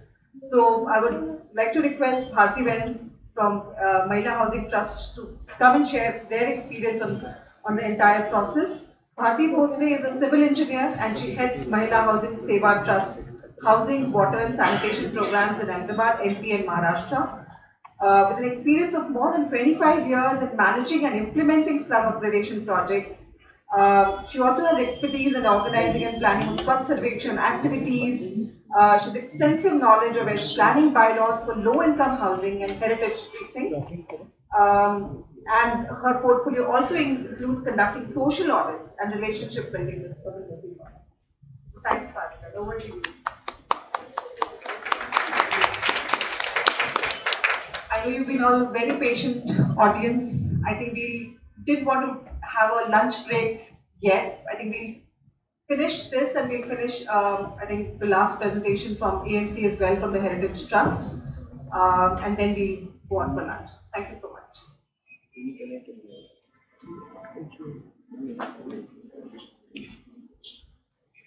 Thank you, Meghna Ben. Manvita Ben, thank you. Time जो हुआ है और उसकी वजह से सबको जो lunch का जाने के लिए बहुत ही क्यूरियोसिटी है। मैं थोड़ा इंटरेस्टिंगली आपको पूरा प्रोजेक्ट जो है थ्रू वीडियो बताऊंगी, तो आपको अच्छा लगेगा। और सुबह से जो बात हो रही है कि लाइवलीहुड की बात, वीमेन पार्टिसिपेशन की बात, तो महिला housing trust 27 years old organization है और हम गरीब और श्रमजीवी बहनों के लिए हैबिटेट के लिए काम करते हैं। तो बेसिकली हेरिटेज का काम हमने 2013-14 से हम ढाल की पोल से शुरू किया। अब ये प्रश्न था कि हम गरीब बहनों के साथ काम कर रहे हैं, तो आप कैसे पोल में, मिडिल क्लास इनकम ग्रुप है तो आप कैसे वहाँ पे, और स्लम्स की बहनों को इकट्ठा करना, उनका कम्युनिटी एक्शन ग्रुप बनाना तो एक तरह से आसान है, लेकिन इन बहनों के साथ काम करना, उनका पार्टिसिपेशन लेना, उनका कम्युनिटी बेस्ड ऑर्गेनाइजेशन बनाना हमारे लिए भी एक टास्क था। तो हम लोग टेक्निकल ऑर्गेनाइजेशन है, इसीलिए हम इसको अच्छी तरीके से समझ पाए। पूरा प्रोजेक्ट जो है वो हमने वीमेन पार्टिसिपेशन और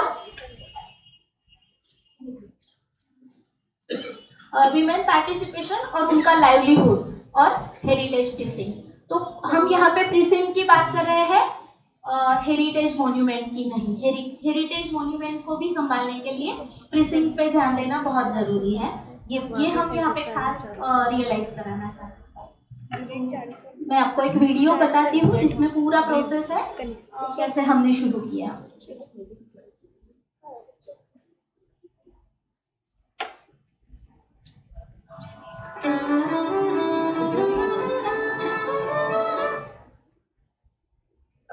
That window is shared, so share the whole lab. Full screen. I think my computer also want to make it.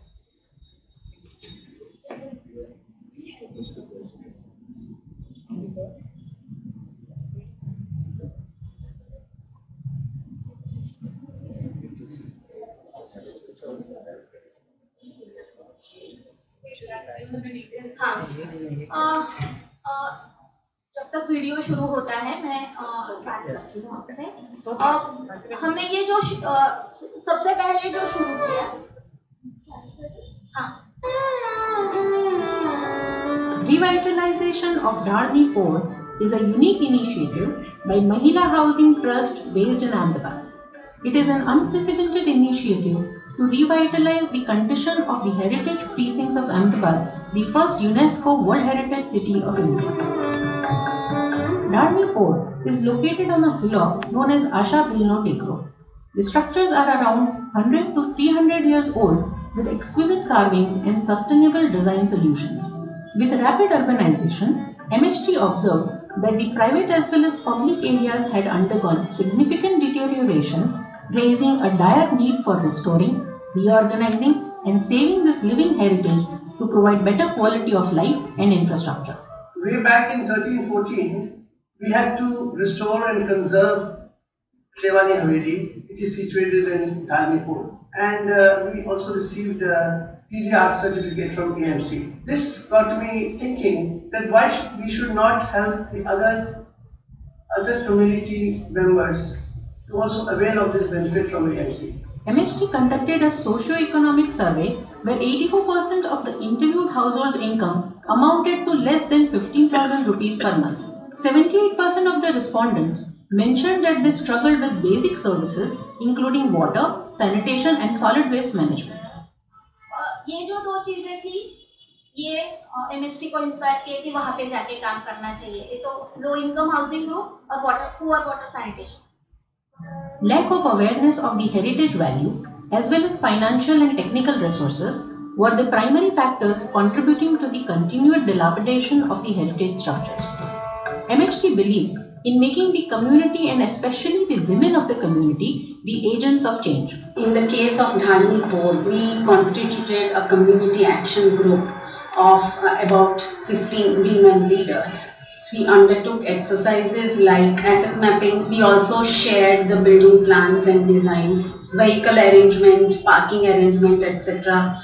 was co-created jointly. Several workshops were conducted with the CAG women leaders, other community members and AMC officials to arrive at a common vision. The 6 objectives for the revitalization of Dharni Port that emerged were: 1. Generating awareness for heritage value. 2. Generating livelihood opportunities for the community women by leveraging the heritage value. 3. Improvements in public areas. 4. Repairs and restoration of private structures. 5. Implementing and influencing TDR policy. 6. Sustainability and replicability of this project. Special workshops were conducted to demystify the Ahmedabad Municipal Corporation Heritage Transfer of Development Rights TDR policy. MHT's initial interventions included the restoration of bird feeders, Chaklini Khambi, a public well and a private rainwater harvesting tank. Heritage walks for children led by the community women were quite a success. A stretch of 250 meters from the entrance of the port was selected for a pilot public area improvement project in collaboration with AMC and CEP University. It was observed that uneven street surfacing, insufficient street lights, unorganized parking and lack of walkways posed difficulties for the residents. Dysfunctional fire hydrants and potentially dangerous cables dangling from the buildings were additional challenges. So the idea was that when we are designing this main stretch, what is the narrowest point and also the emergency vehicles can move. That was our biggest clue. So the whole Dharni Port design was done in such a way that the movement area was kept about 2.5 meters wide, and then the non-movement area, which is reserved for all the other activities, such as people gathering, people parking, there may be some also vending. So all that non-movement activities was concentrated in that non-movement area. The proposed design was vetted by different departments at AMC. MHT then entered into an MOU with AMC for execution of this public area improvement work. CSR funding થી આ project કરવાનો હોવાથી CSR એજન્સીઝને funding એજન્સીઝને આ સમજાવવું બહુ અઘરું હતું કારણ કે મોન્યુમેન્ટ રિપેરિંગ રિસ્ટોરેશન તો બધા સમજે છે, પણ પ્રિસિંગ ડેવલપમેન્ટ એ લોકો નહોતા સમજતા. અને કમ્યુનિટી સાથેનો આ પ્રોજેક્ટ હોવાથી કમ્યુનિટી આર્કિટેક્ટ બીજા એન્જિનિયર્સ એમની લેંગ્વેજ કમ્યુનિટીને સમજાવી એ પણ અમારા માટે અઘરું હતું. The public area improvement works were carried out, ensuring continuous vehicular access within the port. A new streetlight network, dry hydrant-based firefighting system, and a stormwater collection system with a percolation well were installed. AMC installed a systematic underground network for water and sewage, while a crossover pipe network was also provided for future utilities. The finished road level went 6 inches below to counter the rise of road level over the years. Plain cement concrete (PCC) was done and pavers were carefully installed to divide the road surface into movement and non-movement areas. Multiple agencies like Current Power, BSNL and GTPL contributed for the refurbishment of their underground networks for electricity, telecommunication and TV cable respectively. The clutter around the chabutras was removed and plazas were created as open activity spaces. Street lights and accent lighting to enhance the heritage character of the port and chabutras were installed. Metal casted signages, manhole covers and hanging pots were custom made to enhance the beauty of the streets. Building facades were repainted as well. અત્યારે કેવું છે કે લોકો બહાર સોસાયટીમાં મકાન લેવા જાય તો પહેલું એ જુએ કે સુવિધા શું છે, પાણીની સુવિધા શું છે, ગંદકી કેટલી છે, એ બધું જોઈ અને પછી લોકો પોતાના મકાન ખરીદે. પણ અત્યારે એને પણ આંટી મારે એવી વ્યવસ્થા અમારી પોળમાં થઈ છે. HDFC, Indian Oil Corporation, Selco Foundation and Khurana Associates have jointly funded the implementation of this public area improvement project. The project definitely fascinated us and took some time for us to get it going, because probably this was the first of its kind project we had taken up. So we decided along with Mahila Housing Trust to relook at preserving it, but in a manner that also showcases history and future sustainability. We find it extremely satisfying that we are involved in this kind of project. The community along with the corporation members took an oath to keep the streets clean. That instilled a sense of ownership and pride amongst them. Ahmedabad municipal corporation દ્વારા સદરો પ્રોજેક્ટની વાર્ષિક કે regular maintenance કરવામાં આવશે, તેમજ અન્ય ફ્યુચરમાં development માટે આ જ પ્રોજેક્ટની રેપ્લિકા બીજે પણ યુઝ કરી શકીએ તે પ્રમાણેની અમદાવાદ મ્યુનિસિપલ કોર્પોરેશન દ્વારા પ્લાનિંગ કરવામાં આવેલી છે. MHT has implemented this unprecedented public area improvement project in the pilot stretch of Dhalni Port through an inclusive process of community engagement. It indicated that sustainable outcomes are possible in the heritage precincts to have a better quality of life. With the learnings of this project, a set of guidelines can be created to not only help improve the precincts of this city but also many other cities across India.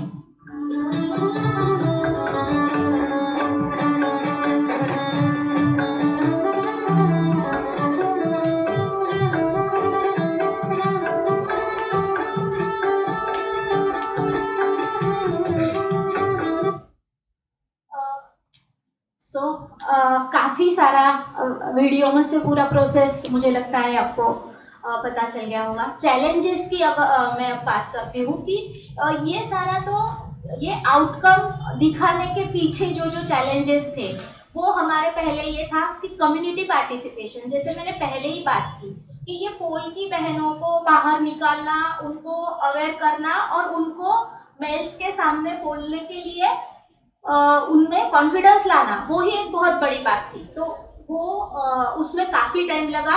2013 से हम वहाँ पे engage थे. तो recent ये project हम Covid के दौरान हम पूरा कर पाए. तो तब तक बहनों का कैपेसिटी बिल्डिंग जो रहा वो रेगुलरली रहा. और तब ऐसी स्थिति थी कि पोल में हर एक घर में एक आगेवान है, हर एक अपना वहाँ पे हर एक का अपना ओपिनियन है और सबको यही लगता है कि मुझे ही हेरिटेज के बारे में सब पता है। अब अगर हेरिटेज आर्किटेक्ट बोल रहा है कि ये सब नहीं चलेगा तो वो बोलेंगे कि नहीं कैसे नहीं चलेगा, 20 साल से तो यही है, यही हेरिटेज है।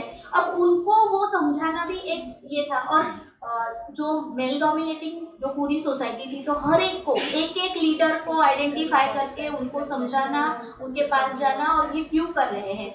और जो पूरा जो हमको इसमें विरोध हुआ वो ये था कि हमने कम्युनिटी पार्टिसिपेशन के साथ पूरा प्रोजेक्ट तो डिजाइन किया, लेकिन जो फंडिंग हमको मिला वो सिर्फ 250 मीटर स्ट्रेच के लिए। अब मेन ये चीज थी कि पूरा धालकी पुल क्यों नहीं कर रहे हो, और उसी वजह से हमको बहुत सारा विरोध वहाँ पे हुआ। जैसे कि लेबर को काम नहीं करने देते थे, लेबर को भगा देते थे, बार बार एएमसी के पास कंप्लेंट जाती थी। और उसमें एएमसी के ऑफिसर्स को भी हैट्स ऑफ है, आशीष भाई है यहाँ पे। बहुत बार हम लोगों ने वहाँ पे हमको जाना पड़ता था, मटेरियल सिलेक्शन के टाइम पे भी पेवर्स का कलर उनको दिखाना, लाइट कैसा है वो उनके साथ। हम लोग बात तो करते हैं कि सारे प्रोजेक्ट कम्युनिटी पार्टिसिपेशन के साथ होने चाहिए, लेकिन वो कम्युनिटी पार्टिसिपेशन लाने के लिए जो पेशेंस होने चाहिए ना, वो दोनों में, एजेंसी में भी और गवर्नमेंट में भी, वो होना बहुत ही महत्वपूर्ण होता है, तब जाके स्टेम के प्रोजेक्ट हो सकते हैं। उसके बाद जो चैलेंजेस थे हमारे, ये फर्स्ट काइंड ऑफ प्रोजेक्ट था, तो पूरा कम्युनिकेशन जो था प्राइवेट और इनके बीच का,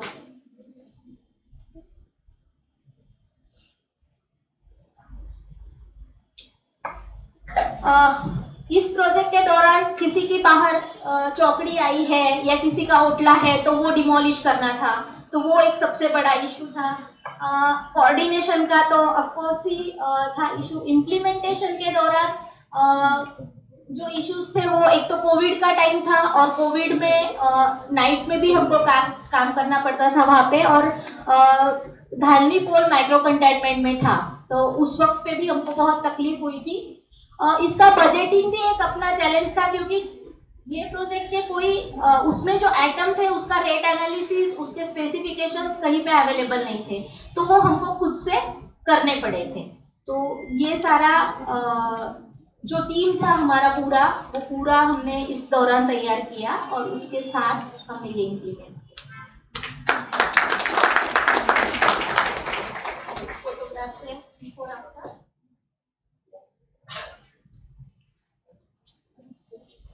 Thank you.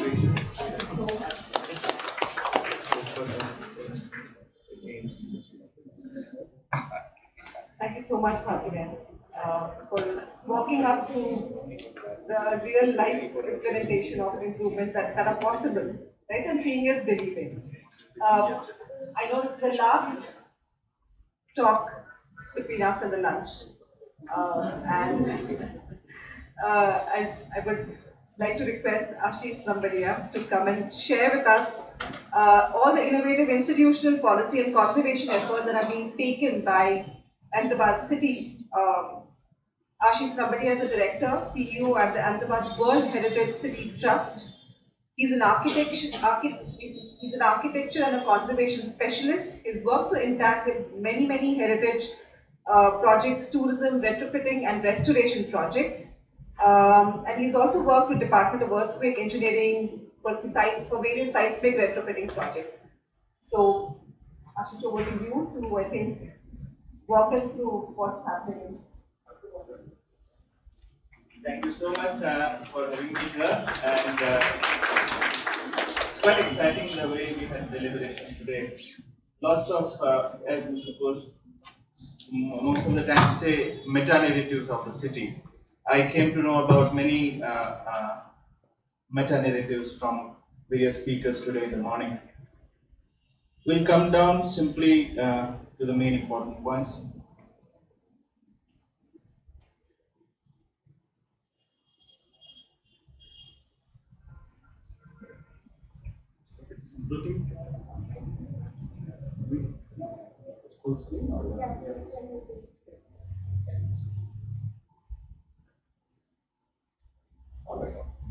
So, as our Deputy Commissioner said today, out of 500 square kilometer, we are dealing with only 5 square kilometer.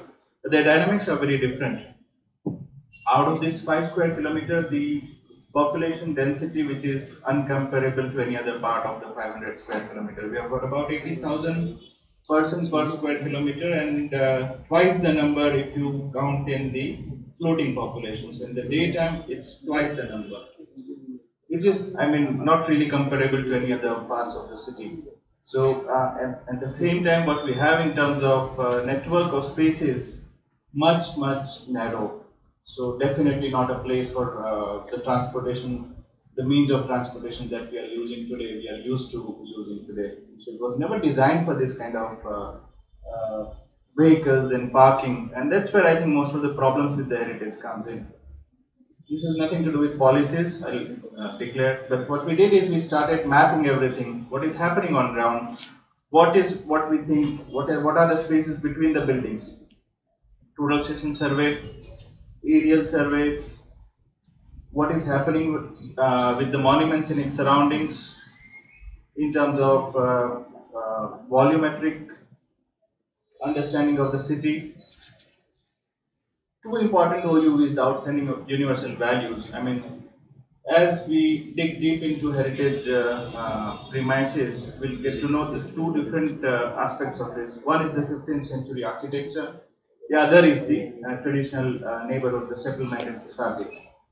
Both has very different aspects of heritage management. So this is very important to understand that if we do an impact assessment for a monument-centric approach, it will be very different.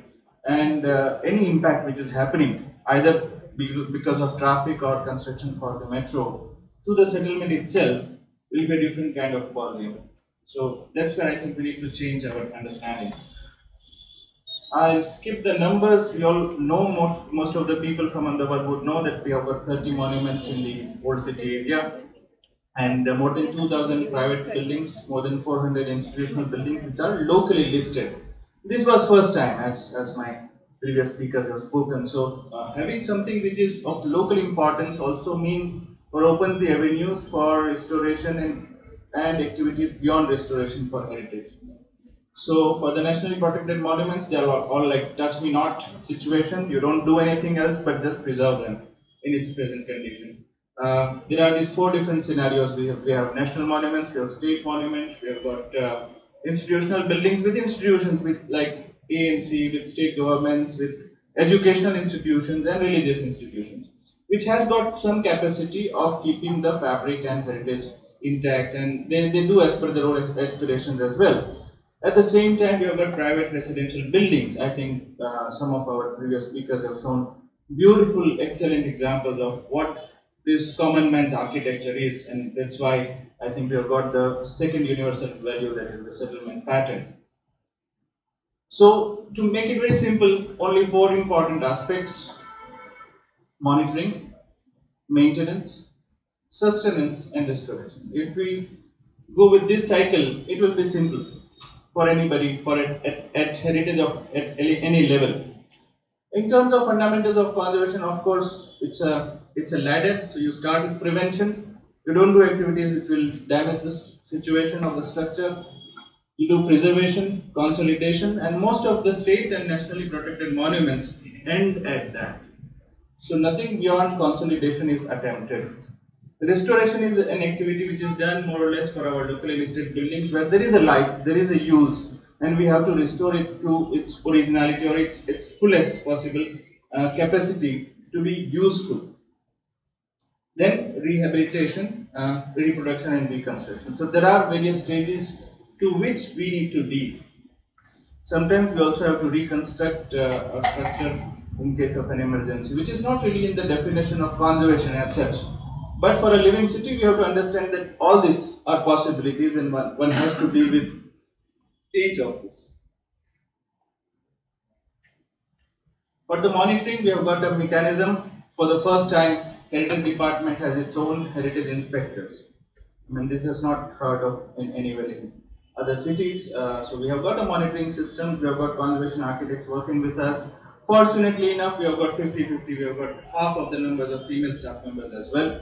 They also go on the field, face the music that you have to face when you are with the people. But that kind of interface, that kind of monitoring helps us.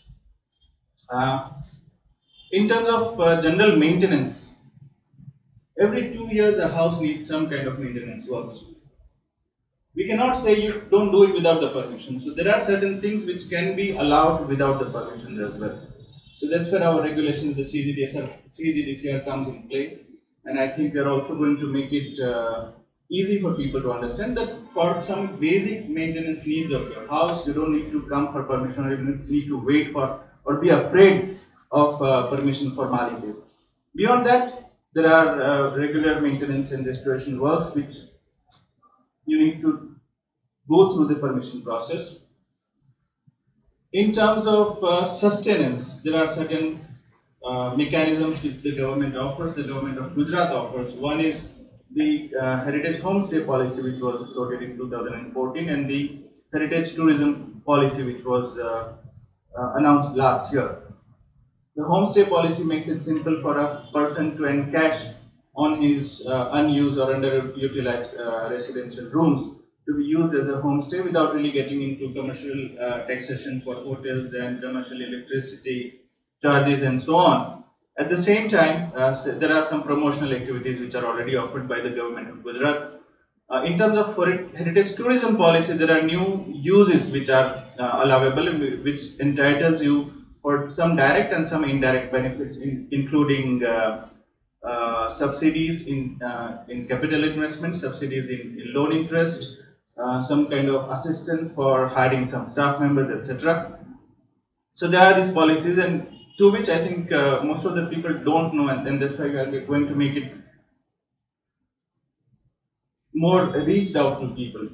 In terms of heritage conservation, from the municipal corporation side, we have started a single window process. Again, for the first time in municipal corporation, we have got heritage department and the deputy commissioner heritage to look after the permission issues, which was not the case earlier. So thousands of building permissions which are lined up for permissions, heritage was one of them. Right now we have got a separate channel for approvals of heritage permission in Ahmedabad. And we have got simple, come with your proof of ownership and we'll take care of your measured drawings, we'll take care of your proposed drawings, we'll guide you, we'll present it to the Heritage Conservation Committee. Once the committee approves, we'll give you what is required and we'll also forward your application of availing the transferable development rights, which is the financial assistance, as our Deputy Commissioner mentioned in the morning. So the transferable development right in Ahmedabad is a one of its kind mechanism which does not really burden the municipal corporation financially, but also gives the assistance to the homeowners and engage at their own willingness for the time span of about 10 years of validity. So you have got 30 and 50% of your building footprints, which is given to you as a transferable development right, including the ownership of your house. So you will be an owner, you will not be losing out anything on your building, but you will be getting this additional construction which is allowable outside the walled city. Definitely the pictures I've shown you earlier, walled city cannot have any higher or upper or vertical development. So this is allowable outside the walled city. If you don't want to construct yourself, you can sell it off and encash yourself. So this is the policy that is there, and I think earlier we used to get about 5-10 applications per year. Nowadays we are receiving about 40-50 applications per year for availing transferable development rights. So this mechanism is getting popular. In terms of other possibilities, we have got capacity building, and for that we have got a register which is an open-ended register. So there are no deadlines for 8 different kinds of restoration skills and skills craftsmen. We have got souvenir catalog for youngsters who produce or make Ahmedabad theme-based souvenirs for tourists. So we have got 70 entries for the first edition, and if you have got more, I think we'll be happy to publish more of them. We have got internship policies right within the Ahmedabad World Heritage City Trust for various professional courses associated with heritage. So all the youngsters are welcome to work with us. And now, of course, Siva taking the lead here, bringing the investments and partnerships. So any theme here, whether it is heritage or health, education, women empowerment, community health, public realm, or microfinancing. These are the themes in which AMC will be or is already having the public participation. In terms of investments also, it's not a bad idea if somebody wants to invest in buying a heritage house or supporting somebody. So there are impact ventures who are supporting homeowners who are not able to afford restoration or take care of their family needs. There are impact ventures who are supporting that, and with a little bit of profit as well, because there is a TDR mechanism. There are other policies which comes into play here. One of the crucial aspects in terms of land parcels, we have got 18% lot sizes which are below minimum standards, below 20 square meter plot sizes, which is a challenge. I mean, when we say it's a heritage city and we need to preserve the footprint, it's not that easy. It's very difficult to convince a person who has got 10 square meter plot and say you restore it, you are the heritage owner. It's very difficult, and at the same time you have to understand their problems. So the heritage regulations for locally listed buildings are very flexible. At the same time, takes care of the elements of heritage, the lifestyle aspects of courtyard, the otlas as we discussed in the morning. To have aspirations like following certain facade guidelines for new construction, we are right now going slow, making simplified regulations, and we will be announcing once those are approved.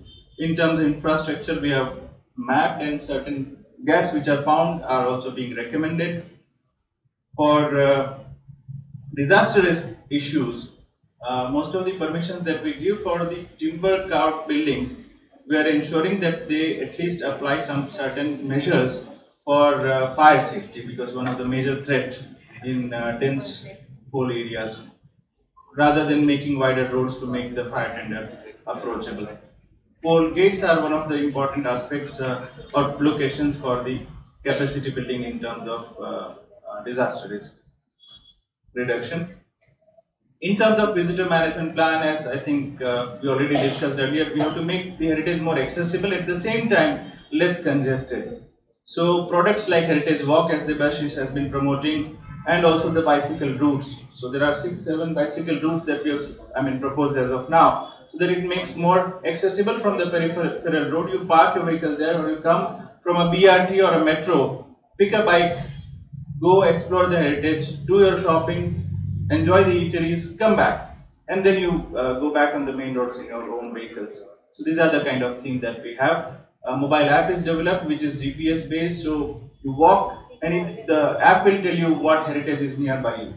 And if you are getting interested, it will be having audios in 5 different languages, including Japanese, French, Gujarati, Hindi, English, and it will have some videos, 360-degree photographs for the monuments, especially where women or female are not allowed, for the mosque, most of the monuments that we have. So we've got 360 photographs to take care of their access at least visually. So these are the initiatives. I'll be happy to have any questions. Thank you.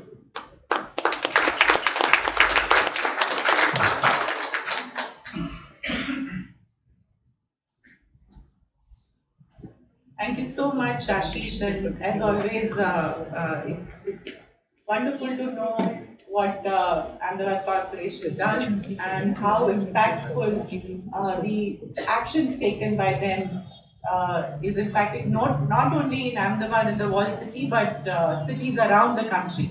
So I'm very, very delighted that we had a wonderful session this and earlier as well.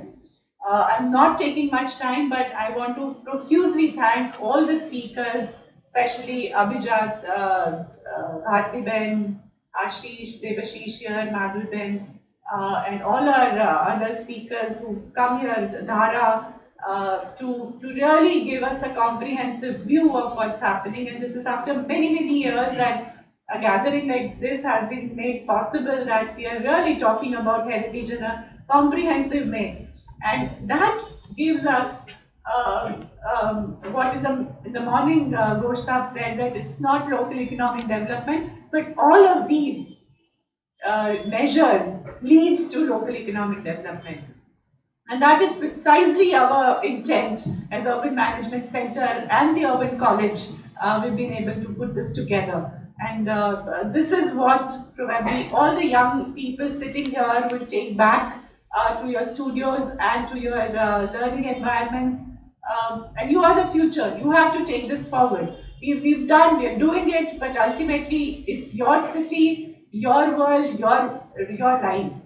And it has to be connected. We have to really move forward. I remember the day when we started about 25, 30 years ago. We were talking about these issues. Things have changed. We move forward, and Devashish had come in 96 and had said, oh, this is how we'll do it. Everybody is laughing at him at that point of time. But since then, Ahmedabad has really changed, I would say for the better, but lots and lots needs to be done. And hence this connect, getting government, non-governments, people, participation. Unless that is done, we won't be able to move anywhere. So I think with this, I really thank profusely NJ College, Parul University, Central University, because it's an extended program for their learnings, and all my colleagues from Urban Management Center and all the speakers. Thank you so much for coming. Online speakers as well. We have a lot of online speakers, and we had to just drop one speaker from the online, Kananik Varadi could not join it, but I'm sure we'll see his presentation sometime later. We have the auditorium available to us post lunch. We ran out of time, but we have the auditorium. So after lunch, I would request anyone who would like to stay back for a discussion with experts or us, you're most welcome. So we'll have lunch and come back here. Or even during lunch. But we'll feel free, we'll be here for a while. Thank you so much.